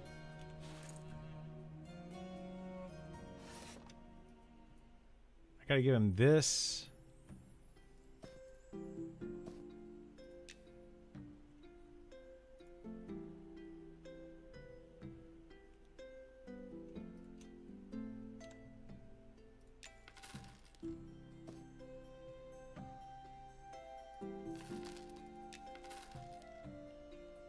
Good doing business with you. Field pack of ropes. There we go. We got the rope. What do you need the rope for? Need some rope. Oh my goodness. There's a guy on YouTube that has the walkthrough for that. Yeah? I bet you he's really handsome too.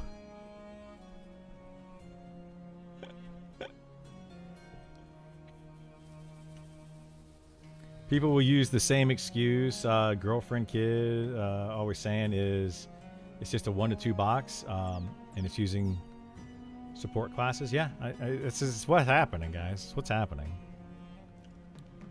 Deny it all you want. Turn a blind eye to it. You know, report.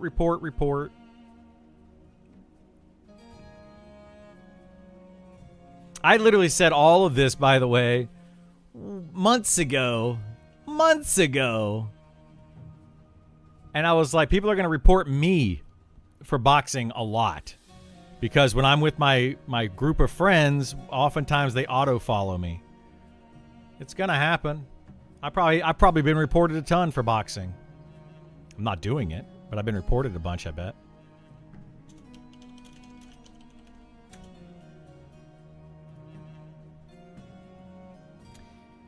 It's on a laptop, so you just use WASD, move the character. How's that hard?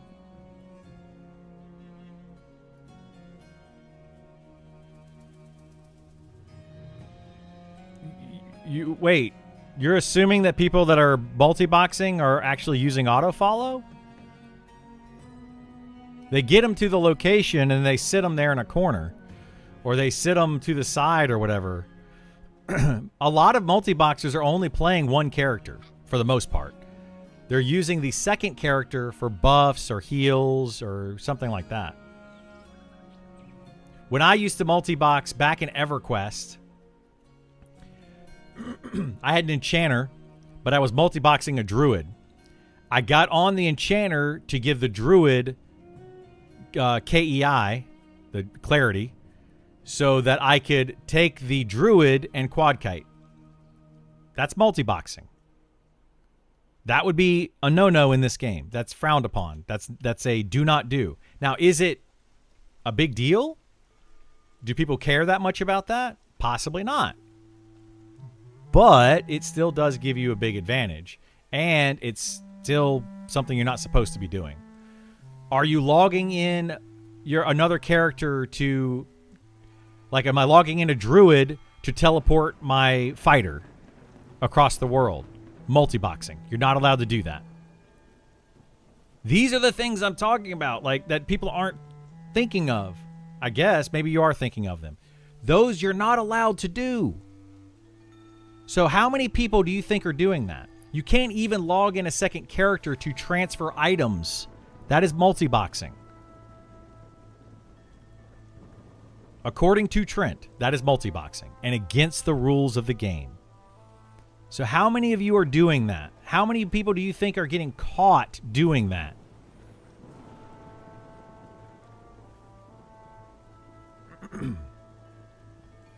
I feel like it's pretty easy to figure out if someone is boxing. Everything is recorded.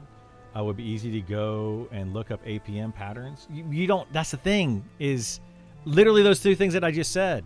Logging in a character to teleport is multiboxing. You don't need to log APM for that. You don't need to log anything. Like, it's just logging in a character, throwing a couple buffs on them, and then running around doing something. Those are all against the rules, according to the devs.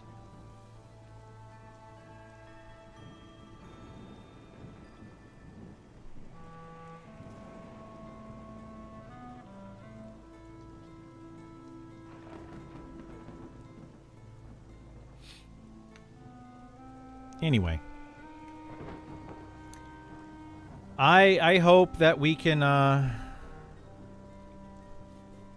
I don't know. I hope we can make this game amazing. I really do. And I hope that people follow the rules, but the chances of that happening are slim.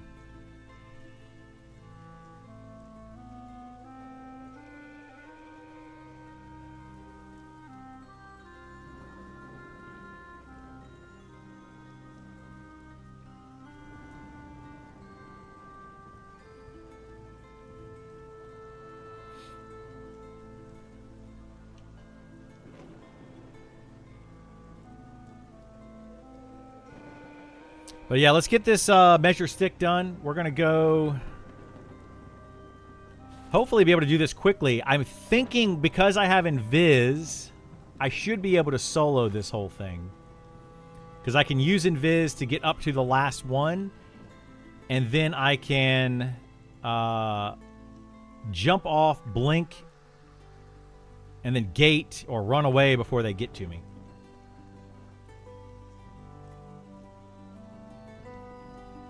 Sean said they have internal detection and it's working good. That's kind of the point that I'm trying to make. It's not working as well as they think, and that's what I've been talking about a lot today. Is is it working? Yes, it is working. I'm sure it's catching some people. It's catching the blatant offenders. Absolutely, it's catching those, and I'm glad that it's catching those, and I think it's working well. But to assume that they're catching everyone, or to assume that it's working well enough, I don't know.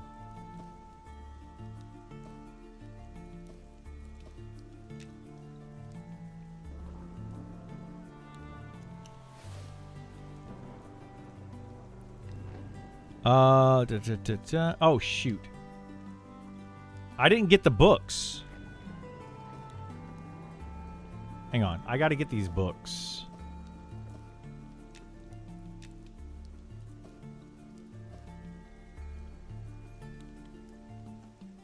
There's quite a few tasks. Let me know when I'm ready. I'm ready.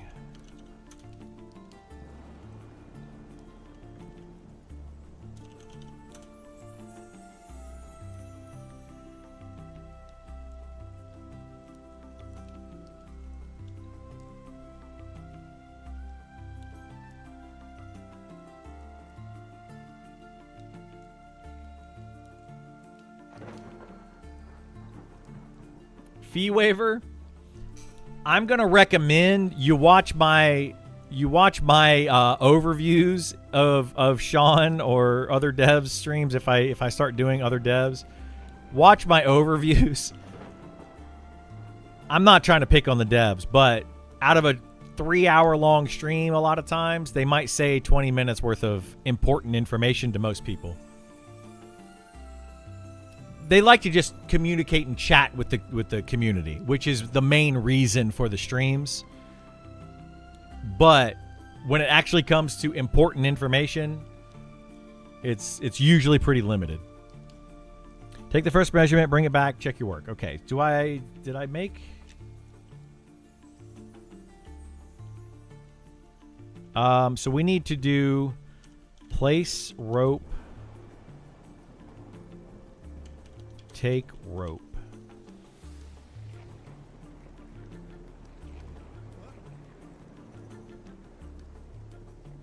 Hang on. Take rope is going to be 9. Place rope is going to be 8. Thank you so much for the sub there. Kills. Appreciate it. Kills.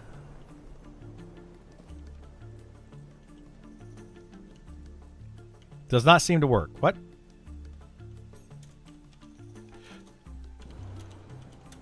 Place rope. There we go. That's weird. It's working to catch software users like intended. Yeah, exactly. It catches people that are using. It catches people that are using like automation software, like MacroQuest. It's catching those people brilliantly, from my understanding, which is fantastic, and I'm glad that it's catching those.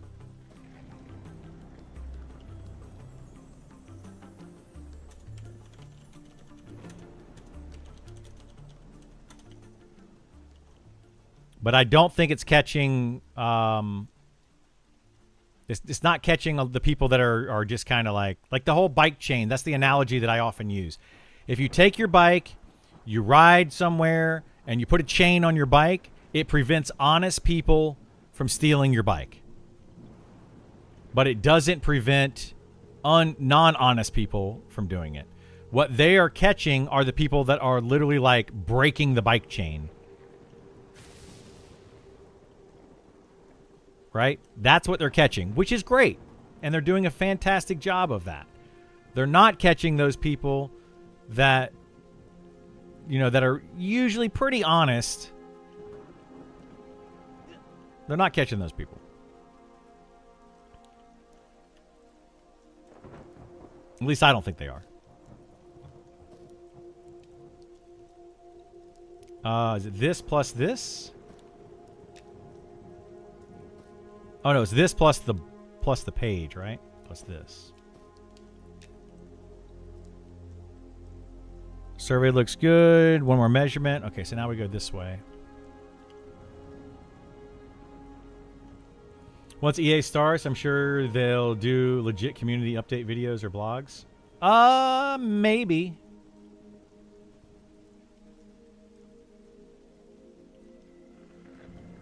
Nah, there's a lot more information, Vumbra. There's a lot more information that people want. Like those that didn't work. Oh, what, this is place rope. There's a lot more information though that people are wanting to get and they're not currently getting. Have you seen bots or know of anyone who has been seeing bots? So, yes, there was a bot situation in which the story goes, according to Sean, from what he said, somebody contacted either Sean or somebody on the team and said, hey, I'm testing a bot program. I would like to see if it works in your game. They responded with, that's not how we do things. Don't do it in our game. The person then went and did it anyway and tried to use the bot in the game. They were quickly caught and dealt with and, you know, banned. So that's the kind of stuff that's happening, and those are the kind of things that are being caught, right? Which is great. I used the analogy a little bit ago of drugs. It's kind of like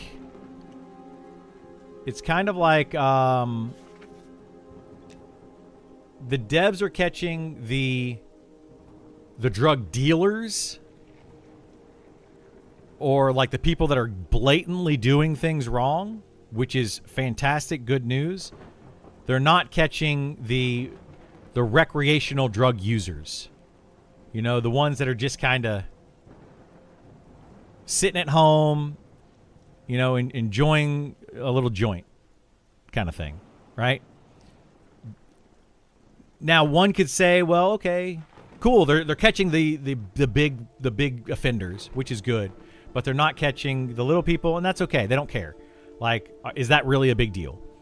And that's fine. That's very fair. It's very fair of people to say. Should SWAT? Yeah, and like, do we really need to be catching all of the little people? You know, like, maybe. So that's a fair argument. I will give you that. I will give you that argument all day. Is it really worth their time and effort to catch somebody doing little things that really aren't having a major effect? And I would say probably not really worth their time. No. I wouldn't say it's worth their time. But what if you have, 1,000 people? At what point, how many people is too many people doing that little thing? Like if somebody in your neighborhood is doing, is doing something that they shouldn't be in their own home, but they're not bothering anybody, that's fine. But what if the entire neighborhood is doing it? Then does it become a problem, or is it not a problem? After measurements, you won't need rope anymore. You're done. Go find the markers 5. Okay, so now we got to go down here. Then have a party. Yeah, exactly. Have a party, right? Like that's just what I'm getting at. And I'm not trying to figure. I'm not trying to say what the devs should or shouldn't do. They can run the game however they want.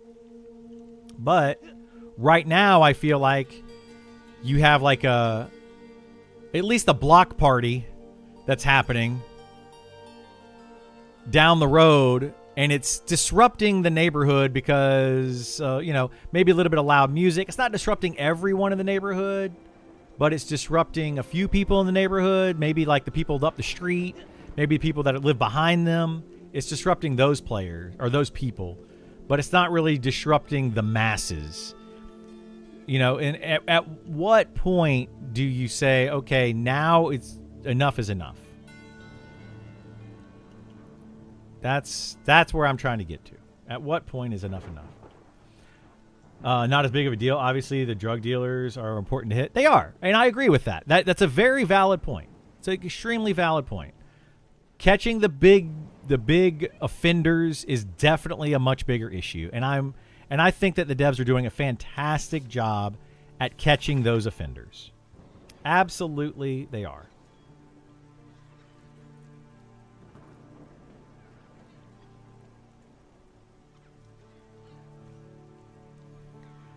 How quickly they ban users would change once they start accepting money and employ full-time staff? Maybe. We don't know. Oh, shoot. I did not know those guys were aggroing on me. Hang on. Let me run away and camp this out. But yeah, like right now might be the time to actually catch those people. I don't know. Maybe the devs are saying, hey, we're not going to try to catch those people right now. We don't want to catch those people right now. We want to let them. I'm not speaking for the devs or anything, but maybe their idea is they want to let them do the thing so that they can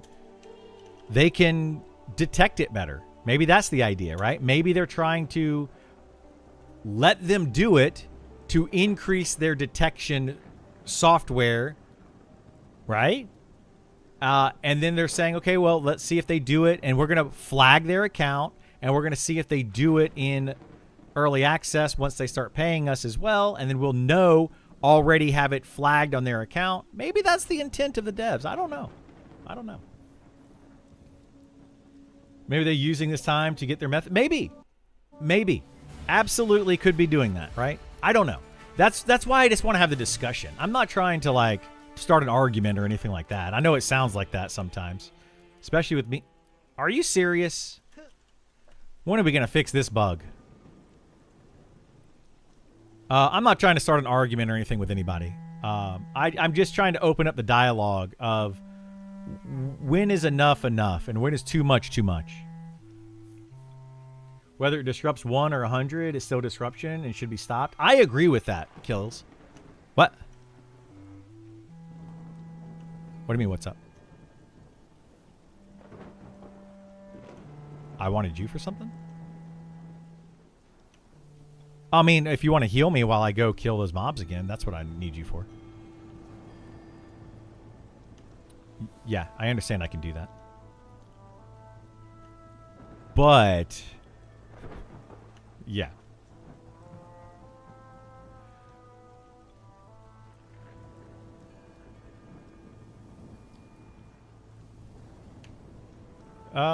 If you want to, it's whatever. It's not a big deal right now. I might do it in a few minutes. I'm doing the measure stick quest. But yeah, if you want to help me later, that would be great. Cool. Kaz is finally getting on, so he may be able to help me in a little bit to do what I wanted to do earlier. He's finally available.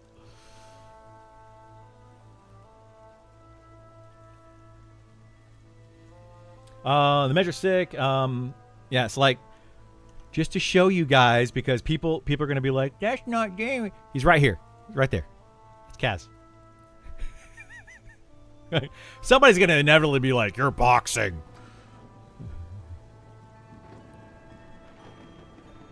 Just because I talk about it so much. People are finally starting to get online. Thank goodness. I'll say your problem is you don't know what the tools will catch or not catch. Right now, I don't see an argument, as I haven't seen or know anyone who has seen a bot problem. I don't think botting is a problem, Westmort. Botting isn't the issue right now. The issue that I'm talking about is multiboxing. And the line that the devs are creating. Where is that line, right? From one dev, from Trent, who's a GM, not really a dev, but a GM, right? He's the person that sets a lot of the rules, let's say. Trent has said that logging in a second character to transfer items, to teleport, to resurrect, to as a buff bot, all of those things are considered multiboxing and against the rules. And my question is, how much of that is being enforced? And then, where is that line? Is that line of logging in to teleport a character or to do a transfer not real? Like, do the devs not really care as long as you're not disrupting other players? Even though it is technically against the rules?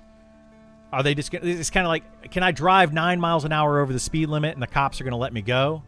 But technically it's against the law and they could pull me over if they wanted to, but they're not, they don't really care.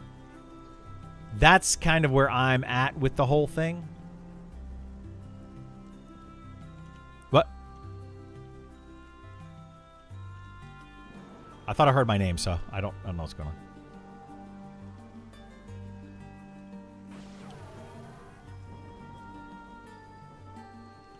Wait.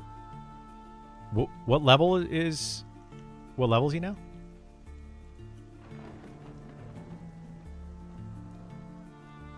I would say... I would still say, like, going to, like, Upper Salmon and doing stuff there is probably going to be more beneficial.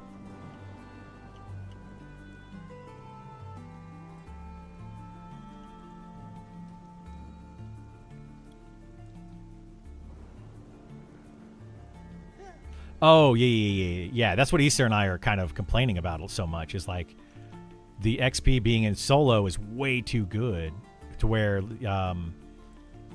like you should be able to join up with a group and get a better benefit, yeah.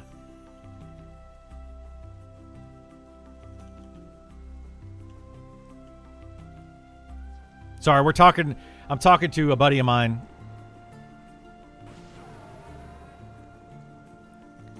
We've been talking about the XP stuff for a while.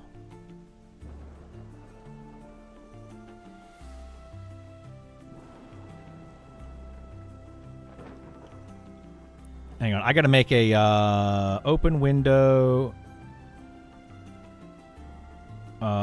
system error warning. Here we go.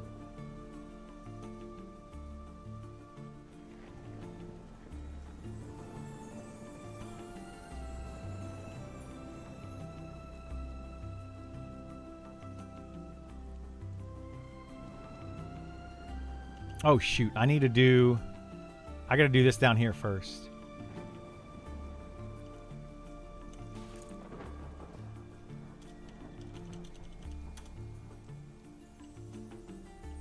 Yeah, power leveling and soloing is just it's so good.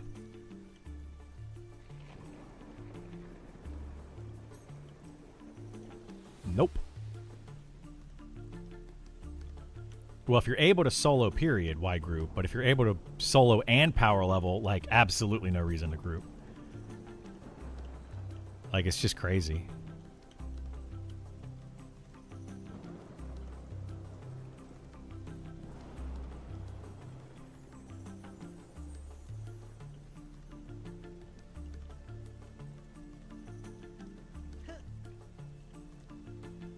Sorry, we're having like a discussion in Discord about the same thing we've been talking about today, but a little bit different. It's the solo versus group XP, the power leveling that I've been trying to bring up a lot, the twinking that I've been trying to bring up a lot. All of that kind of stuff kind of goes in all, together. It's all in culmination with each other.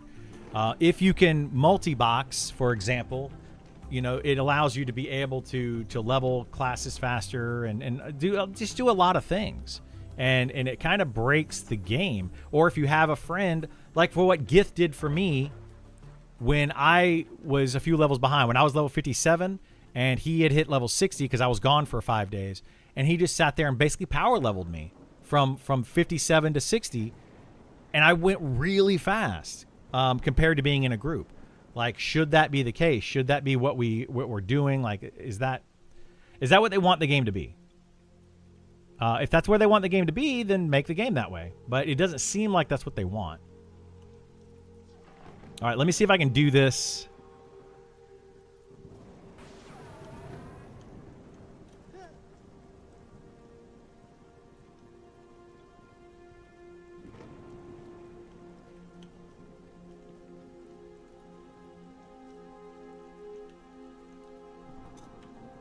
Hang on.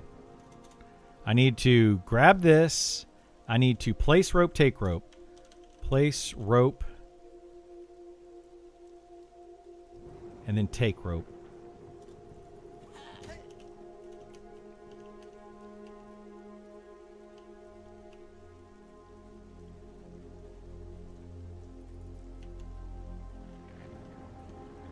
I think I did it.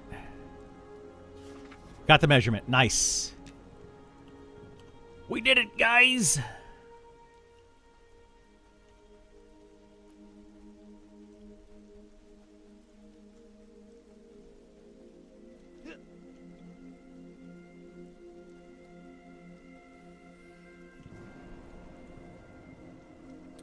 Go back knowing and not knowing the tools I see. Detecting multi-boxers as a simple solution if I were developing tools, knowing how it's done. It's not a simple solution.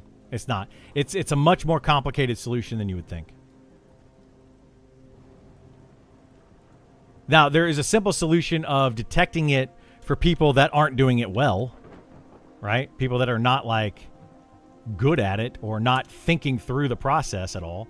Like, if you are playing two characters on the same computer, same IP address, and just like a complete kind of dum-dum when you're doing it, then of course, that's going to be easy to detect. Same thing that I said about using mouse and keyboard macros or using auto hotkey or using other types of software. If you do it well enough, it's going to be very hard to detect. But if you only put in half the effort, it's going to be very easy to detect. So it's a matter of, are people putting in minimal effort or as much effort as they possibly can? And then the people that are trying to be, people that are putting in a lot of effort to do it are going to have a huge advantage over everybody else. So, all right, let me put this plus this, hand that in. Do. Okay, now I need to know my end. The results, honestly, as I expected. The surface area needs to be added based on your measurements. Think carefully. Okay, so we need to do 240 times 416. Right? 240 times 416 equals 99840. Say 99840. Boom.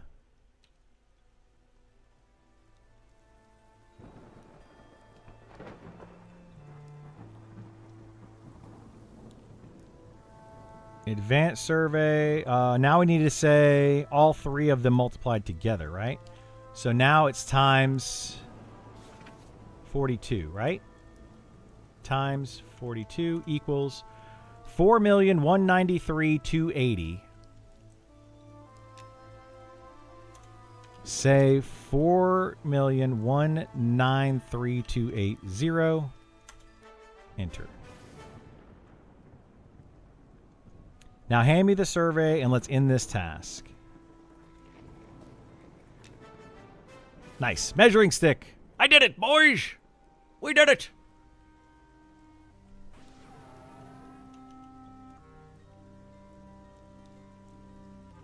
All right, now we can get rid of these things. We can get rid of these how-to math things. Has this been changed? No, that hasn't been changed.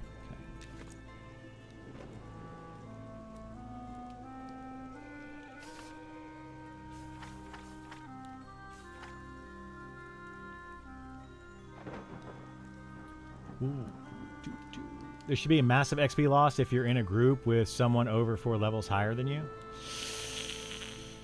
That's going to be a tough one, Kills. Like, I mean, I can see where you're going with that, but that's going to be a tough one for people to argue.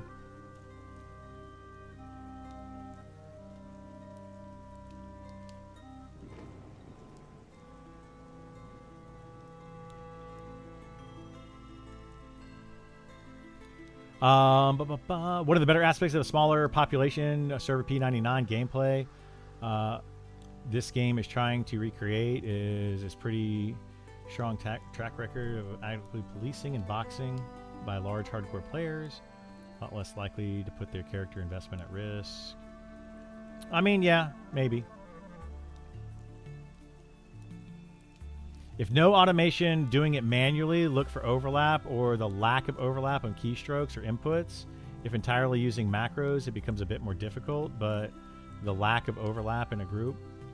Yeah, but that's the thing is you have to go to every single person that gets that and sit there and watch them play for a while and deal with that. It's like, but that's still not going to catch the people that are logging in to trade items. You know, it's not going to catch those people who are logging in to buff an alt or whatever. Like, you're not going to catch those. But it's technically against the rules, you know? Like, in Pantheon, it was obviously who was boxing. Even the people who put in a lot of effort, just too many cues, tells, red flags. They let slip over after time. I mean, for certain games, yeah, it's pretty obvious. But I'm telling you, like, I honestly believe that you're not... You guys may think that you're able to see all the boxers, but I don't think that you are. I don't think you're seeing as many as you think you're seeing. Because of what I said before, like it's not the obvious ones that are the problem. It's the ones that are not so obvious. Because like I was saying, solo and duo is so powerful. It's super duper crazy strong in this game. Crazy strong. So it's gonna encourage more people to do that, even if they don't do it at the most efficient way. You know, if they're not super efficient with it, it's still better. I boxed Pantheon. It wasn't a good time at all. Boxing in Pantheon was definitely a pain. I boxed a lot in Pantheon.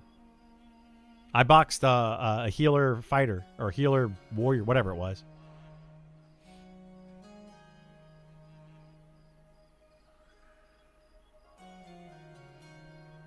Yeah, well, guys, I don't know what to say. Like, without actually proving it to you, you're not going to believe me, but You know, like if I got permission from the devs, which they're not going to give me permission to try it, to like log in and be like, okay, I'm gonna do it. You tell me when I'm boxing or not boxing.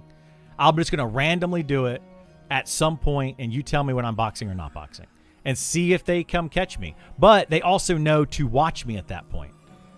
If you don't know to watch somebody, then you don't, like, you're not. I don't know how you're gonna catch it. I really don't. I don't think they or anybody else realistically cares about the unseen boxing, like a guy doing a transfer. Well, that's the thing. They do care about it, Mike. Like I said before, it's like the cop that sees you speeding. You're going 9 miles an hour over the speed limit. Technically, it's against the law, but they're probably not going to do anything about it. They're like, it's not worth the time. So, you know, where are the devs at on this? You know, how far is too far? Where is that line? And people are they're gonna try to push that line until they figure it out. They're going to. And I mean, this is probably making the devs mad, honestly. If there's any devs that are listening to my stream, which they sometimes do, they're probably like, oh, Criddle just thinks he knows everything. And it's like, well, I think the exact thing of the devs. They think that they know they're catching everybody. They think that they know, like, I could literally say the same thing on the other side. I don't think that I know everything. I'm sure they have some great ways that they are catching people, and that's fantastic. I love it. But, you know, I've heard through the grapevine, and I know it's rumors and hearsay and all that. I get that. But I've heard through the grapevine of people that are boxing.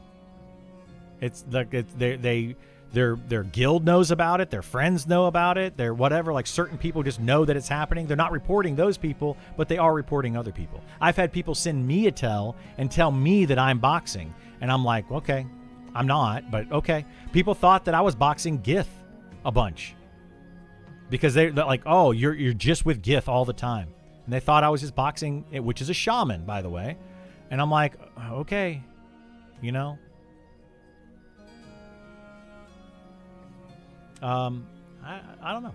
I don't know. The problem with the argument also applies in a verse. It does, yeah. It applies in reverse as well. I don't see the code being too difficult to detect this problem. It's very difficult to detect. It's very difficult to detect what I'm talking about. Very difficult.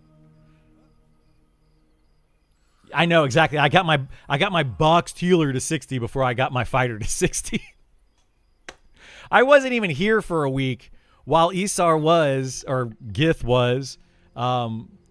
He was playing like completely without me even logging in for a week, and he got the shaman to 60. And then when I came back from my vacation, he helped me get to 60. If I was boxing the entire time, don't you think that I would have just done that? Like, I would have done it on my own. It's just silly. The only single PC boxing, though, vibes, you can use laptop and keyboard at the same time. No problem. Yeah. Laptop, keyboard, remote access, VPNs. There's so many things, guys. There's so many things. Anyway, I'm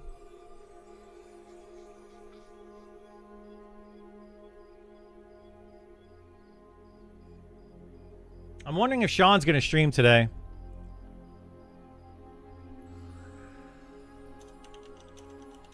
You think I could... You think I should keep trying? I think I'm going to keep trying to XP at that location until 17 or 18. Like, I could probably do Beetles to 17, yeah? Don't you think? And then go maybe do the skeletons in Fallen Pass.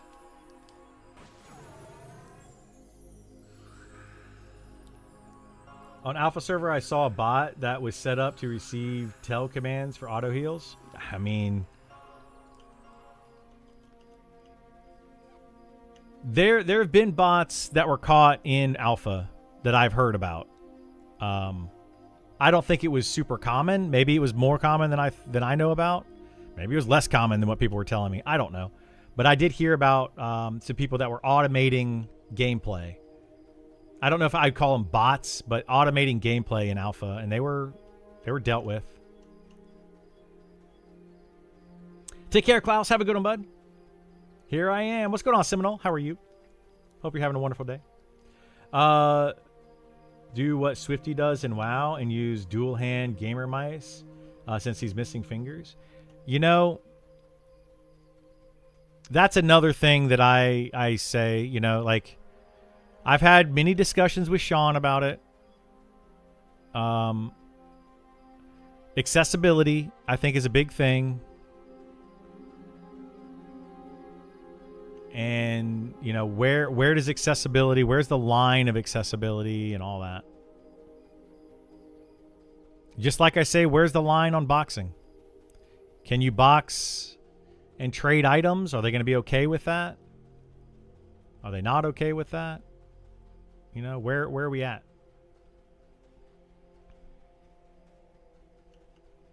Wait a minute. Shoot.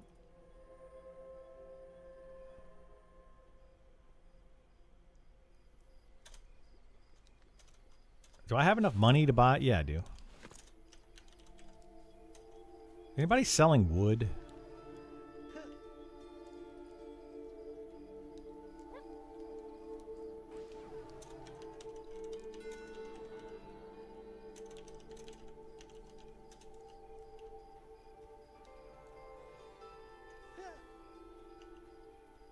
You just tell the bot, heal me, and it heals you? Yeah. There's definitely ways to do that. That's 100%. Yeah. Absolutely. It is possible to do. Now, those are the kind of things that I think would be easier to detect. They would be easier to detect, for sure.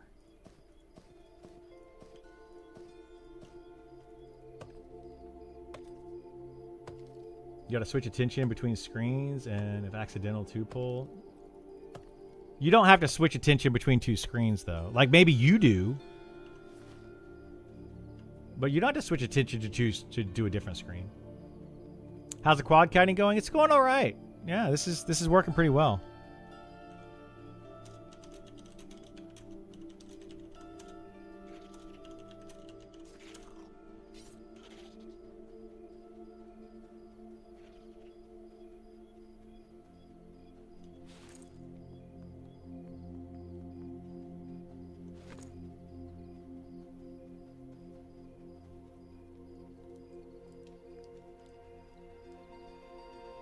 Guys, I've boxed in this game. Not on this server, so before anybody like jumps down my throat, I don't box on this server, but I've boxed in this game quite a bit. I can tell you how easy it is. It's not hard.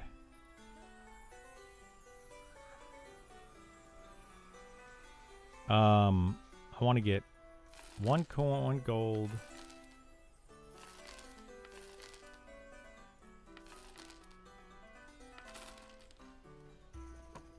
All right, where's this person that's got...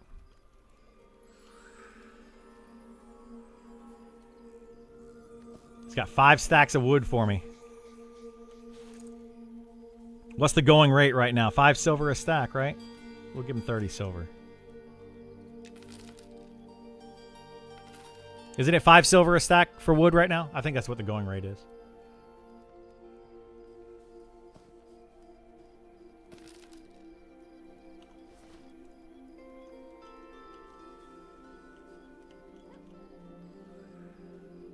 Let's go quad kite a little bit more over at the Beatles.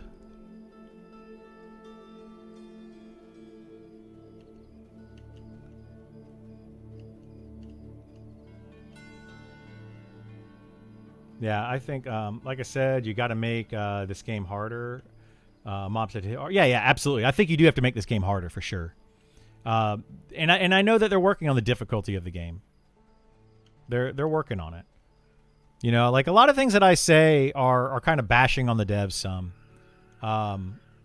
And I hope that the devs don't take it that way. I hope that they take it more of, you know, constructive criticism.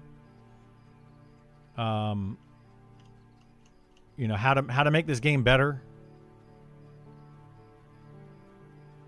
And it's what a lot of what I say, I feel like, at least in my interpretation of it, of course, I'm biased to myself, but a lot of what I say is based on their vision, and I'm trying to help them make their vision come true. And if they want their vision to work, then there's certain things I feel like need to change and need to happen.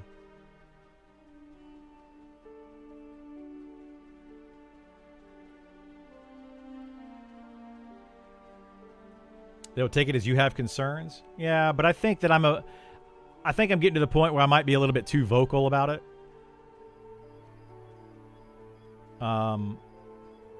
You know, the don't shoot the messenger kind of situation.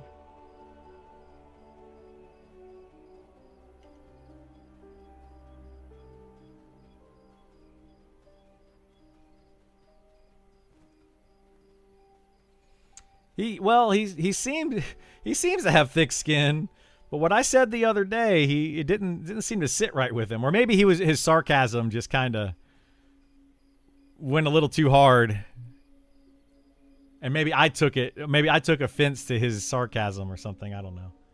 I need to talk to Sean more about it, because like I really have some major concerns.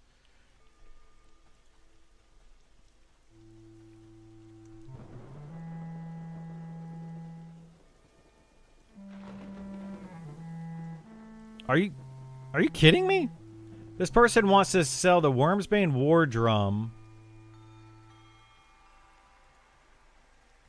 Trade this for the Blackened Girdle.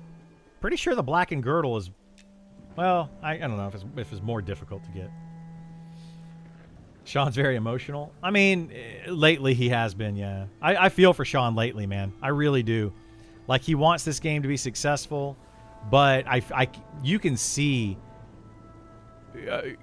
Let me know if you guys agree or disagree with this, but I feel like I can see how much the stress of building this game has taken a toll on Sean specifically, but on a couple of the devs, and you know, like their demeanor has changed, and a lot of that, like, it's just, oh man, it's rough. It is rough to watch.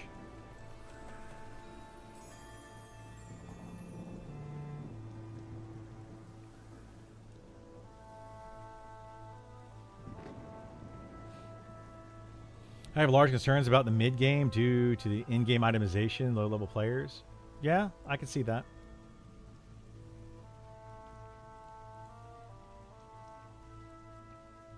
Exactly, Houdini. Yeah. Like, that's why I have some of these concerns. It's not about being in beta. It's not about right now having these concerns. It's about if some of these things aren't resolved by early access when they start taking money. Do I have faith that they can resolve them? Sure, if they know about them, if they're made aware of them. There's been an issue since the start of beta, since before the start of beta, that I reported a long time ago, and it's still not resolved. I don't know that it will be resolved, and I think it's a bigger issue than most people realize. So.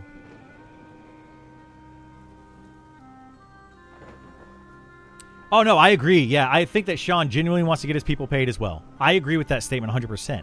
He wants people to get paid, and I think it's frustrating right now. It's super frustrating to him that they had to push the game back. He was expecting to hopefully get people starting to get paid in June.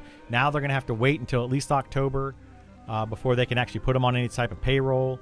They actually need to get money in, so they're probably not even going to get them on payroll until like a month into June, or like November, right? That's when they might actually get their first paychecks. Like, okay, you know, they have to wait. They gotta wait. Time will tell.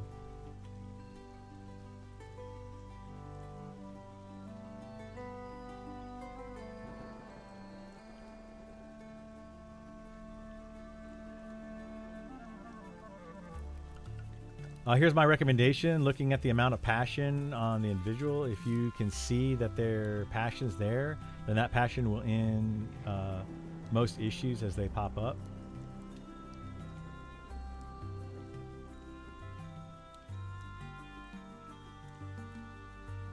Those who just want a paycheck are the types of games companies you have to worry about. Yeah, I agree. Why don't they put in a voluntary sub fee right now? Because they don't want to take any money right now. They don't even want you to buy... Oh, wait. Oh, it's raining. Shoot. I shouldn't have put this here. I should have put it under a covered thing. Oh, well, whatever. We'll do a round without XP bonus. I want to see how this works with the blanket of fire now that I have the new nuke. We'll see if this is easier, harder, better. This should be way more mana efficient now.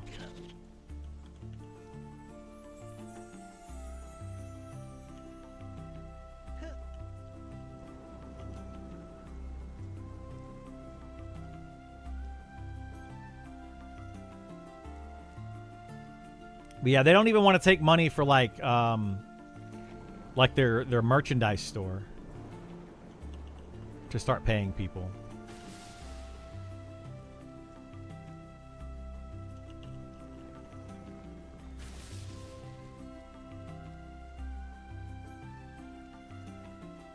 The sub is going to be $15 a month.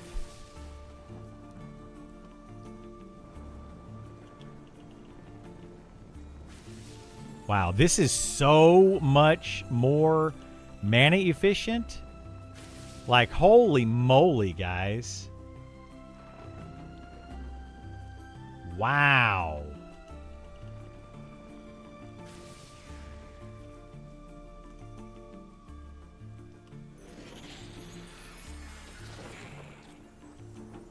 That only used half a mana bar and so much less time once I hit 16. That was nuts.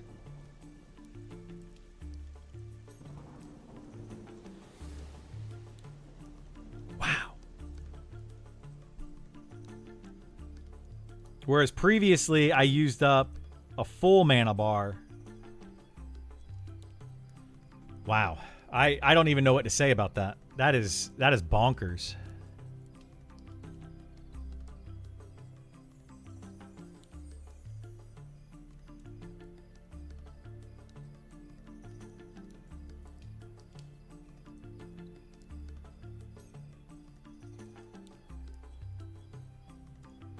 Quad Kiting Wizard is...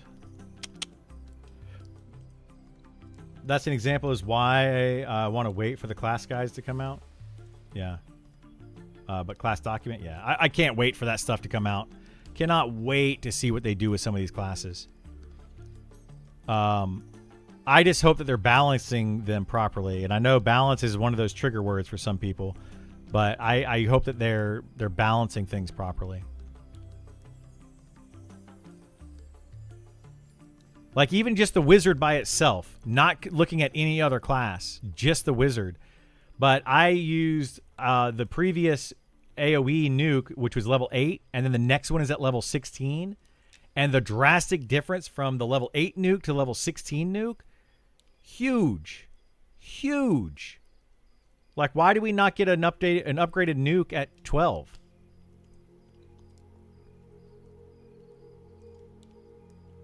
Like, it's just such a massive difference.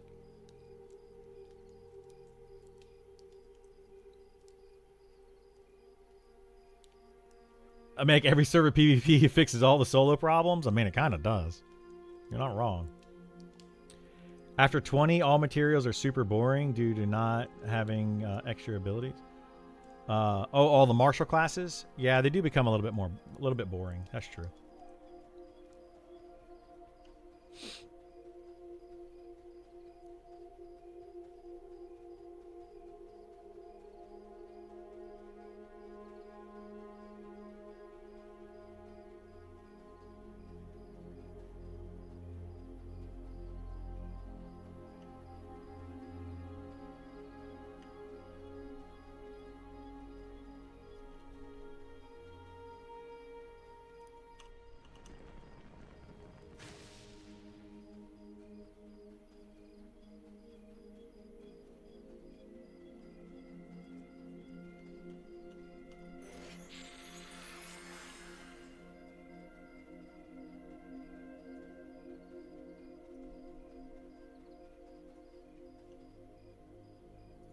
Oh, shoot. I meant to get that one, too.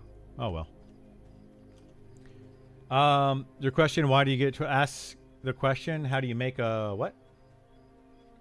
Character feel powerful?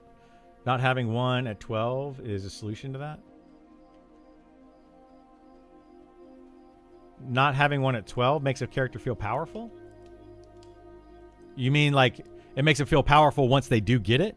Like a big jump?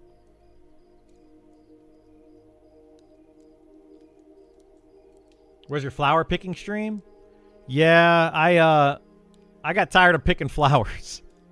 So we're trying something different today. No, I mean I get that, Westmore. Yeah, I get that you know, it's a good thing to make characters or players feel like they're gaining power. You know, I get that. You definitely want to feel like you gain power when you get new spells. But that's like the wizard's bread and butter is being able to do nukes. And if you can't get a nuke,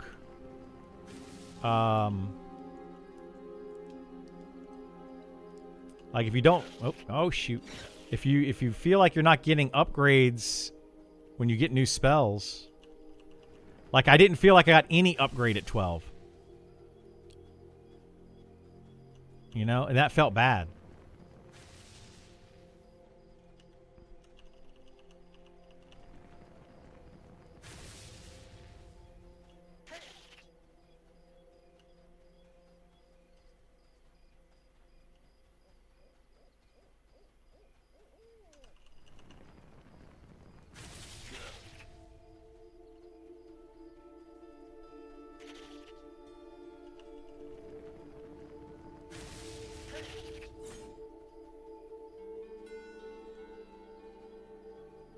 I think I need that new fire spell. Hang on a second. I got a new fire spell too.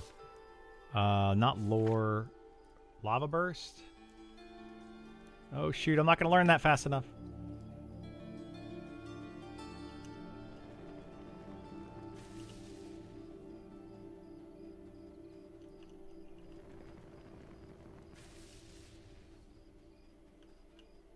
Wow. Is this thing resisting a ton? What the heck's happening here?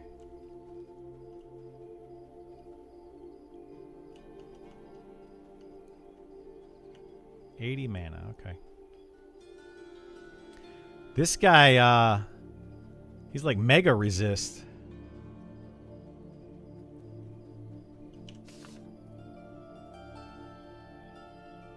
Lava burst level 16. Yep, that's what I need.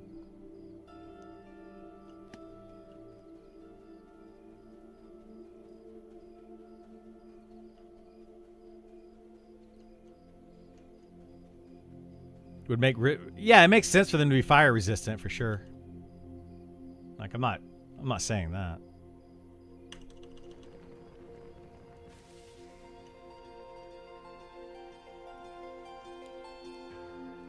Okay, what was this? 75 mana?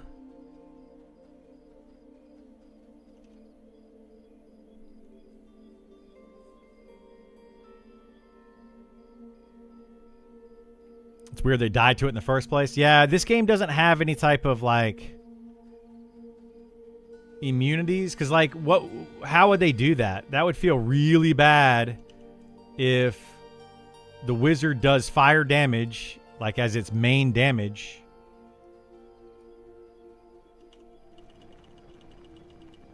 and like literally just can't kill a mob because it does fire damage and a mob is completely immune to fire. If they did that, they would have to completely change the combat in the game, which is fine. Like they could do that, but like make mobs that are like skeletons taking more damage from bludgeoning, and you know certain mobs taking more damage from piercing or slashing or whatever. You know those are all great things, and they could do, but. You also have ice? Yeah, but the ice doesn't do as much damage. So they would actually have to make spells that do the same damage. Because ice spells in this game do less damage because they have the snare effect on them. So like they would have to base the game on that, the entirety of the game. They couldn't just do it just for, okay, well, these mobs are immune, but the rest of the game doesn't work that way. They would have to adjust the entire game.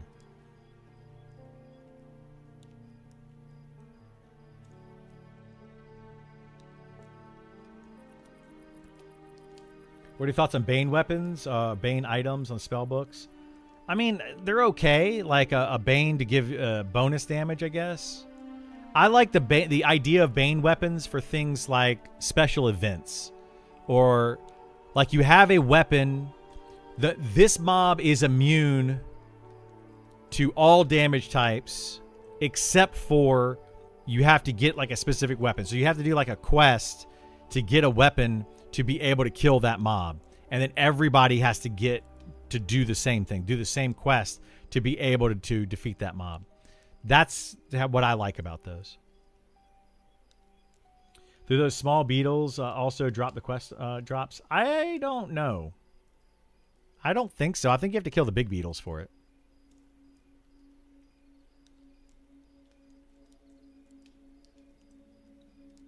But yeah, I'm all for it if they decided to make the entire game like that. Give wizards different types of spells that are equal but different resistant types or whatever. And then have piercing, slashing, bludgeoning work better or worse on certain types of enemies. I'm all for that. I think it's a really fun way to play an old school game like this, but that would be more of like a role play server in a role play situation.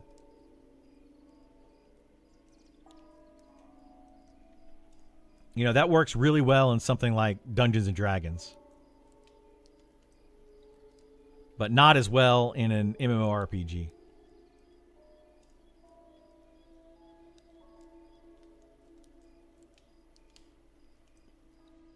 Because then not only do you have to carry around, you got to have like your best weapons, you also have to carry around secondary weapons just in case, right? Like that feels bad.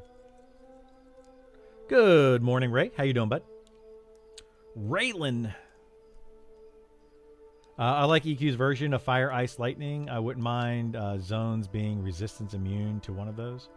As long as they gave you enough other spells. Like the whole thing I think about the wizard right now. It's fire damage. Fire for its damage spells. Ice for its snare. And that's really all they get. A wizard would need to have, you know, fire, air, lightning spells, cold spells. They would need to have a larger variety of spells if you were going to put in mobs that are immune to certain damage types. They would need a much larger variety.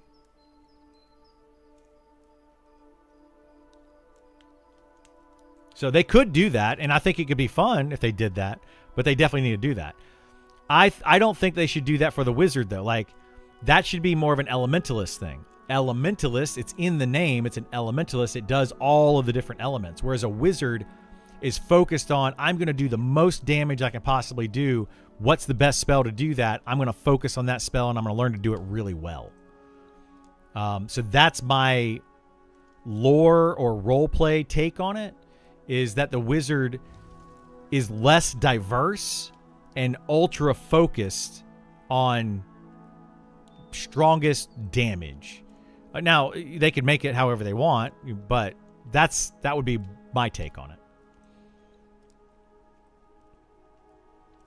Crafting question. Can anyone craft staves for the wizard, or is it vendor? I was told that staves can be made through fletching, but I don't know for a fact. Can anybody confirm that? My fletching is only like 20 or 30 on my fighter, and I just use it to make basic arrows. I don't try to make better arrows. There's no point. So I haven't leveled up fletching at all. But I want to say that they were added in shields, or maybe it's carpentry or something. I know that fletching, they added in bows and shields. But somebody told me something about the staves, that they could do staves. But what I recommend for staves is to go and get this measuring stick, which you can get at the low, low level of 15, you can get this measuring stick, which is a staff.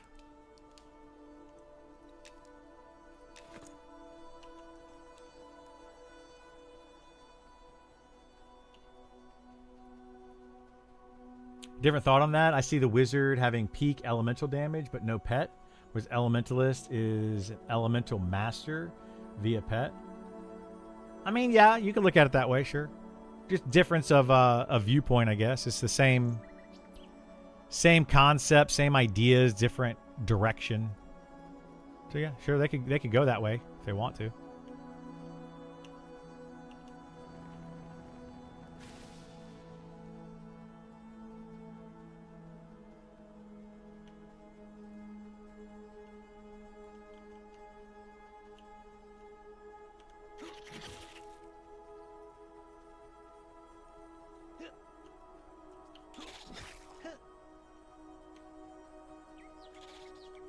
We're going to get this little guy, too. This little guy right here. Boop. Come on. Boop. Now that we have big nukes, we got big boy nukes.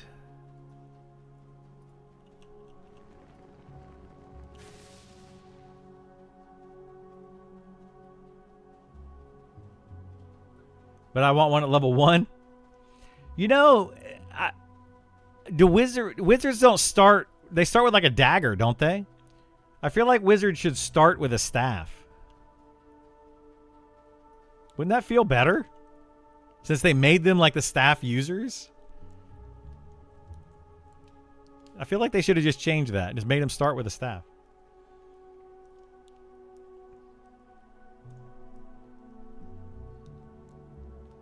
Yeah, any class can do the quest, yes. Any class can do the measuring stick quest.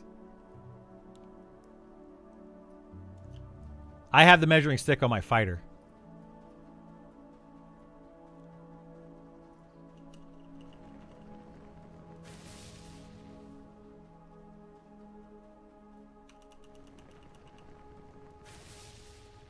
I think sword, my bud made a wizard to test some stuff for me.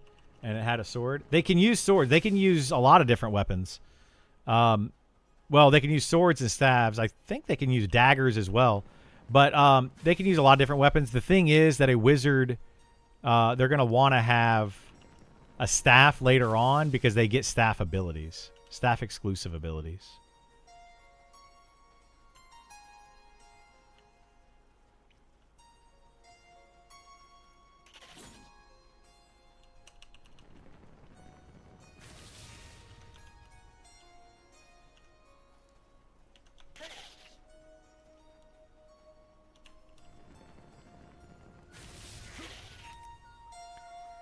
Dude, look at this. I'm gaining mana.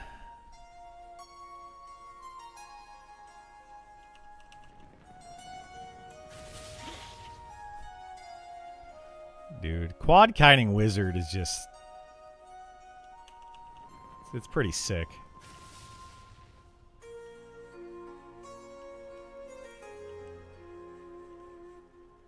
Pretty sick.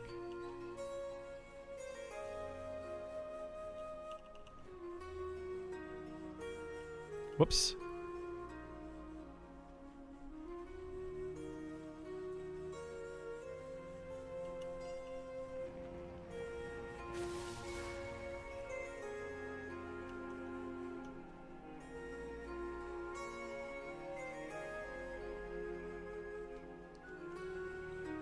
When they add J boots, it's gonna be pretty cool once they add J boots.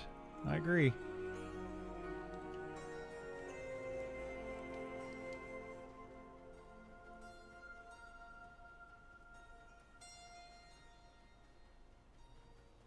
How much mana do I need? 80? I need 80 mana.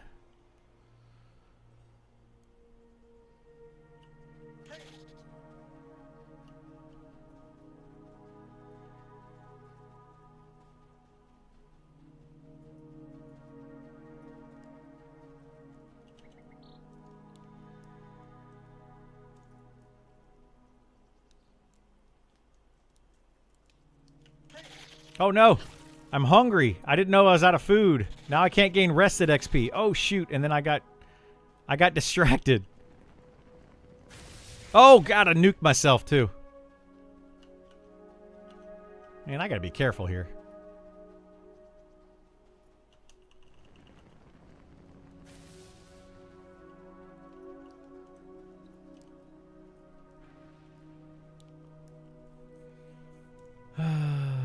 I thought it was a terrible decision to start, but it's Nick's decision. Wait, what? Are they still sending emails out weekly to play? They are, yeah. I've always been against AoE, root, A, snare, DPS. Yeah, I mean, I don't know. I don't dislike it. I think it's fine.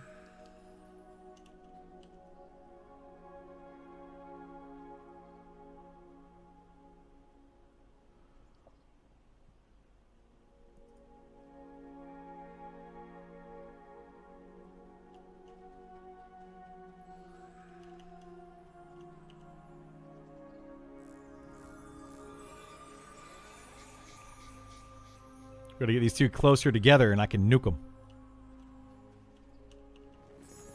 Wait, that might be too close to me.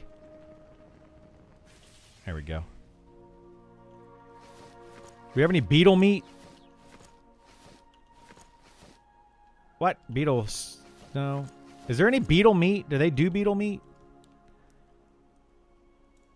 Because now I'm not going to gain rested, am I? Because I'm hungry. Wait, am I hungry? Maybe I'm not hungry. No, I'm not hungry. Why did it say I was hungry a minute ago? That was weird.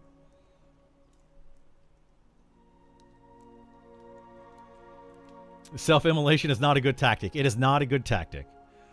Highly advise against it.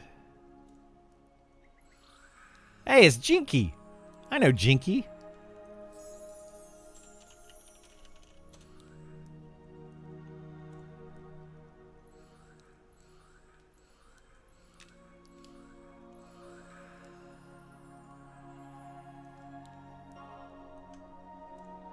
Jinkies.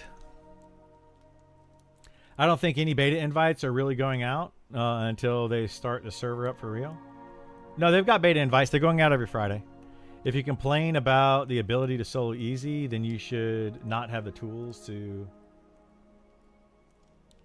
solo easier than groups. I mean, I'm going to utilize them to show how easy it is to solo. Like, you're sitting here watching me, you know, do this solo. Like, why would I not do this? You know? If you can quad kite, why not do it? And it gets easier. Hitting level 20, you get another buff that makes it even easier. At level 24, you get the AoE snare, which makes it even easier. Like, as you get higher level, it actually becomes easier to solo on the wizard.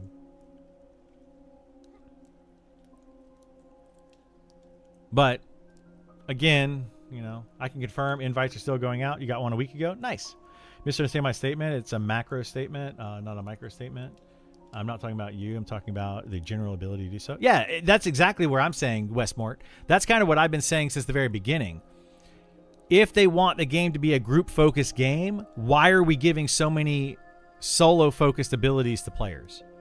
And why are we making classes so soloable if you want it to be a group-focused game?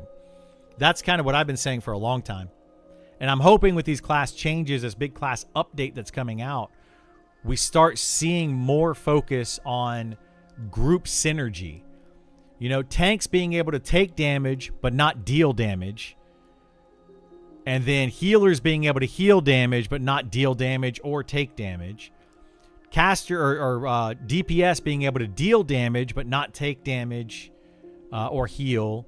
And have that synergy where every single class would benefit from having another player in their party. They would get something out of it. You can have some classes that excel, like the druid, for example, or a ranger, that have a lot of utility, but then limit their ability to tank, heal, or DPS, but give them a lot of that utility. So something along those lines where they still would like to have other people in their party. Like, that's what I hope for with this class update that's coming. I think these are all Nick decisions. Yeah, there were a lot of Nick's terrible decisions, and I mean, I'm not even going to sugarcoat it. I did not agree a lot with Nick's a lot of Nick's takes and a lot of his decisions. I did not agree with them. I thought they were bad for the overall health of the game. Seems more powerful than Charm. What's more powerful than Charm? Quad kiting?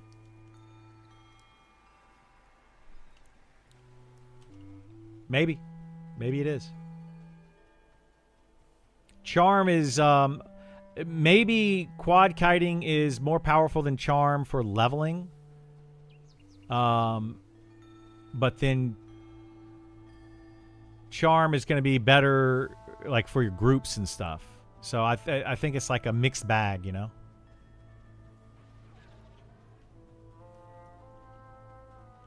Like, depends on the situation kind of thing. But yeah, it might be stronger than Charm, sure.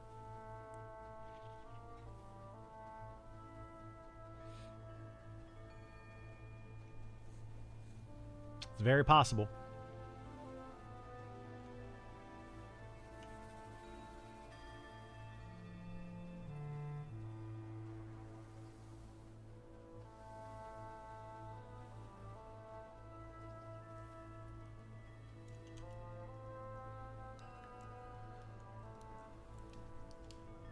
Derelict was charming other day, and it looks like a lot of effort. Mob was breaking.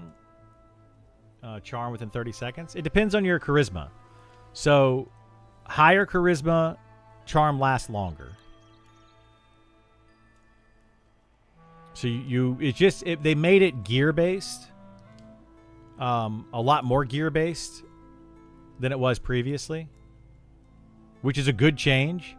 It basically makes it to where casters now require gear, not only melee, but also casters.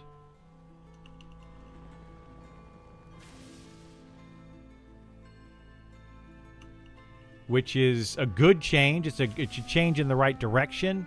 However, the issue is with charm is they didn't necessarily fix the charm problem.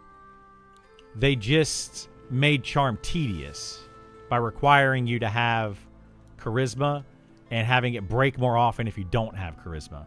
So it didn't make charm less powerful. It just made charm more tedious, which doesn't, in my opinion, fix the problem.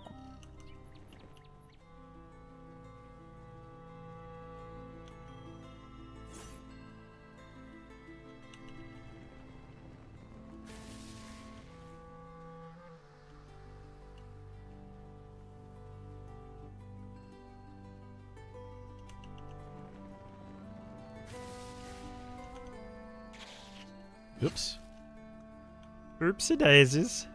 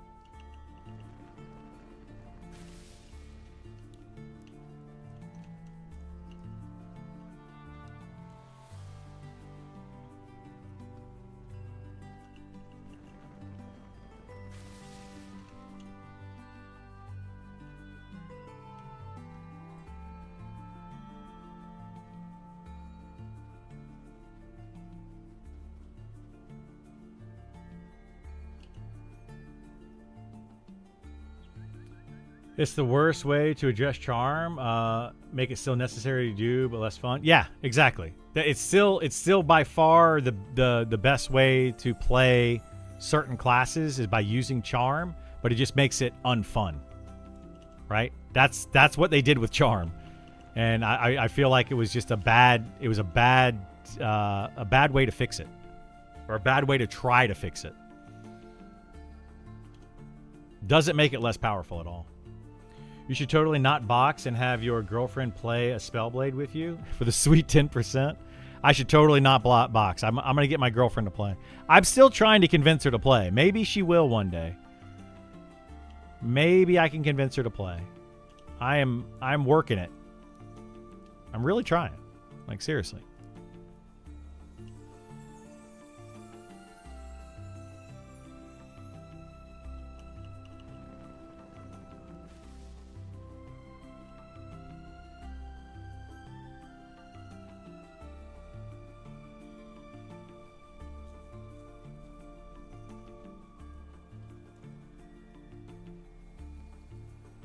One of the things I use to feel he has some pull. I have 0 pull, I feel like, but maybe. Is make a non-solo class like Rogue and deliberately avoid Night Harbor zones and note the ability to group in comparison. What do you mean note the ability to not be able to group? And try to just play exclusively in groups and see what happens? Is that what you're trying to say? Like, if I played a rogue, you pretty much have to group after, like, level 10, maybe. I don't know.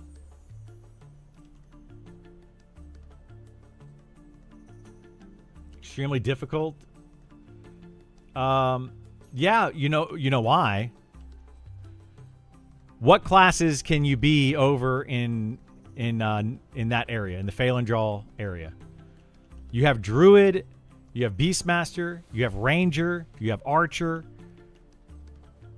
right?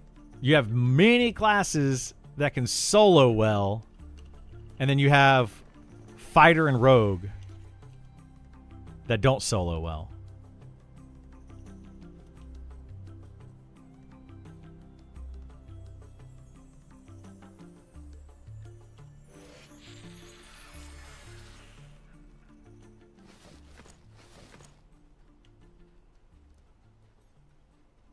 You know, that's exactly the point. Exactly. So like, that's the reason, because you have so many good solo classes, and because those classes can solo so well, you have fewer people to group with because those classes don't want to group up. They want to solo and they can solo. So why would they group up if it's better to solo? I agree with you. My bud was a 17 rogue and so far gets groups within minutes of logging in. That's good. That's awesome. Where are they playing at? Are they on the Night Harbor side, Phalandraw side? It's easy to solo. And both can kite easily. Yeah. In Night Harbor? Yeah. That's kind of what Westmore's saying. On the Night Harbor side, it's easier to find groups. It is. And to the point of your 17 rogue friend, people from level 1 to 20, maybe 30, XP is so fast for everyone at that level that you don't notice how much better it is to solo or duo on those lower levels because you're still gaining XP fairly quickly, even in a full party. So people don't realize it until they get to the higher levels, like level 30, 40, 50. Then they start to realize how much slower it is to get a full group together to XP. But it is still slower, even in those lower levels. It's still slower. So you're still seeing a lot of people that are trying to force the grouping because that's how they want the game to be played. But it's slowly getting to that point where people are starting to realize that a full group is not the most efficient and best way to play.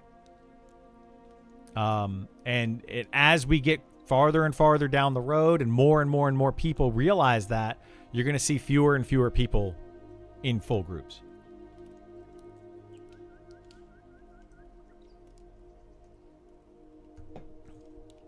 People are thirsty for tanks. That's another issue probably.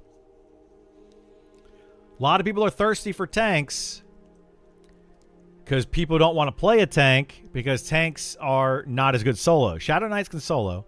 The other 3 tanks not as well as solo, and sometimes they struggle to find groups. So it's like one issue is causing the other issue, which is causing the other issue. They're like literally. So let me explain what I mean. People don't want to play tanks because it's hard for them to find groups. So it's hard for people to find tanks for their groups because people don't want to play tanks. So it's a cyclical thing that's not going to stop. It's just not going to stop. It's causing its own problem. It really sucks.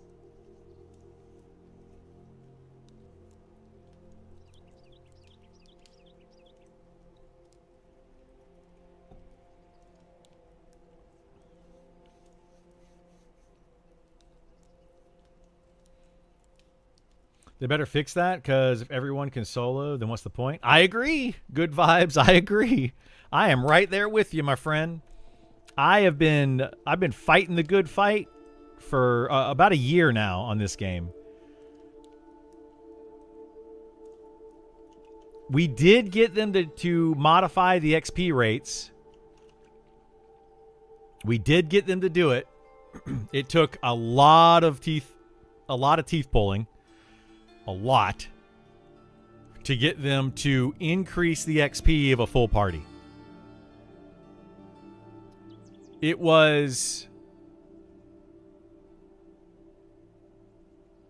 3 times, it was 3 times as bad as it is now. 3 times worse is what it was. And it's still bad. So just think of like how much teeth pulling it took just to get them to change it to where it is now. So how much more teeth pulling do you think it's going to be for them to go even better? It's going to be a lot.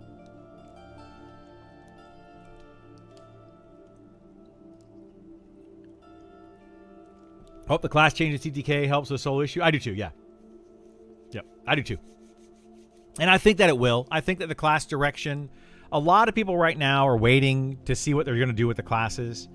And then TTK is just going to end up being changed and adjusted and modified over time. But there are quite a few people right now that are just waiting. That are waiting for the class changes, the class modifications to happen.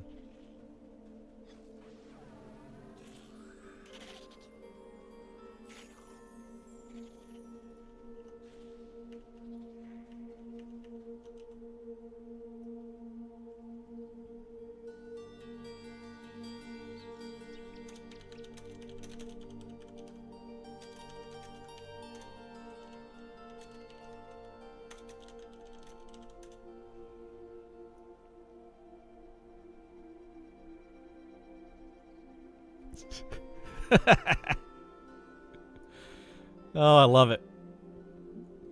Just chilling. I'm waiting for these goblins to path. Do those goblins aggro if I aggro these beetles? I don't remember.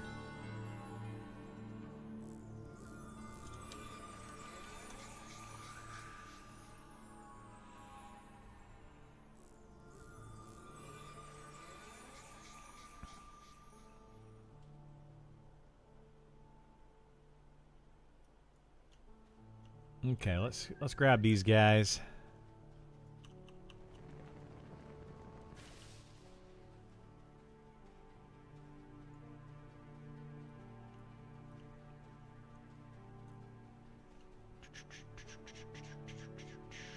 If you allow soloing, I should want to invite the person who rolls up LFG so doesn't pretend they don't exist. Exactly. I agree with that 100%. Yeah. Like, wholeheartedly. I think that if somebody rolls up and they're LFG, I am the type of person that feels like you should always want to invite that person. Under every single situation, it should always be beneficial to your party to want to add somebody else to your party.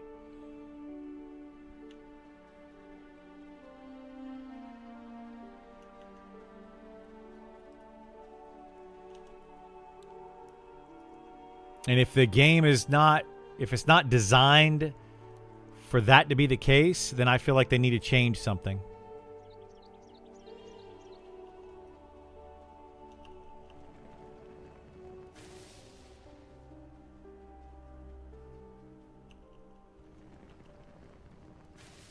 Have they put in quests for Winter Court yet? No.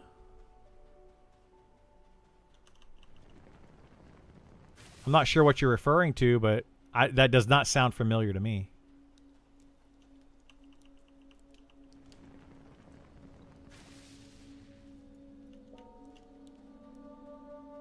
Tanks and rogues have been in this position for many years. Tried to tank in Pantheon. I enjoyed it, but I got to the point once you get in a group, they would replace you for some other tank. Wait, hang on. Let me reread that because I feel like I read that wrong.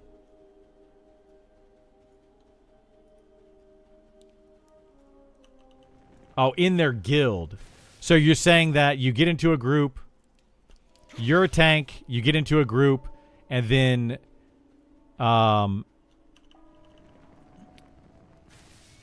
they would replace, they would get like the guild member to replace you. Right? Yeah, I could see that.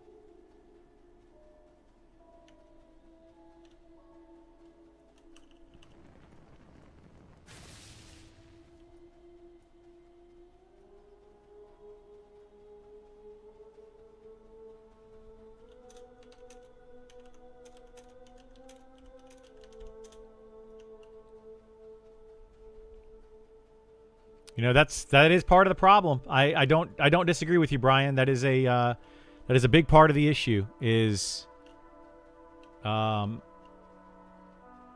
gonna have people that are, you know, playing favoritism and things like that. You know, these are why I advocate for the things I advocate for. Believe it or not, I'm looking out for the little guy more than you think.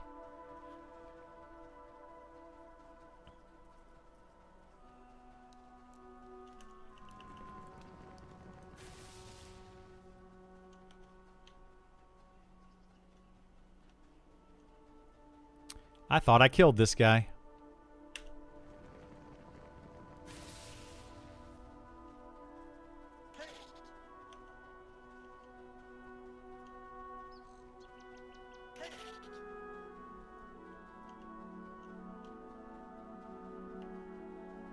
All right, I want to hit all three of these. This is why you got to be careful. Like this one guy.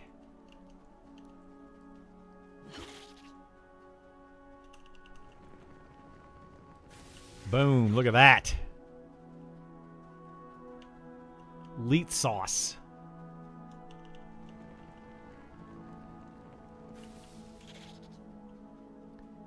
Big boy nuke. What? The heck? Why did that not go off?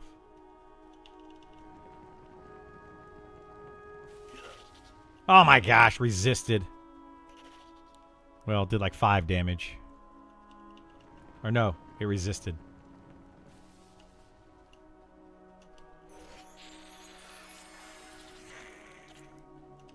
All right. There's a summer court quest in Eastern. I always say Eastern Waste, and I don't know why I say Eastern Waste. Anyway, in Evershade Weld. For Spider Eyes, it gives negative Winter Court faction. Oh, there's positive Winter Court faction if you go into if you go inside of Glinting Hollow. If you kill stuff inside there, you should get positive if that's what you're looking for. Don't group with people that replace you again. I mean, yeah, reputation is going to definitely change things in this game. Not to sound mean, but that's just life as a pug. It is life as a pug, yeah. Devs probably can't stand this channel. All their faults. They probably can't. Several devs do come to this channel, and I'm honest with them. You know, I tell them exactly how I feel. I don't sugarcoat stuff, guys. I don't sugarcoat it. I'm not here to suck up to some devs so that I get something out of them or whatever, which I feel like some people might do. I'm not saying that anybody does that, but somebody might do that. You know, they're going to be like, devs are great. They're my pals, and they're doing everything fantastically, and I have 100% faith in them. And it's like they feel like they're going to get something out of that. Like, the devs are going to be like, oh, I really like that guy, so I'm going to give them a key, or I'm going to give them some sort of favoritism. I'm not looking for favoritism. I'm looking for a good game. So I'm going to tell you how I feel about it. And I don't care. Honestly, why I watch Criddle, I see the direction, where you're coming from. Yeah. Also like the devs' intention direction. Yeah. Yeah. I think the devs are doing a great job. I appreciate and I applaud them for trying to do something that is extremely difficult. Like, believe it or not, like, they're trying to do something outside of the norm in the MMO space. And that is hard to do. And I applaud them for trying. Playing social favoritism in terms of guild members versus non-guild members isn't really a problem. That's just MMOs doing MMO things. It is, yeah. Just rude, though, commenting on good grief. Wait, what? Oh, commenting towards good grief? Yeah. It is rude. Yeah, I would agree it is rude. That's why guilds exist there, right? Exclusives, lateral. Yeah. Well, here's the thing about that, right? And I'm going to agree and disagree with people in the comments right now. Should you replace a party member? We're not going to even say tank. Should you replace a party member in your group with a guild member and give them favoritism? Well, you probably shouldn't. You know, it's not nice. It is rude to do that kind of stuff. You know, if there's another person that has been waiting for a while, should you give them the opportunity to get into the group for whatever reason? Right? Yes. But on the same token, on the flip side of that, the whole reason to join a guild or a group of players is so that you can work together as a team and help each other get stronger and get better. So in some ways, I look at it that way. If you're struggling in the pug life, if you're struggling getting into groups, maybe joining a guild is the better way to go and be part of a community of people that work together to help each other. I see both sides of it, and it's a very tough place to be. You know, like, we're at a camp, and this item drops of insane power for your class. And you're sitting there and you're watching this group of 6 people constantly kill it. And you're like, hey, I'm LFG. If you need a replacement, please let me know. I'll be around because I really want to get into this group. And then they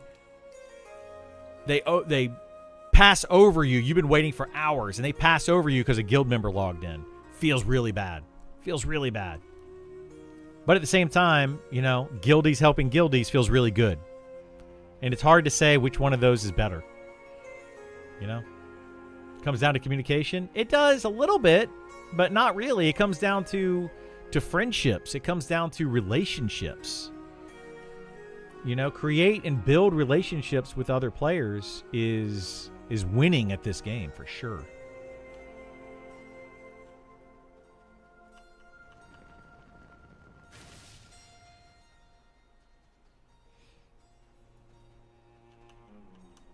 You know, it's tough, guys. Like I get it. It's tough, and I feel for everybody involved. Really do.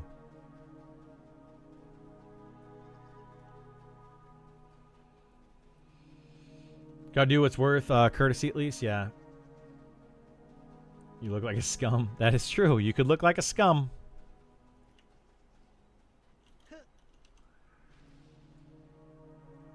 Okay, we got that one. We got this. Did we get this one? No, we didn't get this one. We got that one. We're going to get this one. We got that one. We're going to get this guy, though, right here.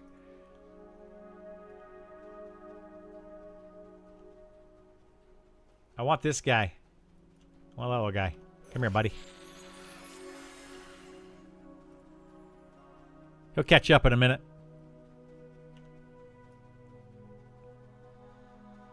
And then we'll nuke him down. Like all the rest.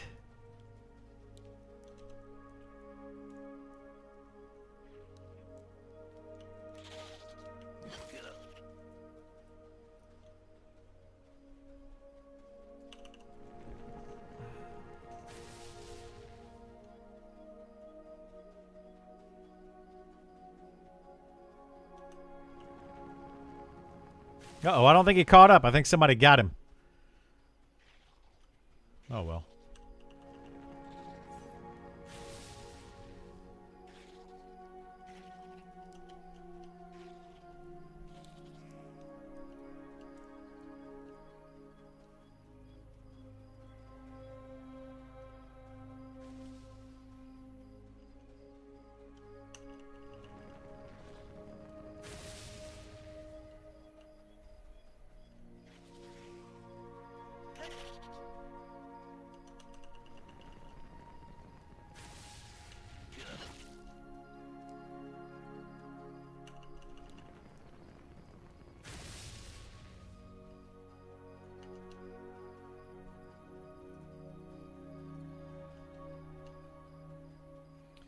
So you kick a group member to make room for a guildie? I would? No, I wouldn't kick a group member to make room for a guildie. I wouldn't do that, no. Or are you talking about somebody else in chat?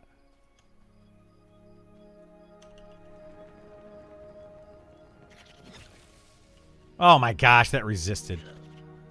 That hurts.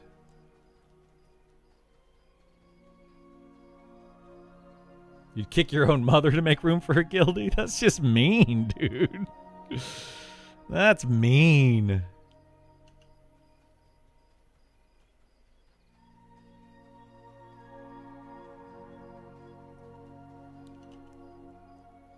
Don't start a group until it's all guildies?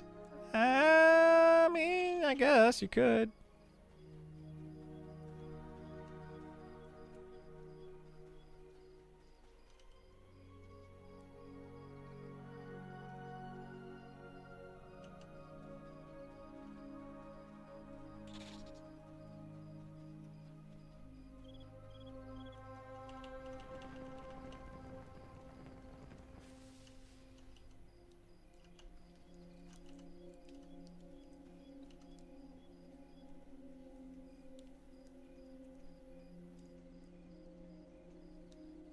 After pickups in group, don't kick them, it's wrong? Yeah.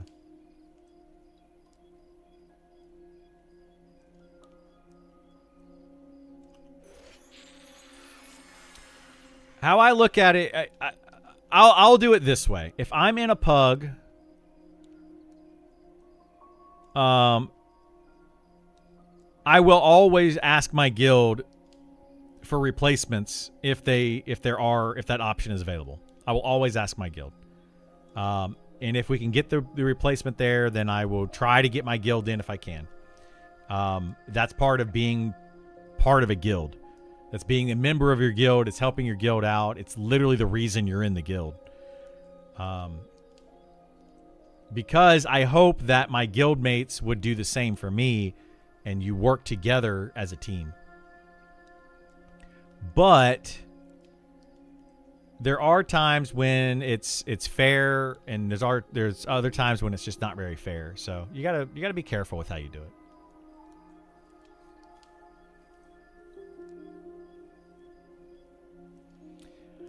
Little critical thinking from the player about what scenarios they're putting themselves in goes a long way. It does, yeah. I would not kick people for a guild friend, but I have left pugs to join my static. Try to give some heads up, of course. Yeah, I would do that in a heartbeat. Nidiac, yeah. If my static gets on and I'm like in a pug or something, I'm gonna be like, hey guys, I gotta go. 15 minutes, 20-minute heads up, like depending on the type, what group I'm in, give them some sort of heads up. If it's like an easily replaceable situation, like the other day I was playing this wizard in a group. We were around level 6, and we're killing a ton of the hatchlings, the Cayman hatchlings. I didn't feel bad about being like, all right, I hit level 7. Appreciate the group, guys. I'm gonna head out, because they didn't need me there. Like, they were doing just fine, and they can continue to fight. And there were lots of people that they could replace me with, and I was just like, all right, I'm gonna go ahead and head out. Appreciate the XP, guys. It was fun, and I left. But if I'm in a group and we're deep down in a dungeon, that's a different story, you know? Like, we're level like 30, we're down in a dungeon. you don't want to leave your people that are in there, leave them high and dry. So it depends on the situation. No one cares when the monk leaves the group. It depends. It depends. I care when the monk leaves the group. Oh, shoot. I don't have my buffs. They have Koth here? Not anymore. They took it out.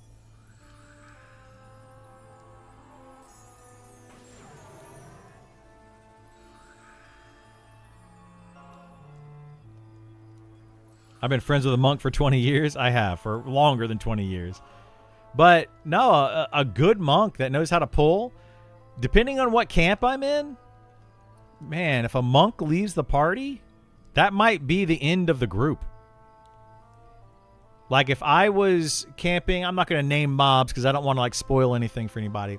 But there are certain mobs in this game that if I'm camping it and I don't have a monk, you better, like, if the monk that is pulling that mob leaves, you better replace it with somebody that knows how to pull that.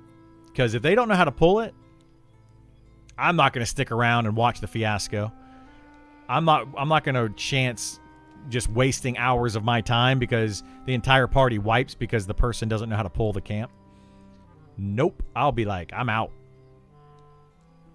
There are certain mobs in this game, I promise you, there are certain mobs in this game you are going to want to have a good monk that knows how to pull.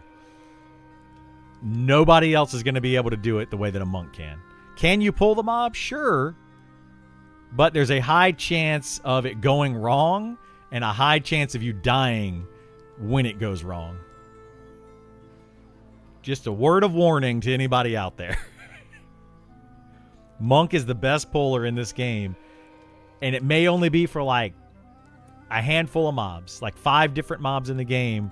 But those 5 mobs, whew, man, it makes a big difference if you have a monk puller. A crazy big difference.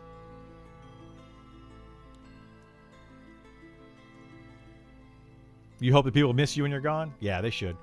Bards can't pull? No, bards can pull, sure. Bards can pull, rogues can pull. Anybody can pull. Anybody. But monks, because of their feigned death, their 0 mana cost, instant cast feigned death, are better pullers, and they're able to mitigate damage if they need to. I'm just telling you guys. Telling you. I don't know how to tell people this because they don't want to listen to me. They're like, nah, rogue can pull. I have a level 20 rogue and it pulls better than a monk. Okay. Go for it. You become the world's best rogue puller in this game. Don't come crying to me when you hit level 50 and you can't pull certain mobs. And you just die over and over and over, and your party gets mad at you, and everybody quits, and don't get mad at me. I'm telling you, man. It is crazy out there. There are some mobs that are just rough. Certain situations. Did that dude just, like, literally...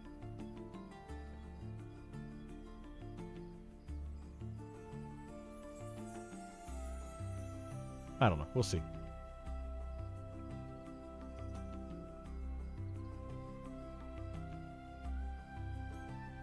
It's all about FD. It is. It's a lot about FD. For sure.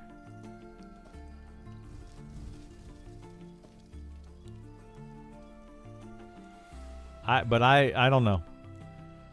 People can believe me or they can not believe me on the things that I say about this game. You put in a couple thousand hours into this game and then come back and tell me where I'm wrong. I would imagine that I have more time in this game than some of the devs at this point. Not that my opinions are always right.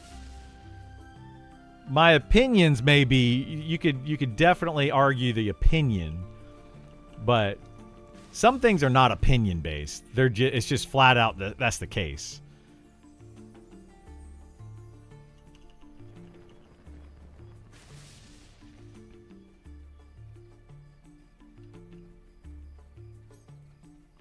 You should try a Chanter. I played an Enchanter on the alpha some.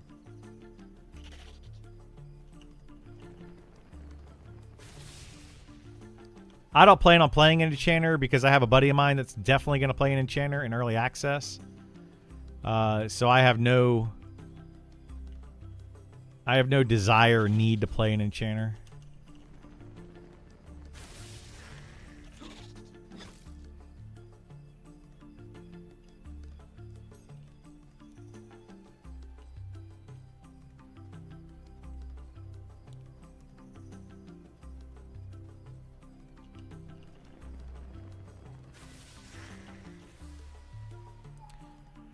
Yo, look at this through lens. For 90% of random trash stuff in this game, other classes can pull efficiently. Oh, no, they absolutely can. Yeah.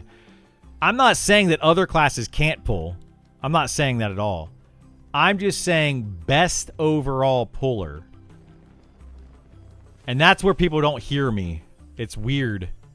People are tone deaf. They hear what they want to hear, you know?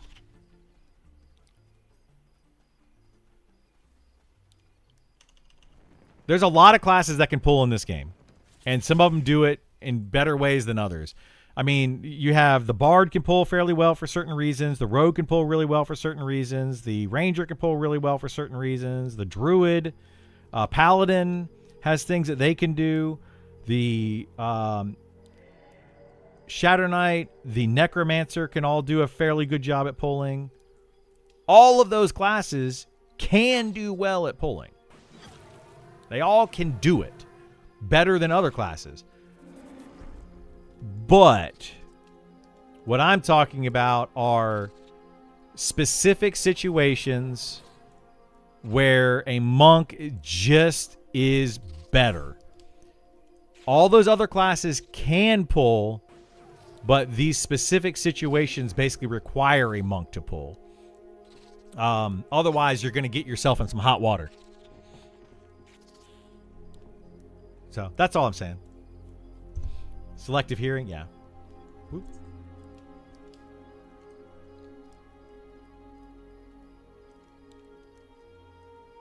Are there mechanical differences other than cast time between a Necromancer Feigned Death and Monk Feigned Death? You know, I don't think that there really are mechanical differences. Some people say that they are. I think that the Monk Feigned Death has been tweaked a few times, and there is one distinct mechanical difference, but I think it's currently broken. But the devs did make it to where if you feign death a second time, so if you are feigned death and you feign death again, it causes mobs to do something special. The only class that can feign death a second time like that is a monk. Because a monk can feign death while they are feigned death. The Shadow Knight and the Necromancer must stand up and cast a 1.5 second cast time to feign death again. So they literally cannot feign death while feign death. It's impossible. So there is that situation. However, they recently kind of broke that, and it doesn't really function the way that it's supposed to. So we'll see how they change it. And right now, because of the leashing, the way leashing currently works in the game, you can jump. You can literally jump and break aggro on some mobs. Like jumping for some reason triggers leashing. I don't know why. So it's just a bug in the game. So right now it's kind of, you know, hard to say what's the best puller in the game, and it's because there's certain things that certain classes can do. Jump plus feign death pulling right now. It's hilariously broken. You're absolutely correct in that. Like that's kind of what I'm talking about, right? When I say these things, is people say, "Oh, this is I'm the best puller in the game because of this whatever reason." It's like, well, that's currently a bug. You know, some of it's bugs, some of it's because that's just the way that class functions or whatever. So yeah.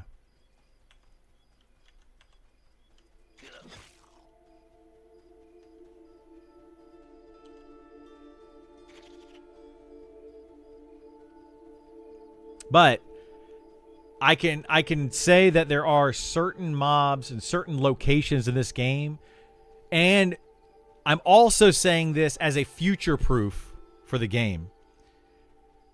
They're hopefully going to be changing this game in the future and making it more difficult. If they continue to go in that direction and make the game more difficult, then monks are going to be definitely better pullers.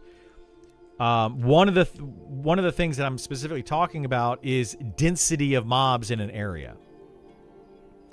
Because think about bard pulling. Here's why bard pulling currently is nerfed. They can pull, but currently it's a bit nerfed compared to monk pulling. And the reason is because bards use lull or placate or whatever, their version of it, to lull the mobs so that they only pull one or maybe two at a time. Well, they changed that recently to where that spell is more resistant if you have lower charisma. So a bard with low charisma will not be able to lull pull very well because it will end up getting resisted. And if you get resisted on a lull pull when there's 5 mobs in the area, you instantly get aggro on 5 mobs. Now what are you going to do? Okay, now you got to go and try to mez all of those. A bard trying to mez 5 mobs, not easy. They have to cast one at a time. They don't have the AoE mez that enchanters do. Hi. Bye. They don't have the AoE that enchanters do. They have a 3-second cast time. So they have to mez one, mez another one, mez another one, mez another one. Now the bard is completely out of the fight because they're constantly having to mez 4 mobs while you're fighting. It just becomes an issue, right? So people think, oh, bard is a really good puller. Well, yeah, they can deal with a bad pull if need be, but is it not better to get the singular mob that you want and then everybody be able to DPS on that mob all at the same time? That's much better, right? Having a monk pull 1 mob to camp and the monk DPSing that mob with everybody else is just better. So there's multiple reasons to it. But I assure you that a monk puller is overall the best. Does best overall go to bard? No. Monk is just the best puller and the extreme end of the game. No, it's not the extreme end of the game. Literally for all the things I just said. If there's like 5 mobs in a clustered area and you get 1 resist on a unity or on a like unity is good. So like that's why rangers and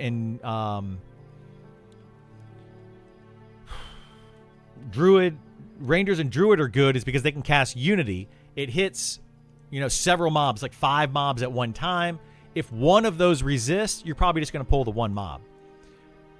So it's not a big deal, right? It's an AoE, but that's exclusive to outdoor only. How are you going to do that indoors? So that takes Rangers and Druids kind of out.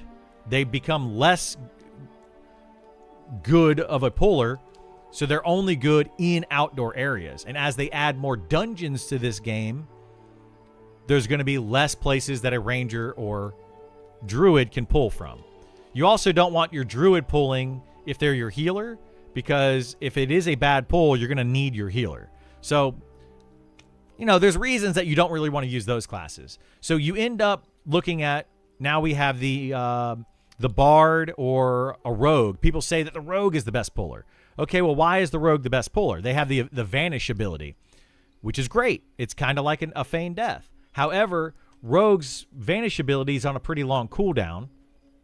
And the other thing is that they're like, oh, but you can use sap and you can sap a target. Well, guess what? You can't sap undead. So now you just took away a whole bunch of different types of enemies out of the game that you can't pull. So the Rogue can't pull or can't really pull well against a bunch of undead because they can't sap them.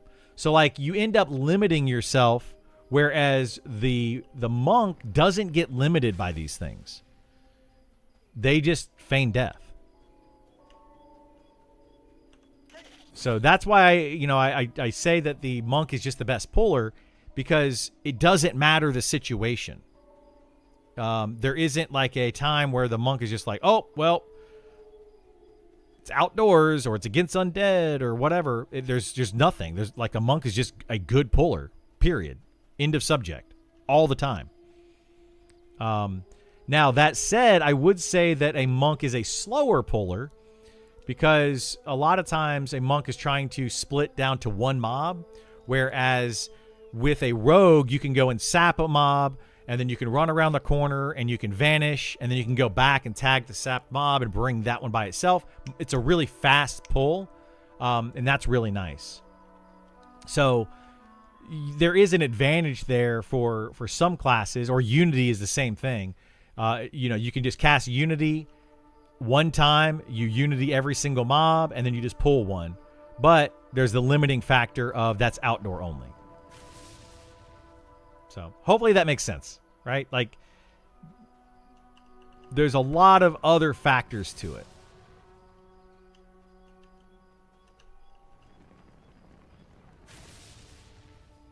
Honestly, a paladin telling me he can lull pull is grounds for kicking. Well, yeah, they can lull pull, but what paladin is going to be capping out their charisma, like getting a ton of charisma so they don't get resisted? Not many, if any. Why would a paladin get charisma outside of lull? That's the only reason that they would have charisma. And if they're trying to stack charisma, they're probably hurting themselves on a different stat.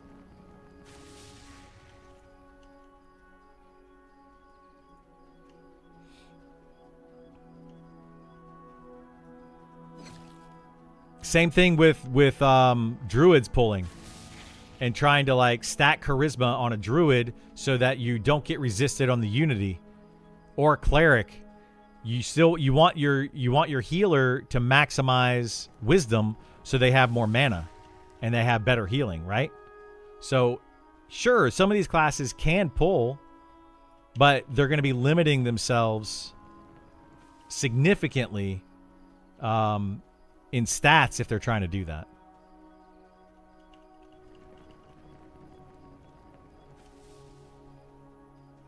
Oh, shoot. Oh, I didn't know there were 2 left. Okay, well, here, let's do it this way. Those are like perfectly stacked on each other, and I didn't notice.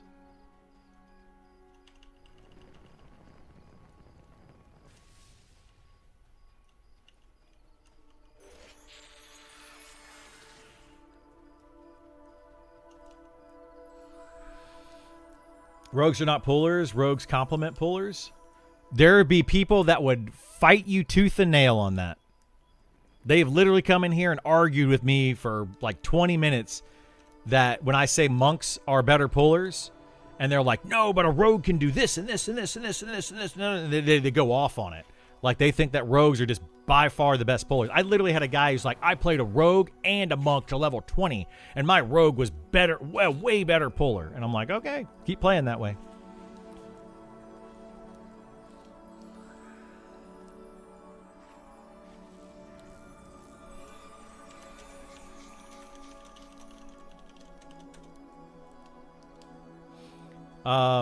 Anyway, it's all fun and games for a monk till the necro comes down with his ritual knife. I love working with a monk. Yeah, I mean, yeah, two players working together, a rogue plus a monk together is insanely good at pulling. Yeah, for sure. For sure. Rogues that want to argue best pullers will find themselves nerfed in other ways if that's the general consensus after a while. I agree, yeah. I'm going to sound like an elitist jerk, but there are too many people who think playing 6 characters to level 10 gives them the same experience as playing to level 60. Oh, yeah, for sure, Nidiak. I'm tired of hearing the people. Not that I don't appreciate people's take. I absolutely appreciate people's take on it. Remind me I got to talk about something with trading. Remind me if I don't talk about it in a second. But I absolutely agree with that. With your take on that, Nidiak, is people playing to level 20 versus people playing to level 60. The game changes so stinking much in those 40 levels. You playing to level 20, you don't know what the heck you're talking about. And I'm not trying to say that in a mean way. I'm trying to say that in the most loving way possible. You are absolutely clueless on how this game plays later on. The game changes fundamentally around level 40. And at level 50 plus, it is a drastic change. So not trying to, I appreciate their feedback up to level 20. Totally get it. All of that. But don't tell me that, you know, because you played to level 20, you know that this class is just better at something than another class. Don't do that. I hate to say it, but you're wrong. How has Fighter Journey been? Do any raids recently? It's the coolest item you have gotten so far. I haven't done any raids on the beta. There are some guilds that are doing the raids on the beta right now. They're pushing it. Shade and Cohesion are kind of both of those guilds are pushing raids, trying to get that stuff done. I don't feel like the raids need to be in the game right now the way that they currently are. There's 2, in fact, raids that are currently in the game that are not raids. You can do them with a single group. In some cases, less than a full group. They are absolutely broken, and they need to be removed from the game, in my opinion. That said, those 2 guilds are kind of at each other, trying to do the raids. We might participate in them. We're going to start looking at it, I think, and may do some raids here and there. I don't know. I will log in and tank if I need to. I've told the guild that. Let me know if you want me to log in, and I will log in and do raids. But yeah, some of the cool items though. There's some really good items from the raids. There's really good weapons. There's really high statted items. There's a good ring with health regen on it. We showed that I think yesterday. Some pretty good stuff out there in those raids, but they're not really raids, and they're completely broken. So what I was going to say, though, is trading. Right now in the game, there's a big bug with trading. If I have full mana, which I currently do, if somebody is to open a trade window with me right now, it would cut my mana down considerably, maybe even in half. Because trading right now reloads your entire inventory. So especially at higher levels, this becomes very noticeable because you have a lot more stats. So at higher levels, if you trade somebody like a level 60 player with really good gear on, you're probably hurting them because you're taking away half their mana. So be careful randomly trading people, especially people that are fighting or something like that. Just be careful.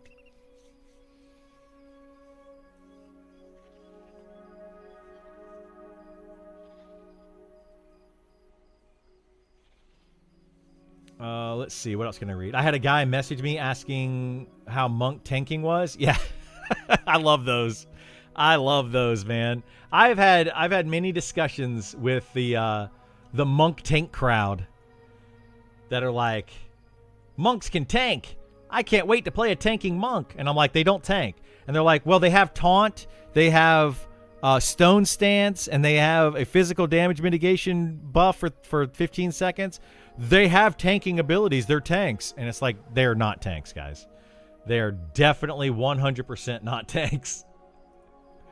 Even if they go into stone stance, it increases their AC and does all the things. It's still not great. It's not great.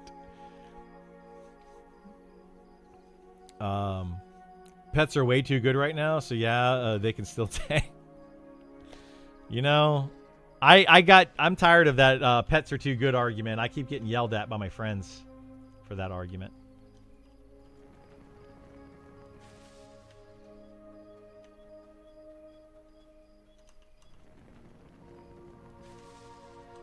I have one buddy of mine. He plays a necromancer, and he's just tired of me saying that pets are too good. So I kind of stopped talking to him about it.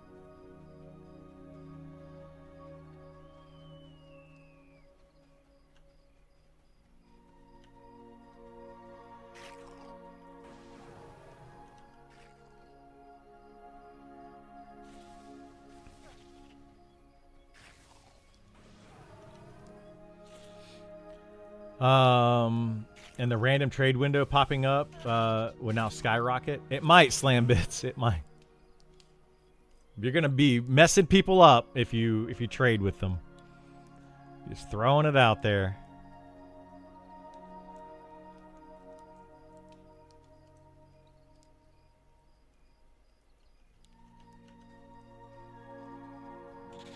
We only get 4 mobs?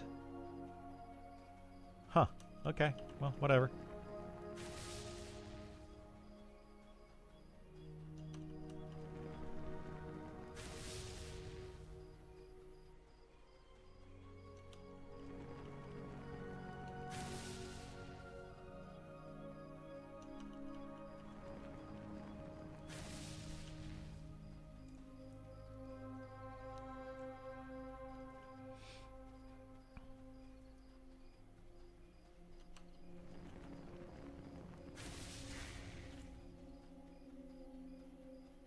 Man, resist feels so bad.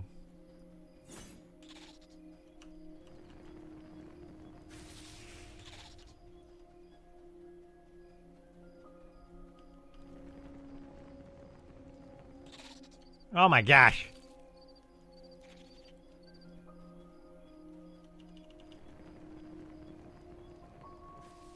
Oh my gosh. Resist feels so bad on a wizard. Holy moly.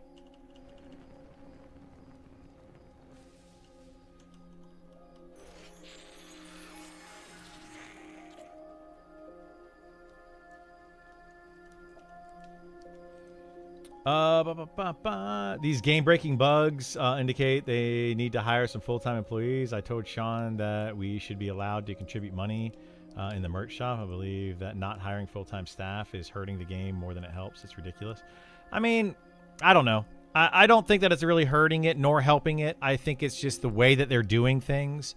Could they start taking some money through like the merch store and start to hire on a few people here and there? The thing is, how sustainable is that going to be? You know, like there could be a huge influx of people buying stuff from the merch store, but is that going to sustain them for 6 months of payroll for 10 people, let's say? That may or may not be the case. I think they would rather actually have the game out, but I don't know. We'll see what they do with it.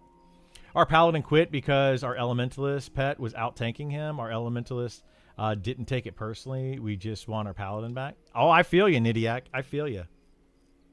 And it's not. It's a true statement.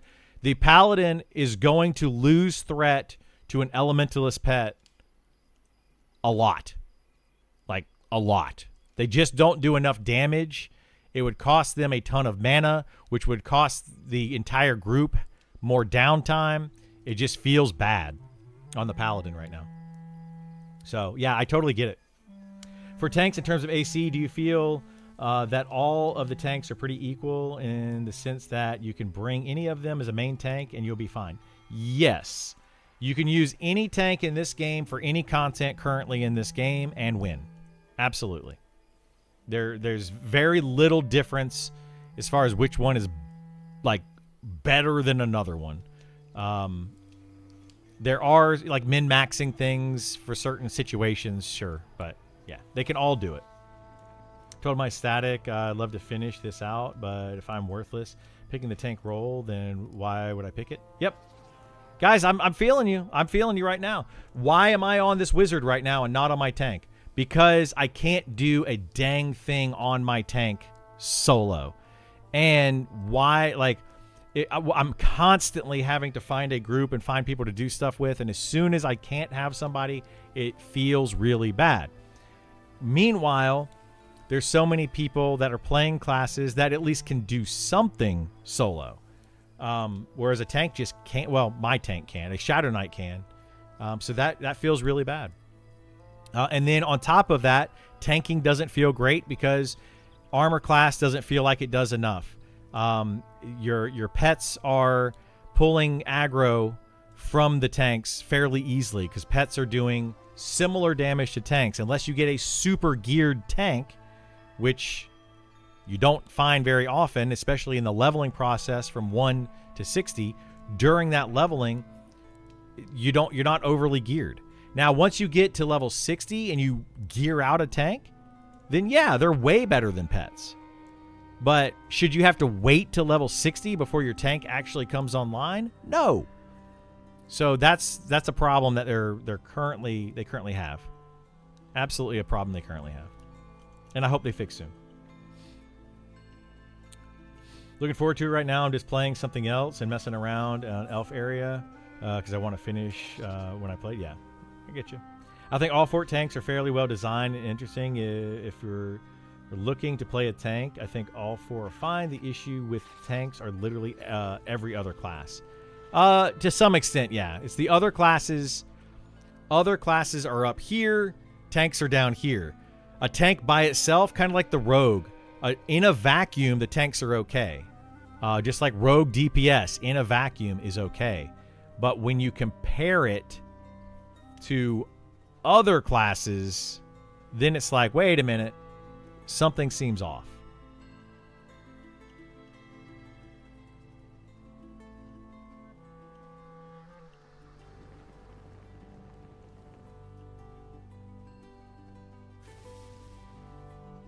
Wait, did my spell fizzle? What the heck?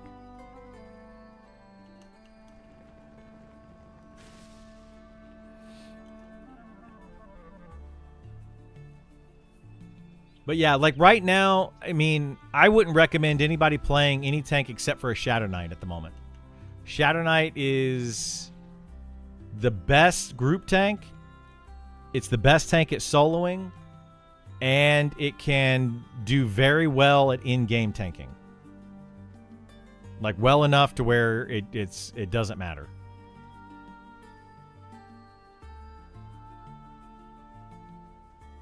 But that's where I think I think that we need to get some difference in the tanks. You know, like should there be a clear tank that is better at tanking than another tank?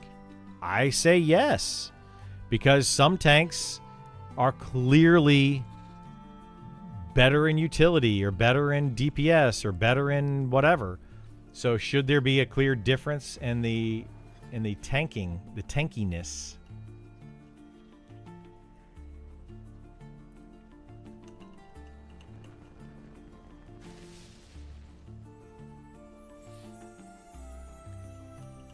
Paladin can solo well 50 plus.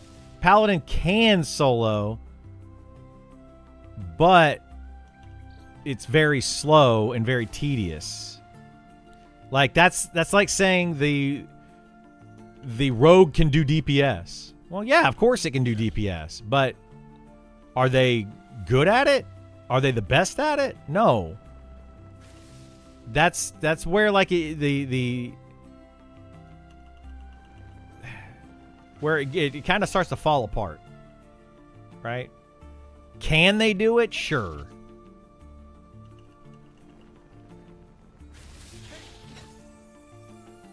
But can and well are completely different things.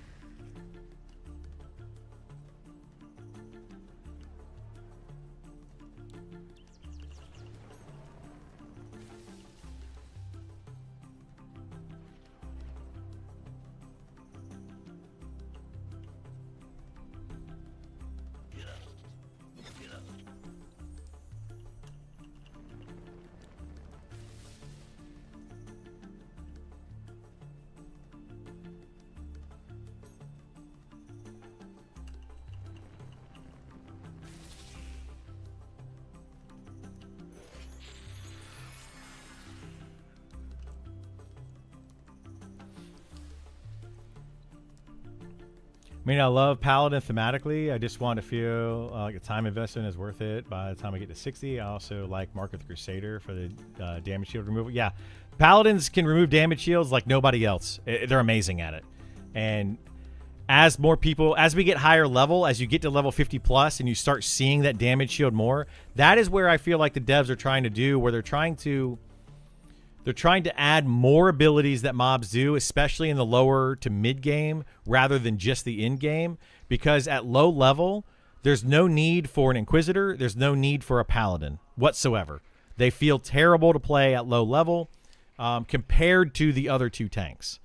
Because at least the Fighter has DPS, and then the Shadow Knight has DPS plus a bunch of other utility. So, like, they have something that shines in the low level, but the Paladin or Inquisitor, they don't start to shine until you hit level 40 to 50 plus and start seeing certain types of monsters, starting to see the caster type of monsters, starting to see damage shields on enemies. Once you start to see that, then you're like, oh wow, Paladin and Inquisitor are really nice to have, but until then you don't see it. Low level on my fighter, I find that Shield Bash puts out more threat than Dual Wield. Does that hold up at higher levels, or does Dual Wield pull ahead on threat? Dual Wield is definitely the way to go.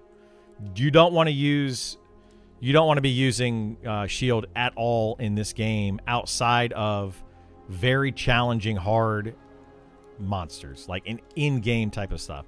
Shield is just terrible.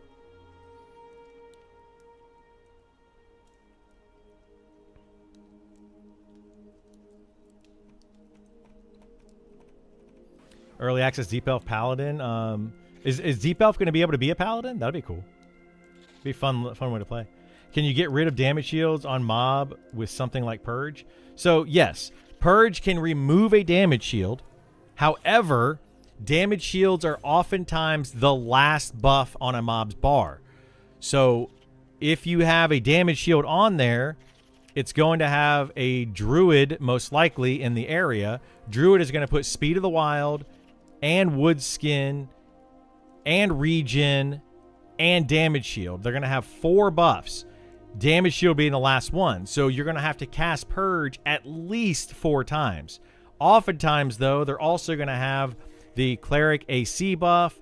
They're going to have Haste from a Shaman. They're going to have other buffs from the area as well. You may have to cast Purge up to 8 or 9 times to get rid of the damage shield. That's why Purge doesn't work as well. That's why you want a Paladin, because it skips all the other buffs and goes straight for the damage shield.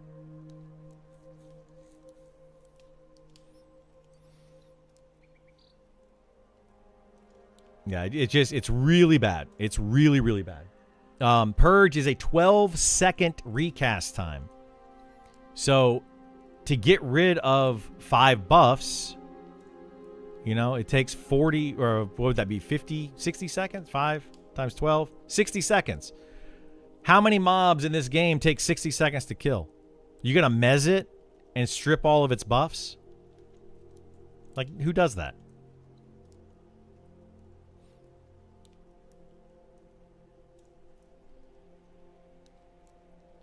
So the way the game currently is played, removing damage shields with Purge is just not the way to go.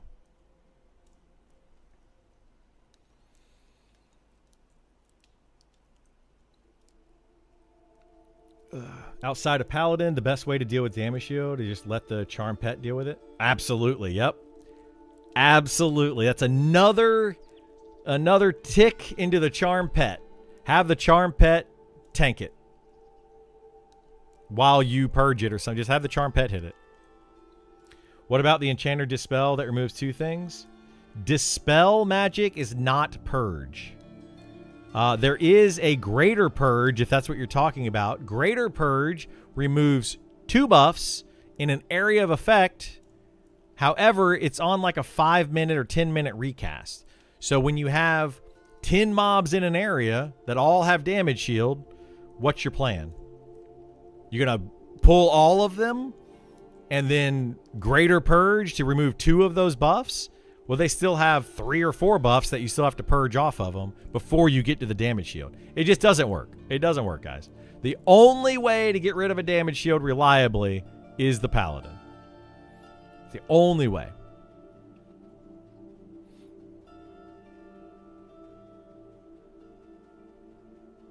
I think that they should give that to rogues as well.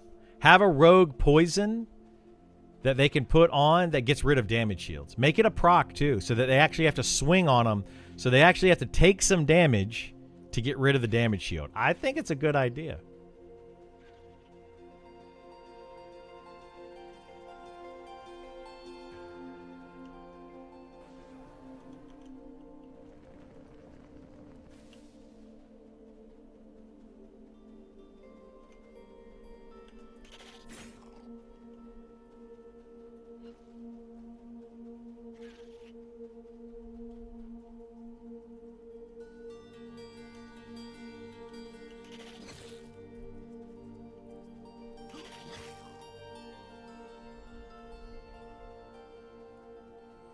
I think spreading the removal around would be good. Yeah, at least another. Yeah, I would love to see it on rogues right now. I think a rogue poison that that they could proc a damage shield off. I think that a I don't know. There's a couple ways that they could do it. I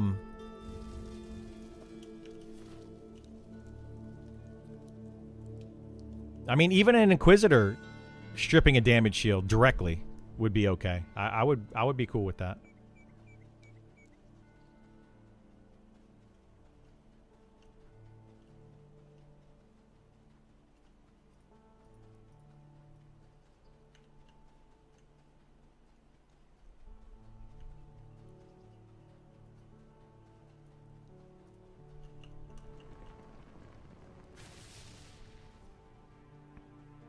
Monk Purifying Fist.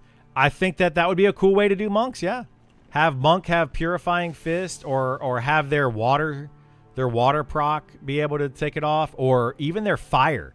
Like, think about that. If they change the Monk's fire stance to where it when they use their flaming fist, it could take off a damage shield.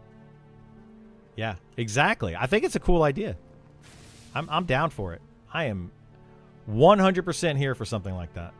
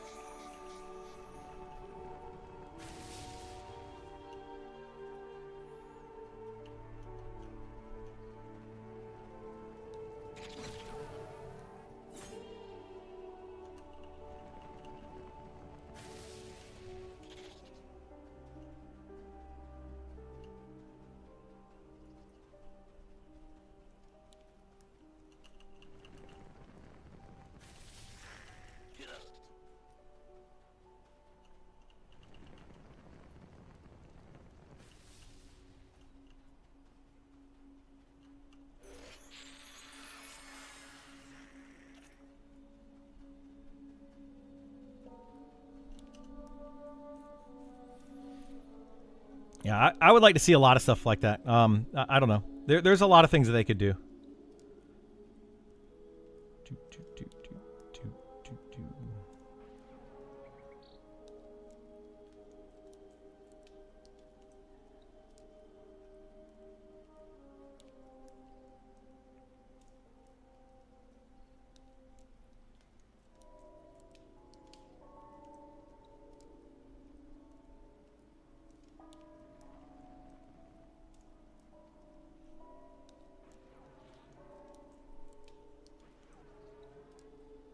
I just got an email. My son got into a club that he's really excited about getting into.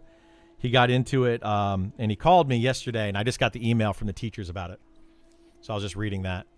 He applied for a club at school, and he was able to get into it. Super proud of him.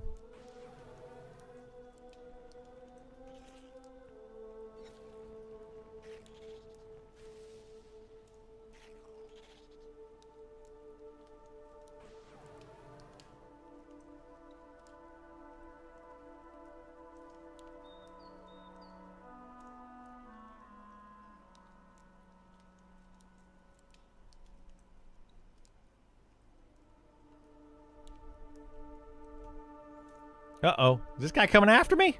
The heck?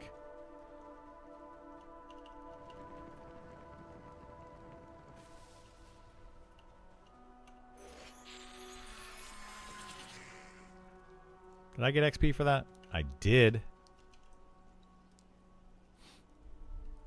Easter, did we want to do stuff tonight or no?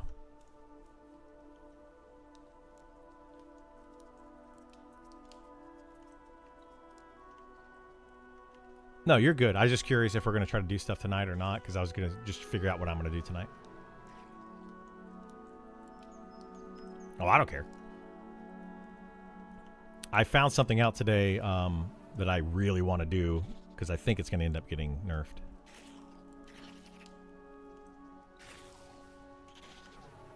I'll tell you later. Shallow shoals.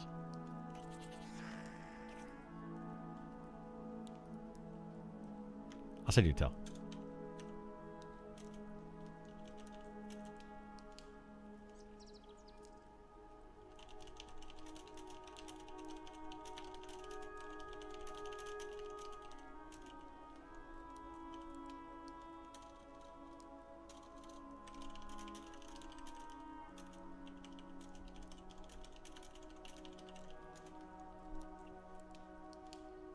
No one else is listening? Yeah. I've already talked about it earlier. It's just the enchanting thing that I was talking about.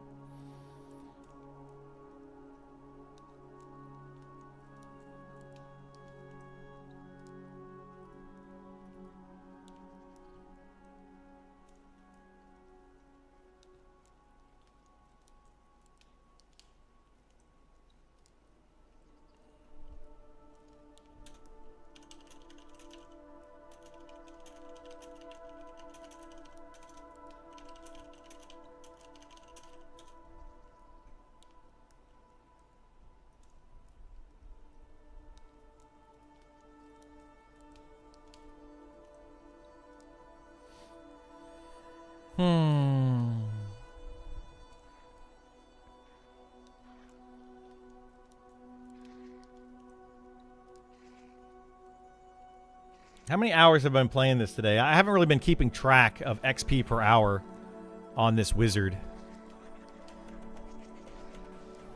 But one thing I have been liking about this is the ability to just chill. Just to kind of play casually. Was driving, couldn't respond. Just to clarify, are you saying that shields suck for mitigation? The fighter ability shield bash sucks for threat, or both? Both. It is not worth...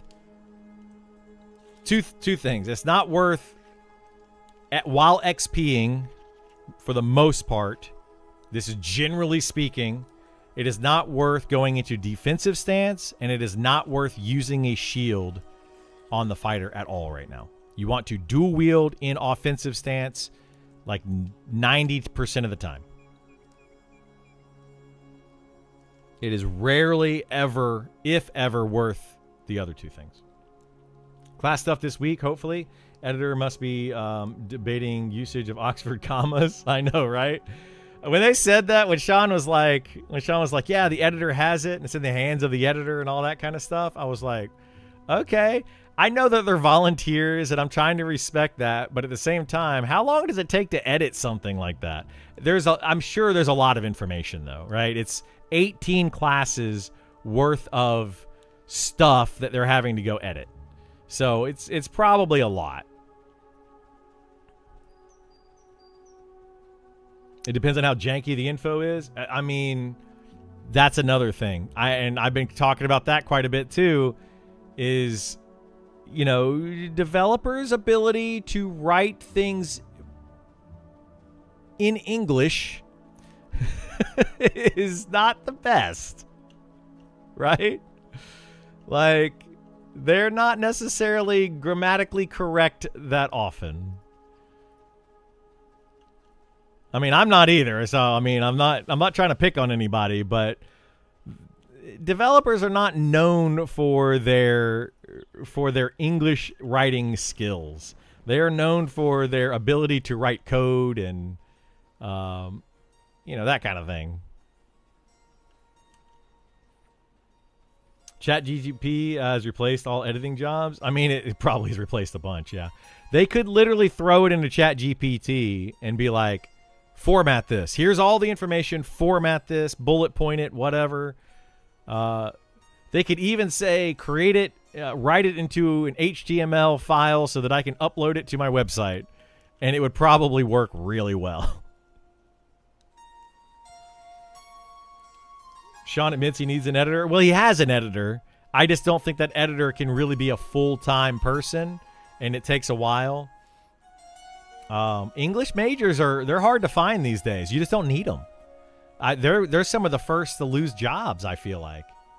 You can put almost anything like that into ChatGPT, and it'll spit it out within 30 seconds for you.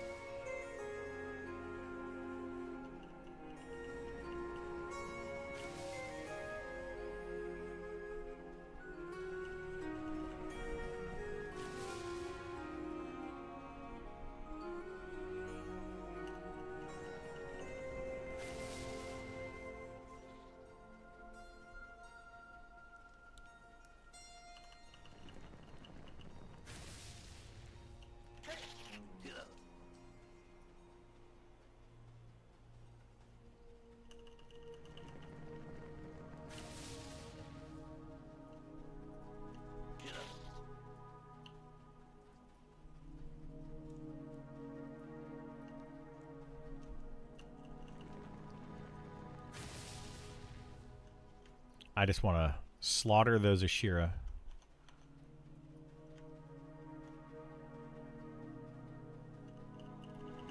I was getting XP on them last night, but that was solo.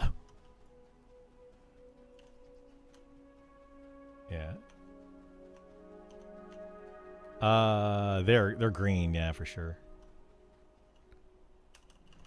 They're not going to be good XP. I want to do it for the enchanting.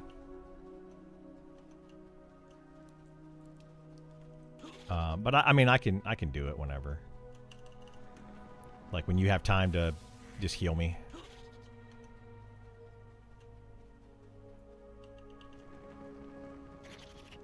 I can, yeah, when you have time to heal me.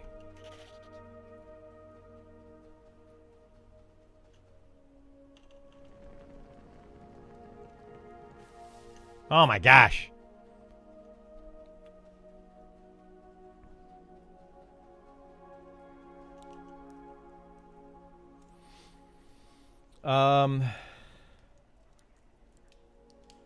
I understand it will mainly reflect their vision for the classes, but I hope we receive more details about any added or removed skills. That's what they're doing. That's the idea of the write-up. At least my understanding of the idea of the write-up is that they're wanting to give us examples of skills and what they want to do with the classes. So it depends on how detailed that write-up is. This is going to be a huge overhaul to classes. Like a huge overhaul. And it might be advantageous for people to read that and say, okay, here's what that class is going to become. So I should go ahead and start leveling it now. And find ways to level it now. Because I don't know what's going to happen. I feel like leveling is going to become a lot more difficult in the coming months for a lot of players. So it might be very good right now to be like, okay, I want to play like a wizard, right? Wizard's going to become this other thing. Well, right now I can use quad kiting to level up the wizard so that I can be able to play it with this new changes later on. So it might be a very smart thing to do. They also work on a multitude of things in the industry outside of patch notes, like a localizer will work a ton of stuff. Yeah. Sean keeps saying sample skills spells, which has me excited because it means they're making completely new things. Oh, yeah, for sure. I honestly think that every single hybrid class in the game is going to get completely fundamentally changed. I think that you're going to see the Shadow Knight the Paladin, the Ranger, Beastmaster. I think all of those are going to change quite a bit. I think that the Elementalist is going to change quite a bit. I'm hoping that the Spellblade changes quite a bit. Yeah, there's a lot of these that I'm really looking forward to seeing changes. I'm just hoping some things I do like don't go away. I think some things people do like are going to go away, and then other things, you know, I can almost guarantee you they're going to change stuff to the point where people are going to be like, oh, why did they do that? Like maybe Charm. Or like the pets. Having 7 classes with pets. That's a genius idea. Doesn't make them feel special anymore. If there isn't substantial detail, I'll be pretty disappointed. Guys, if these aren't like huge pages with a ton of information on every class, I'm going to feel really duped. Like, for how long it's taking for them to write up all this stuff and get it all ready. They've got to be pretty close, though, because they even said that they put some of the changes into their personal build, like the closed build that the developer build. They have some of these changes in, and the developers have been playing with some of these changes, and they're like, we like it, we don't like it. There's still a lot of debate going on, apparently internally, from what I gather. So yeah, we'll see. Pantheon? I hope it's not Pantheon. Oh my god, if they Pantheon this game, I'm going to feel bad. I don't want to have to find another game and build up another community for another game yet again. Built up the community for Pantheon, and then Pantheon went to poop, and then thank goodness Monsters and Memories was a fallback game because we maintained some of the community from Pantheon into Monsters and Memories, but I can't maintain that into some other games. Like if I were to play Diablo 4 expansion right now, right? Like, isn't that coming out soon?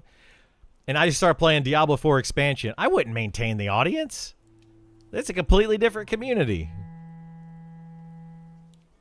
Like, who wants to see that?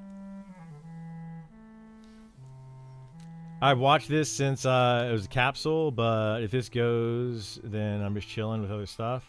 D4 expansion is in like 3 hours. Is it in 3 hours, really? I would totally play some Diablo 4, man. I'm still debating on getting it. We'll see. Right or wrong, it feels like they're laying the wowification and homogenization of the classes at his feet. Oh, at Nick's feet? Yeah, it'd be interesting to see constraints Nick had in the class design. They probably feel a new level of freedom. Yeah. Yeah, I disagree with a lot of what Nick was doing. I really do. I did. Like, a lot. If you were to ask me, 3 or 4 months ago, just straight up, I would have said that Nick is ruining the game with the classes, the way that the direction he was going with the classes.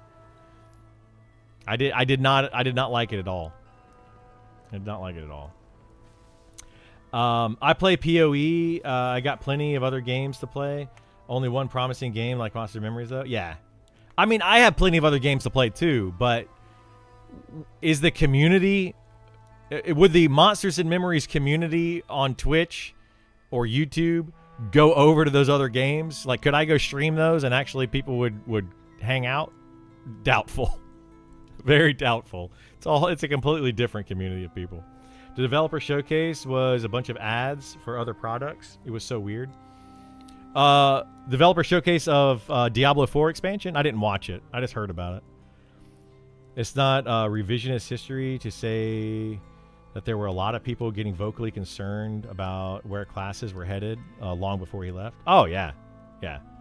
I mean, yeah, long before he left. It was a very common thing. Like, what are you doing with these classes, dude? What is happening? But here's the thing. Here is the kicker to it. And I'm going to pat myself on the back for this one. Other people can not pat me on the back. I don't care. But I feel like some of that was because so many people, content creators included, were not pushing back enough for various reasons. Like, they liked Nick. They wanted to be whatever the reasons were. Again, not going to speculate on things, but I feel like there just wasn't enough pushback there. People don't want to, in general, there's not enough pushback on the devs because they don't want to offend the devs. They don't want the devs to be like, oh, this person doesn't like the game. They're just a hater of the game, et cetera, and they don't want to be that person, whether they're a content creator or whether they are just a random Joe Schmo. But I feel like that has caused a lot of issues in this game. And I'm not one that's gonna sugarcoat it. It's not gonna do it. Like, I'm gonna tell you where I think you're doing something wrong.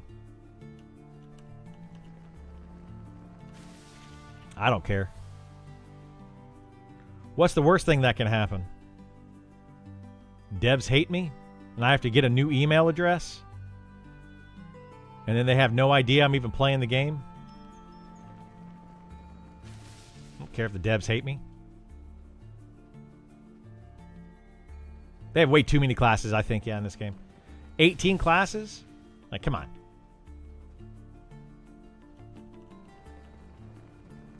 They could have gotten away with 10 classes in this game, made those 10 classes perfect, and then added in new classes later on.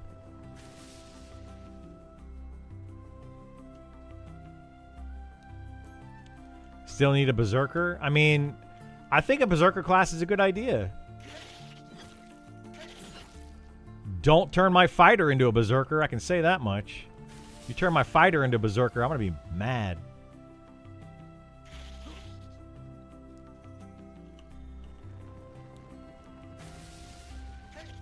Oh my gosh, that mob resisted. Spellblade's going to become Berserker? I've heard that one. People have said that. Maybe. Maybe.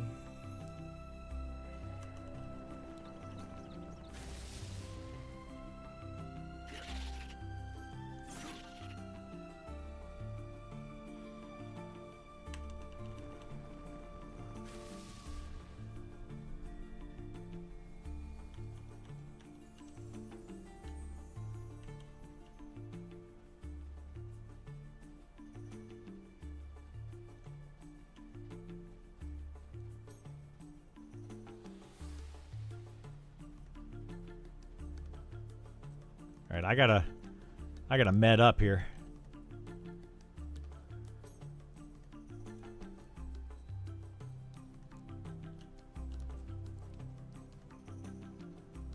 What does this cost? 80 mana? Shoot.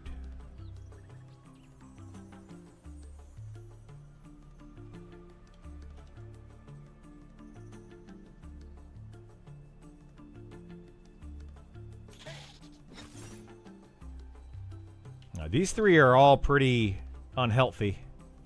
Maybe I can get a triple kill here. Boom! Double kill. You guys see my mana go up? Oh, yeah. I spent 85 mana. I ended up with 147. Boom!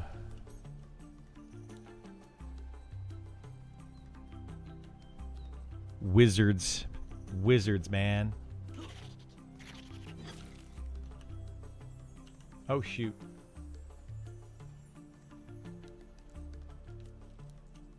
I want my 5% extra mana. Or, extra...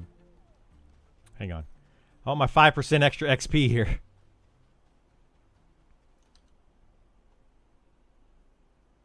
They could merge Wizard Elementalist to reduce one class? Yeah. They could definitely merge Wizard and Elementalist.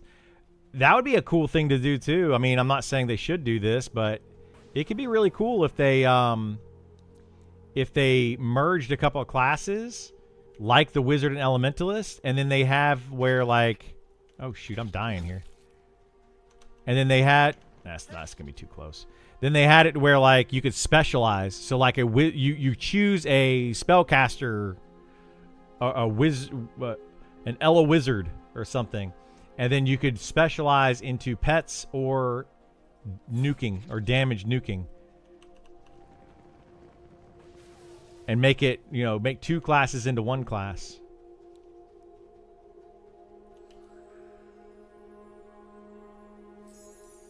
Be kind of neat. Give elemental ports and execute mechanics. Yeah, hopefully not.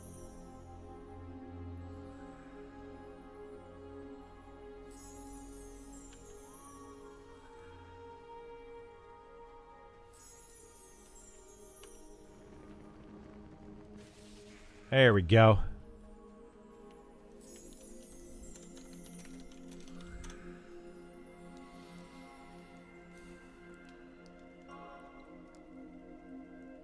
It was enhanced shaman with differences. Yeah, it kind of was. None of us are always right, but we should voice our opinions to let them piece together what's best. Then we just hope. Yeah, I mean, I know that I'm not right in every case. I know that a lot of the way that I play this game is it's different in the way that other people play the game. So me being right, you know, I can't say that I'm correct all the time because I'm not, you know.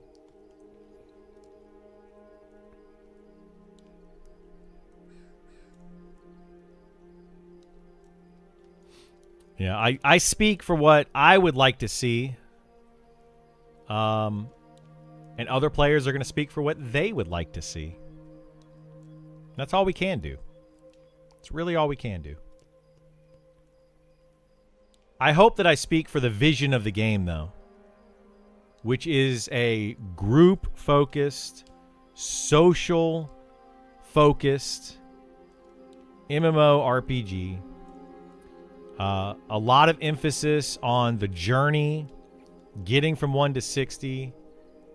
A lot of emphasis on classes being different so that you feel special and unique, but still being balanced so that you don't feel underpowered compared to another class.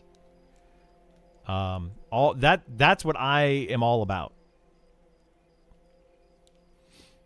Spellblade and Shaman merge, same class, almost. I mean, maybe. I mean, the Shaman and Spellblade are very different classes right now. But you could go like a direction with that. I would almost say take the classes. Like right now we have 18 classes. What if they dropped it down to 6 classes? And then each of those classes... kind of World of Warcraft. Don't scream at me here, okay? Listen, hear me out. Break it down to 6 classes, and then at like level 20 or maybe level 30 or something, you can break off into one of 3 other classes that completely changes the way that you play the game. So, like, in the beginning, instead of having 4 tanks, you would have, like, 1 tank, the fighter. It's the fighter. By level 20, you then choose, well, I want to be a fighter, I want to be a Shadow Knight, or I want to be a paladin. Or make it just I could go to Shadow Knight, Paladin, or Inquisitor route, or whatever, right? You have 3 different paths you can go there, and you do a quest that goes down that path. That could be a really fun way to do it. And then ends up, by level 60, you have 18 classes, unique classes, and you can't go back and change it, none of that kind of stuff. You choose that direction. But in the beginning, there's only like 6 classes. And it would change some things. I don't know if it would be, you know, fun or not, but yeah. I can merge up 6 classes to lower it to 12. Yeah, you could merge a lot of these. There's also the caveat that you play, and many others play, in a min-max focused way. Yeah, oh, I definitely do. I definitely play in a min-max focused way, but I'm not a min-maxer. That is the thing that we talked about, not too long ago. What is min-maxing? And different people have different opinions on that. I think some people clash with your ideas or opinions because they don't value the same thing and just want to log in and kill a few orcs and go about their day. And I want people to be able to do that, Todd. And that's where it kind of bothers me, is because I am advocating to allow players to do that, even though I do talk about a lot of min-max things. But the reason I talk about those min-max things is not because that I do them, but because that's the way people are going to end up playing. So you want to be able to just log in and kill some orcs, but if you choose rogue right now, you're going to struggle, especially as you get higher level, because you're going to log in, want to kill some orcs, realize that everybody else is out leveling you. You're just not leveling as fast as other players. You require a group. Other players are doing more damage than you, and it just starts to feel bad. And that's because of the min-maxers, not because that class, you just want to be able to play a rogue. But now you're going to struggle getting a group at level 50 because why put a rogue in the group? It just, that's where I'm at with it. And I think people just misunderstand where I'm coming from. I think they just misunderstand where I'm coming from a lot. That's more like the Old Republic. I've always liked that system personally. It's hard to work into EQ, but doable. Yeah, something like the Old Republic was pretty cool. Pick your subclass route that lets you change pretty much. Well, I don't think you should be able to change the route, if that's what you mean. I think, if they do it, they need to make it to where you are stuck with that class. You choose a class, and that's your class. You can choose another class later on, like a subclass, but that's your class. And you don't. It's not like World of Warcraft where you get to respec and completely change your class. I don't want to see that.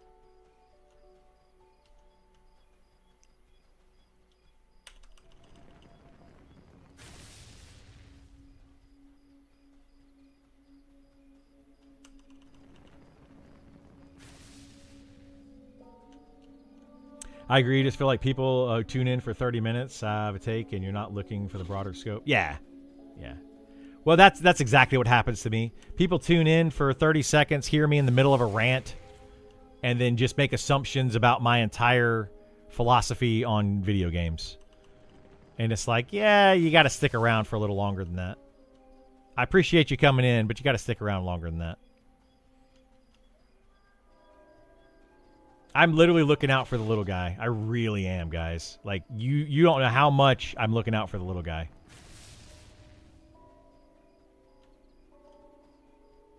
I don't know. I think some of you do know how much I'm looking out for the little guy.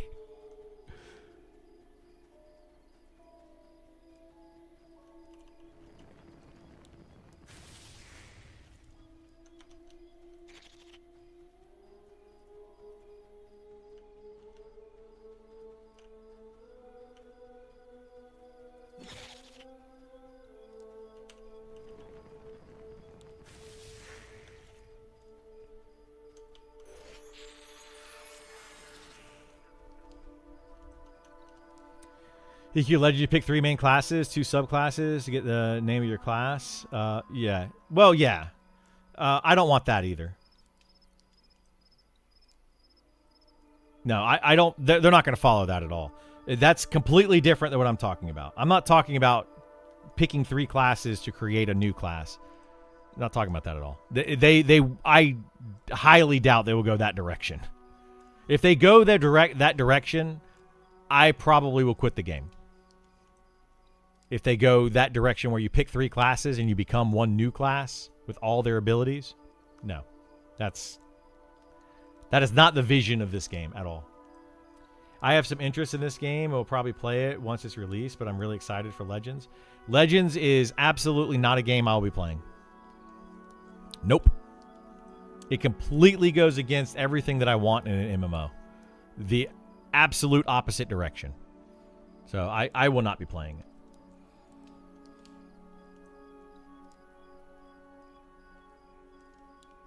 That's why I want this game to go in a certain direction, because so few other games are willing to do it. Other developers are so few other games, are willing to do it.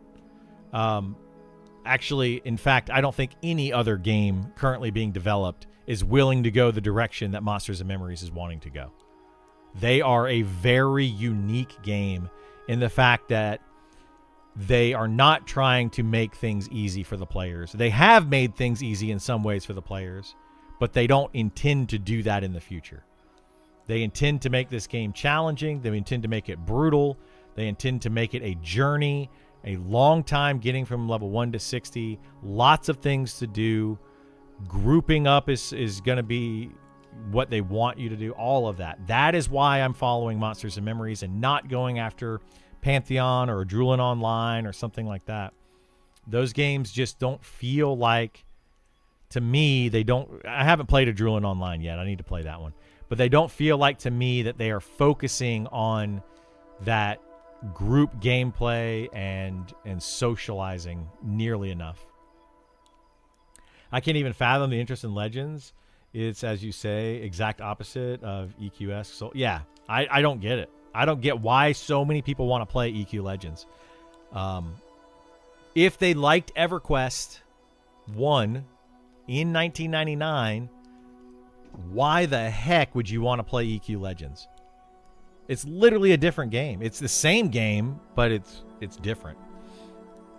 I feel like EQ Legends is for the poop soccer solo crowd, the people that just want to go super hard into a game but do everything themselves by themselves without any other player. And that's what ruined EverQuest, is the people that wanted to do that. Adding in mercenaries and stuff to EverQuest, that ruined EverQuest to me. You say it's a group game, but you're surrounded by solo players right now. Most folks are going the easy route. That's the point. Yeah, like what we said just a few minutes ago, you can't tune in for 30 minutes or something and get the full gist of what I'm saying. I have been saying for months, this game is way too easy to solo. Soloing is definitely the easy path. It is 100% the direction people are starting to go in this game, and they need to stop it, and they need to go back the other direction. I've been told by so many people in the community, well, if you think solo is so easy, then go do it. So I'm doing it, and now I have somebody in chat saying the exact opposite. So like, it literally, that's what happens it doesn't matter what I do. There's always going to be a naysayer, somebody that's I'm trying to show that it's too easy. This is too easy. This is like not hard. Pretty much the WoW Ascension version of EQ. Yeah, it is.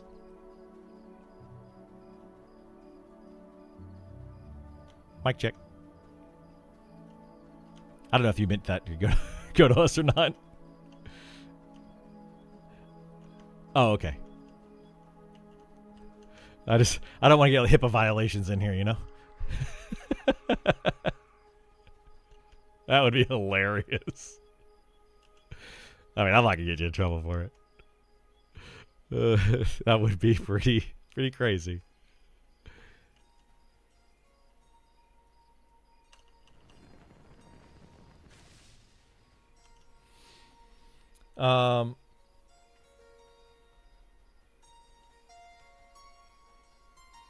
Yeah, exactly what Bitthorn is saying. Or is it by Tharn? I don't want to get your name wrong, but yeah. That is like my point daily, constantly. I'm saying that this game needs to be more group focused. People are getting tired of hearing it, I'm sure. Genuine question. Genuine question. Is soloing theoretically faster than a full group? I mean, if we would compare a static group versus a solo in a rush to 60, the solo would win. I don't even think theoretically that is a question. I think absolutely that is the case. 1,000%. Now, you do have to put some asterisks on there. It depends on the class that you're playing. You cannot take any class in the game and level faster solo. That does not work, no. It is specific classes. It has to be a soloable class, but there are currently several classes in the game that can solo better than a full group, that can gain XP faster than a full group. That isn't even a question, in my opinion. That is a fact, in my opinion. It's an opinionated fact. The fastest leveler that I know of in this game was Clock. There might have been somebody that leveled faster from 1 to 60.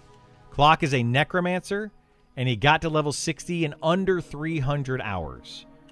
I don't think if you were to get a full static group of 6 players, perfectly set up full static group, you could get to 60 in under...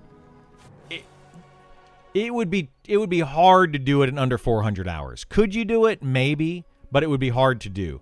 That's a 100-hour difference. A 100-hour difference from 1 to 60 between a necromancer versus a full static. I would say that that's probably the difference. So you could do it 33% faster solo.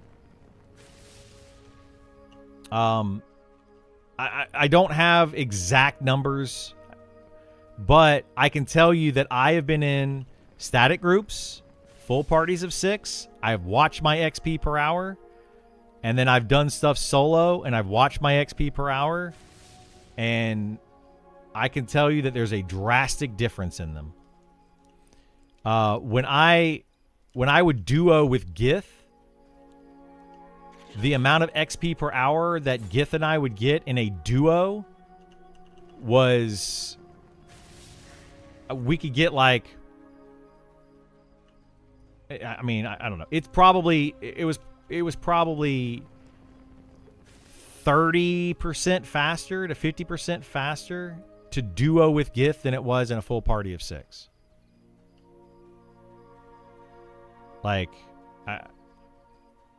I don't know what to say to people. I've tested it myself, and then they all, every time that I've shown it off, they're like, well, yeah, but. Yeah, you know. Whatever.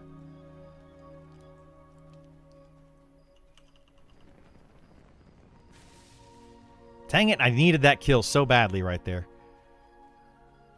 Needed that kill. For the mana.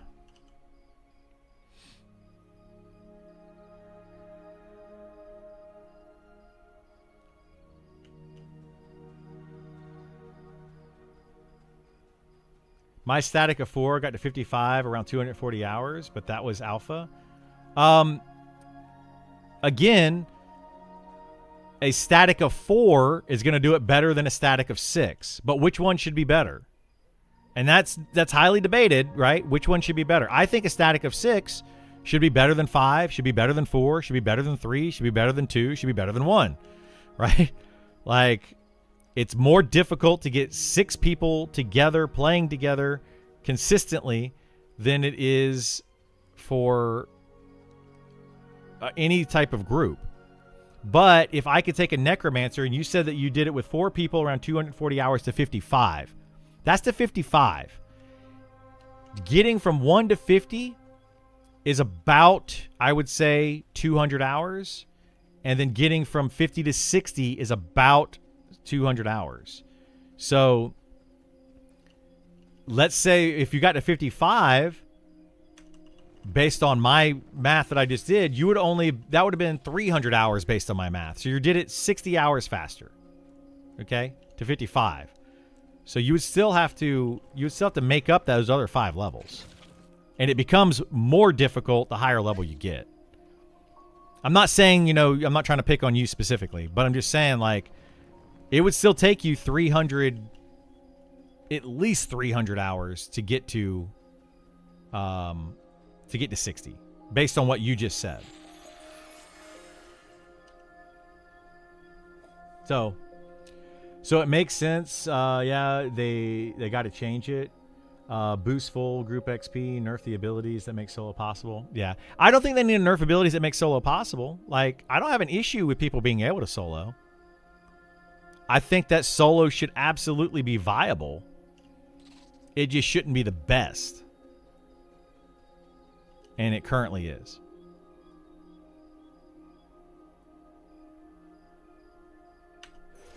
For certain classes. If you... So...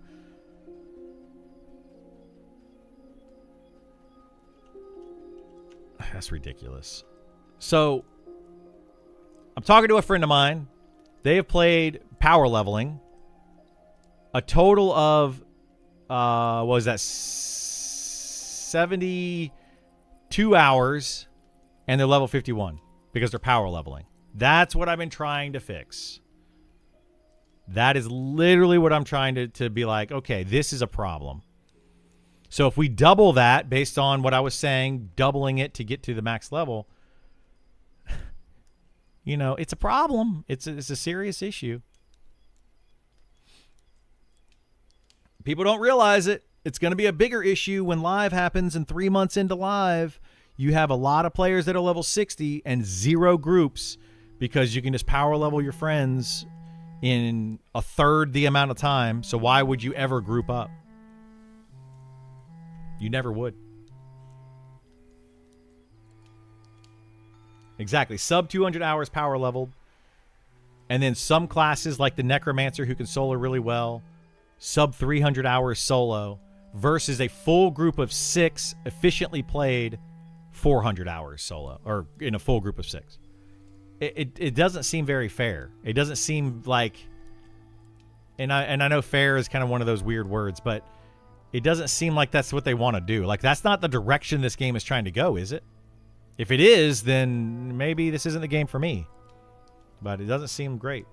Hated that on P99. People did it in Chardock. I never would, and that's how all the rich kids did it. Or friends. Yeah, 100%. And it ruins the game for the people that they're building this game for.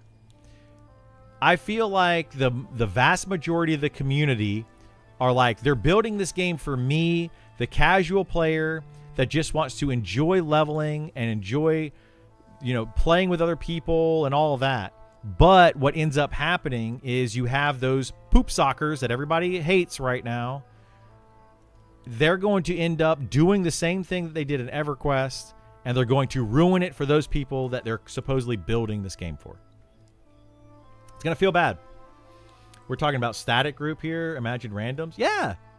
We're talking about a static group. I had a static 6-man group. I could just log in and had a group every day. Boom. Like instantly. We just, hey guys, we're logging in at this time. We're going to go do this exact thing. We knew what we were doing. We knew how to play. All of that. And we still did it, and it was still like 400-ish hours is what I would say you could do it in. If you're trying to pug it, you're talking like 500, 600 hours. Or you could just play solo and do it in sub 300 hours. It's going to feel bad, man. And people don't realize it because they haven't seen it yet. I think we got to wait for the class update and hope that they want to make this game in the right direction. I do too. Yeah, we got to wait. We got to see how it happens. Hey, I'm new to P99 chat class. Should I pick? Don't think about anything other than Necro or Enchanter. Also, good advice for early access in current state. I know classes are changing. Yeah. If it was going into early access in June, I would absolutely say Enchanter or Necromancer, get yourself to level 60 super fast. Get all the gear that you possibly could want. Give that to another character. Power level them up to 60. You could probably do that faster. It would be faster, in my opinion, to level up right now a druid to 60 and then power level a fighter to 60 than it would be to log in a fighter and try to level it to 60. I think it would be faster, which is nuts, to level 2 characters to 60 than 1. Screen cap that look I just gave? I don't know what look that was, but I really think it would be faster. Which is really sad, and I think that's exactly what people are going to do come early access if they leave the game the way it currently is. And then everybody's going to be complaining, and 3 months after early access starts, well, I can't find a group because I'm level 20, and everybody's just power leveling their alts and blah, blah, blah. Oh my god. I have zero sympathy because I've been screaming about it for so long. The issue is it's been this way a while. I got an alpha early last year, and the XP was very much always favored trios or lower. In alpha, like a year ago, yeah, big hero. Like, when I first joined alpha, it was 3 times worse than it is now in a full party of 6. 6 players had to kill 12 mobs for 1 mob of the of a solo class, XP-wise. If you kill it, like, if you kill 1 mob as a solo, you get 100% XP. If you kill 1 mob in a group of 6, you would get what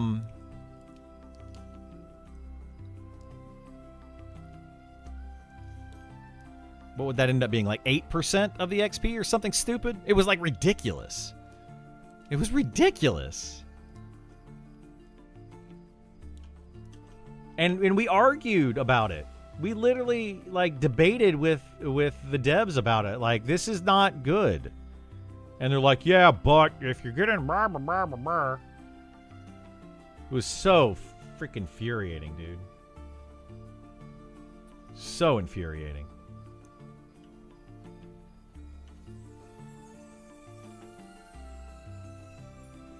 Because they literally thought this is like an indirect, I guess it would be a paraphrase of a dev. You can kill mobs exponentially faster when you're in a group. Therefore, the XP should be less. So they felt like you could, for every player you added to a party, you had to kill 2 additional enemies for the same amount of XP. I'm not kidding you. This was literally what a dev said. So if you had 1 player in a party, you kill 1, you get 100% XP. To get the same amount of XP with 2 people in the party, you had to kill 3 mobs. To get the same amount of XP with 3 people in the party, you had to kill 5 mobs. For the same amount of XP with 4 people in your party, you had to kill 7. Every time you added a person, you had to kill 2 additional mobs in the same rotation. Not a joke. And they thought that was okay. I was like, do you even play games?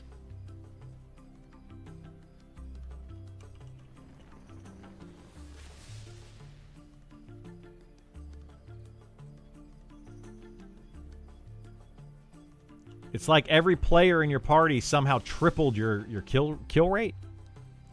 Like, I was like, what? That doesn't even make sense.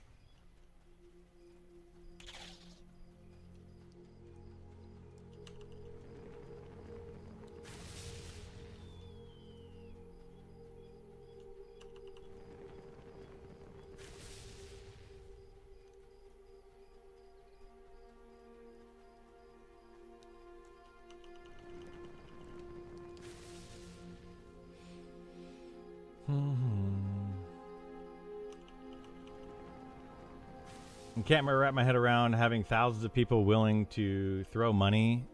Hang on, I'll read that in a second, or I'll catch up on chat here in a second. Let me finish kiting these. They're almost dead. This is what I love about being able to solo and quad kite. Oh, that one's not dead. I can do this, get some XP, and then read chat. Can't wrap my head around having thousands of people willing to throw money at you to QA your game and not using them and listening to them at least somewhat. I mean, they did eventually listen, right? They did eventually get there. It just took a while. If I had to underline my biggest feedback, although there's more, 1, group XP needs solved for 6 mans. 2, AC needs to feel good all the way up so that tanks don't feel worthless the higher they get to max. Damage increase at 45. 3, class overhauls being good. Yeah, those work with me. I think AC is one of those ones that's a little bit confusing. I don't know how it works, but I feel like armor class has breakpoints. The higher level you get, the more armor class you need. It's not like if I have 300 armor class, I'm mitigating 30% damage, and then when I get to level 60, you know, I still can have 300 armor class and mitigate 30% damage. I don't think it works that way. I think that the higher level you get, you just need more armor class, and you don't really notice it until you get these big jumps. Like, you have to really gear up. Gear for tanks is ultra important in this game. Like, crazy ultra important. And at low level, it's easy to get to like 100 or 200 armor class. So that those levels 1 to 20 or 30, you feel like you're really good at tanking because you're able to get that armor class up fairly quickly just by putting on some plate gear. Put on some copper plate gear and you have like 175 armor class at level 1. And that lasts you up until like level 20. But when you hit like level 40 or 50, you need like 400 armor class before you start feeling strong. And getting to 400 armor class is not easy. You know, so I feel like that's part of the problem.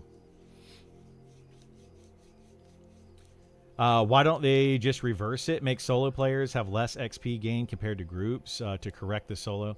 Well, I don't know. I don't know. They right now there is a bonus to grouping. There is a group bonus.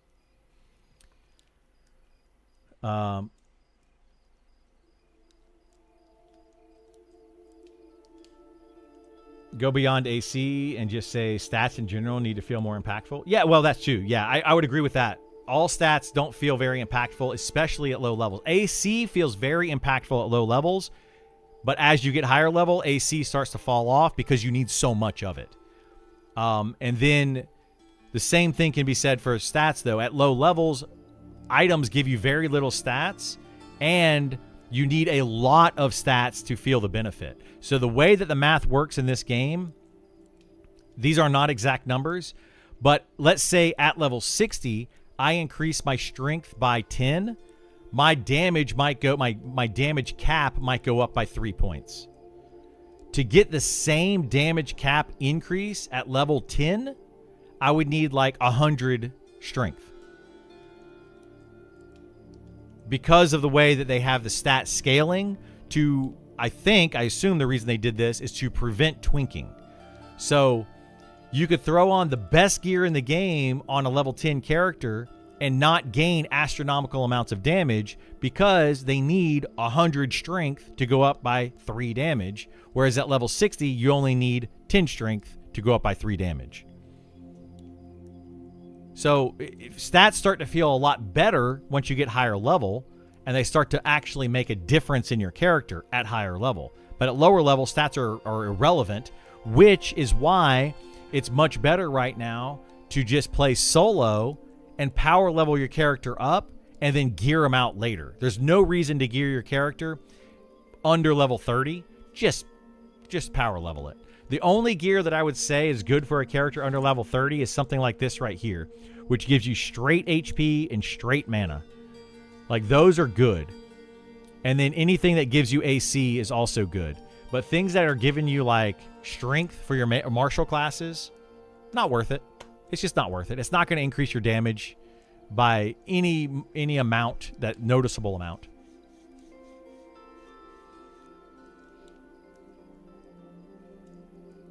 I don't know how it's changed since I quit, but Vero heavily tested it with a few other tanks in-game the last time I played, and it just didn't do much at all. Like, you need a lot. Yeah, exactly. You need a lot of armor class in-game to make any difference whatsoever. But I think there's a break point. So, like, if you're at 300 and you're level 60, 300 armor class, level 60, fighting level 60 mobs, you're going to get trucked. You need to increase that to like 400, and then you're going to feel a difference.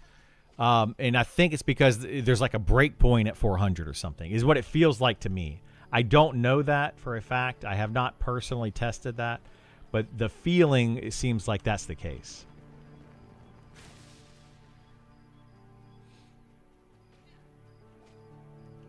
You really hate feeling weaker as you level? You'll feel stronger as you level. The way that they have this game currently, if you put on gear, like really good gear on your character at level 1, as you level, you're going to feel stronger and stronger and stronger and stronger, because that gear is going to, the stats on that gear is going to start to do more. So let's say you start a character with 150 strength at level 1. You're going to swing a weapon and you're going to still do 5 damage, right? As you get higher level, you're going to start doing more damage, and that strength is going to start to add more. Because like that 150 strength might give you a bonus 2 or 3 damage. But when you hit level 10, it might give you another bonus of 2 or 3 damage. You hit level 20, it's another bonus of 2 or 3 damage. So by the time you hit level 60, that 150 strength is going to give you a total of maybe plus 20 damage to your swing. But at level 1, that 150 strength is only going to give you like plus 2 damage to your swing. And that's where it feels really weird and wonky.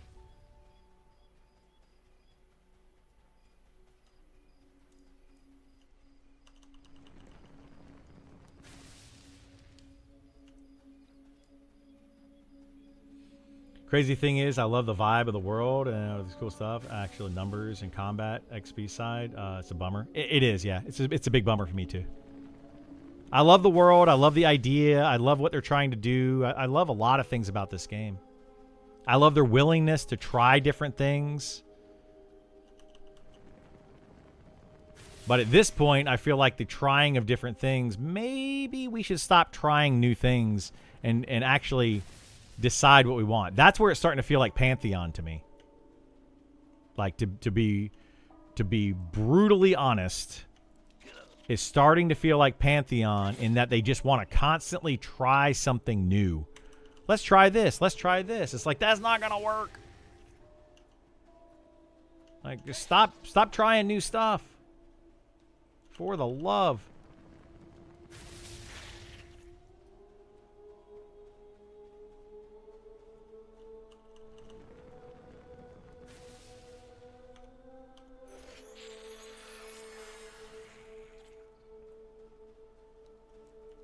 Oh no, my sow ran out finally. Wow, wow, wow, wow, wow, wow. Let's go to town. We got to level 18 actually. I wonder if we can go do the Undead and Fallen Pass. What time is it? I don't know. I might. It's 5 o'clock. Let me see what the lady wants to do for dinner. I might end up taking a break for a little bit.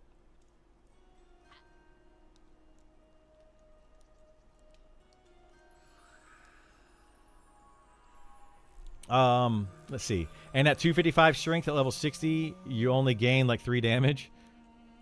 I mean, yeah. It's weird. Is there a trainer for jewel crafting? I crafted a little bit and didn't even get 1 level up. Normally, I buy the first level of crafting. I always recommend buying the first level of everything. But yes, there is a trainer for jewel crafting. It is over in the night market.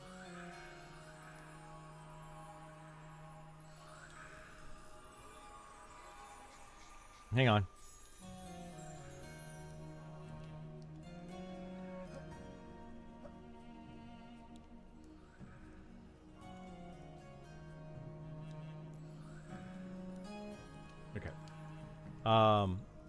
AOC, Pantheon both kept trying new things. Yeah, and they need to stop. Where in night market? Let me go see if I can show you. Let me see if I can get Sal so we can run over there quickly. I'm pretty sure it's in night market.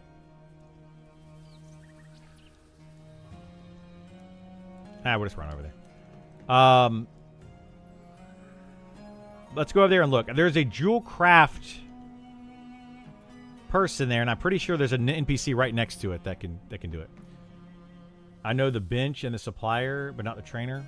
Yeah, I think it's right there near the trainer. Or near the supplier.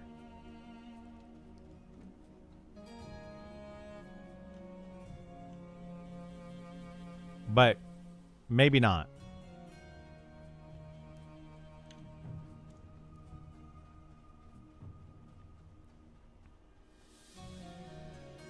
Hey, there you are. Hello. So yeah, right here is the jewel craft supplier, and then this, and then there was a trainer. Let me think.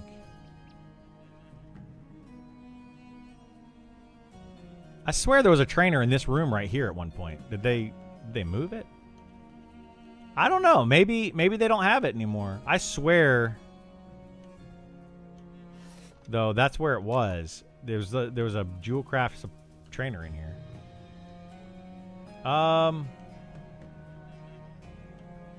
There's more over here. Let me come over here and look, because there's a weaponsmith area over here. Maybe they removed it.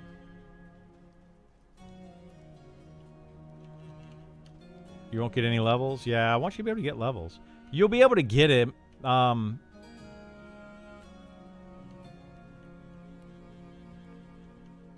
Just try to make, like, the easiest possible thing. Like, go to jewel crafting. Oh, I don't have my jewel craft thing here. Go to jewel crafting and just make, like, wires. Like, copper wire. That should be the easiest thing to make. Yeah, just make wires. Just make a bunch of them. And you'll eventually start getting it up. It'll eventually happen.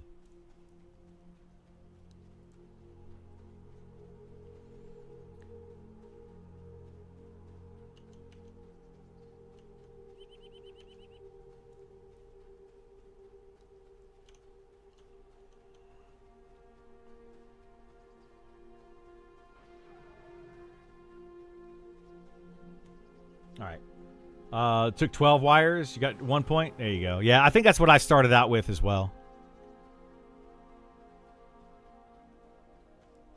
That's what I started out with. All right. I think we're going to stop here for today, though. It's been fun. It's been awesome. I've been enjoying chat today. You know, I think we're slowly starting to get there.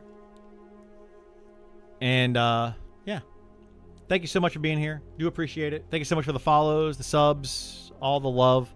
I'll be back on here tomorrow morning, 9 a.m. Eastern. Every day, 9 a.m. Eastern. I try to be on by then. And yeah, I don't know what we're going to do. I don't know what I'm going to do tomorrow. I might level up the wizard a little bit more. I'm going to try to maybe, depending on what we get into tonight, I might do some stuff with my friends tonight. If not, then we'll see. But I'll let you know tomorrow what ended up happening. Take care, everyone. Thank you so much for being here, and I will see you next time.